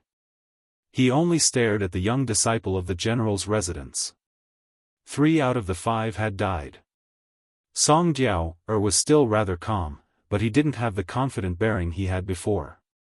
He said bitterly, "Young Master Su, since you're already an immortal who has stepped into the Vajra realm, why bother with ants like us? As long as young Master Su is willing to let Song Diao, go, I'm willing to kill Xiao Chang myself. Song Diao, will also bring some men to check the belongings of the 3 people on the ground and hand them over to young Master. In the future, Song Diao, and his descendants will set up a memorial tablet in young Master Su's honor. Incense will continue to burn." The sword in Xiao Chang's hand trembled. He cursed, "Song Diao, you're worse than a pig or a dog."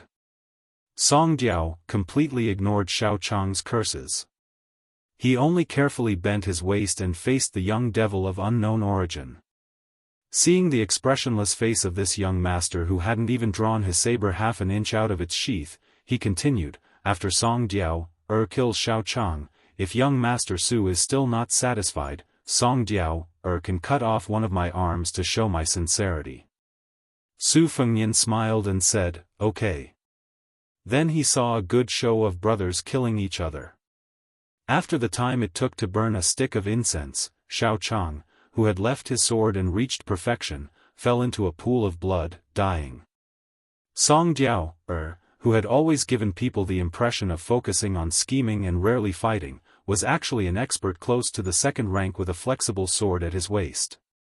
It seemed that a weak scholar who could make a name for himself could still make a pure martial artist look at him in a different light if he really practiced martial arts.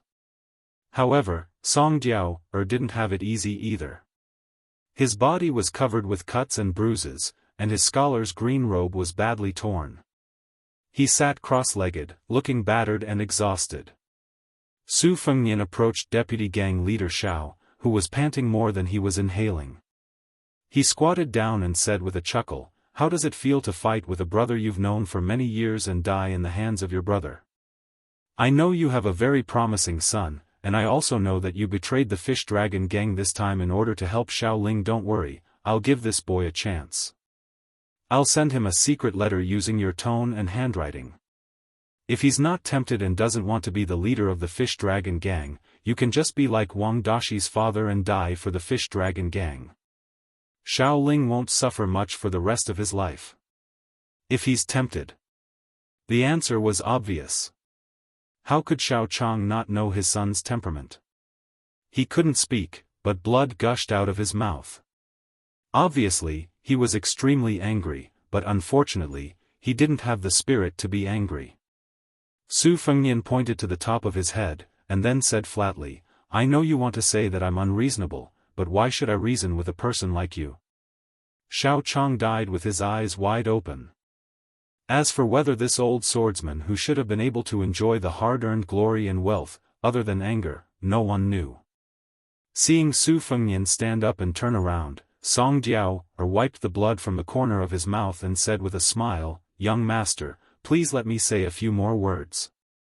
I know I'm going to die, but instead of being easily killed by you, it's better to show off what I've learned in my life. Just treat it as showing off my slight skill in front of an expert. The reason why I didn't even want to send a letter to the 36 horsemen is because I'm afraid that these brothers who have followed me will die in vain. Hey, one of the second in command has liked my concubine and daughter-in-law for many years, but because of their brotherhood, he stopped because of his love for her. I'm confident that even if I die here today, he will collect my corpse and won't have any relationship with that woman. On our border, there are no more honest people like him than young Master Su, who is in the Vajra realm. The youngest of my brothers, 16 years old, only taught him about 40 words. It's a pity. Song Jiao chattered for the time it takes to burn a stick of incense. Although he wanted to continue, seeing Su Fengnian's aura change, he obediently closed his eyes and waited for death. After waiting for what seemed like an eternity, Song Jiao opened his eyes and subconsciously looked into the distance. He saw the young master with the saber standing in the same place. The next moment, Song Jiao, who had been at the gates of hell, was completely stiff and cold. The fear in his heart was so strong that even if he had seen that fellow kill 3 of his peers, told Xiao Chong to die unhappily with a calm tone, and closed his eyes to wait for death, it would still be strong. A jade-green dagger was suspended in front of his forehead. The 2-inch sword was slightly trembling. Because it was too close, Song Jiao did not notice it at first. Flying sword. Song Jiao cried tears of joy and laughed as if he had gone mad. Flying sword, it really was a flying sword. He was a swordsman who had been cultivating tirelessly on the path of the sword. In his life, to be able to see the flying sword of an immortal, even if he died, he would have no regrets. Even if he died, he would have no regrets. As a mounted bandit, who the F***ck was a saint? The young master with the saber raised his arm and the 2-inch flying sword flashed away. Su Fengnian slowed down his breathing and said calmly, Song Jiao, if you had money, a familiar horse, and a backer, would you be able to control a small mountain with 300 riders? Song Jiao was stunned and did not recover for a moment. Su Fengnian suppressed the warmth in his throat and said with a frown, after you have finished healing, go to Yuzhou and find a military officer called Huang Fushi. Tell him that the one surnamed Su wants you to go find him. If you ask him for men, money, and horses, he will naturally agree. If I come back and find out that you are careless, not to mention building a temple for me, even if you build 100 temples, you and your 36 brothers will all die. Su Fengnian turned around and did not wipe away the blood flowing from his nose. He was cursing in his heart. It was not easy to pretend to be a peerless master. In order to show off his flying sword, the qi in his body was already fluctuating like the tide in Guangling. If he continued to hold on, he would be exposed. Fortunately, in Song Jiao's eyes, this young Master Su, even if he walked very slowly, was extremely otherworldly and elegant. PS1, today I said I would upload 2 chapters during the day. This 10,000-word chapter is only 1 chapter. But if I don't upload the second chapter in time, of course, it must be a loser slacking off again. Please don't scold me. PS2, remember to add Sina Weibo to follow.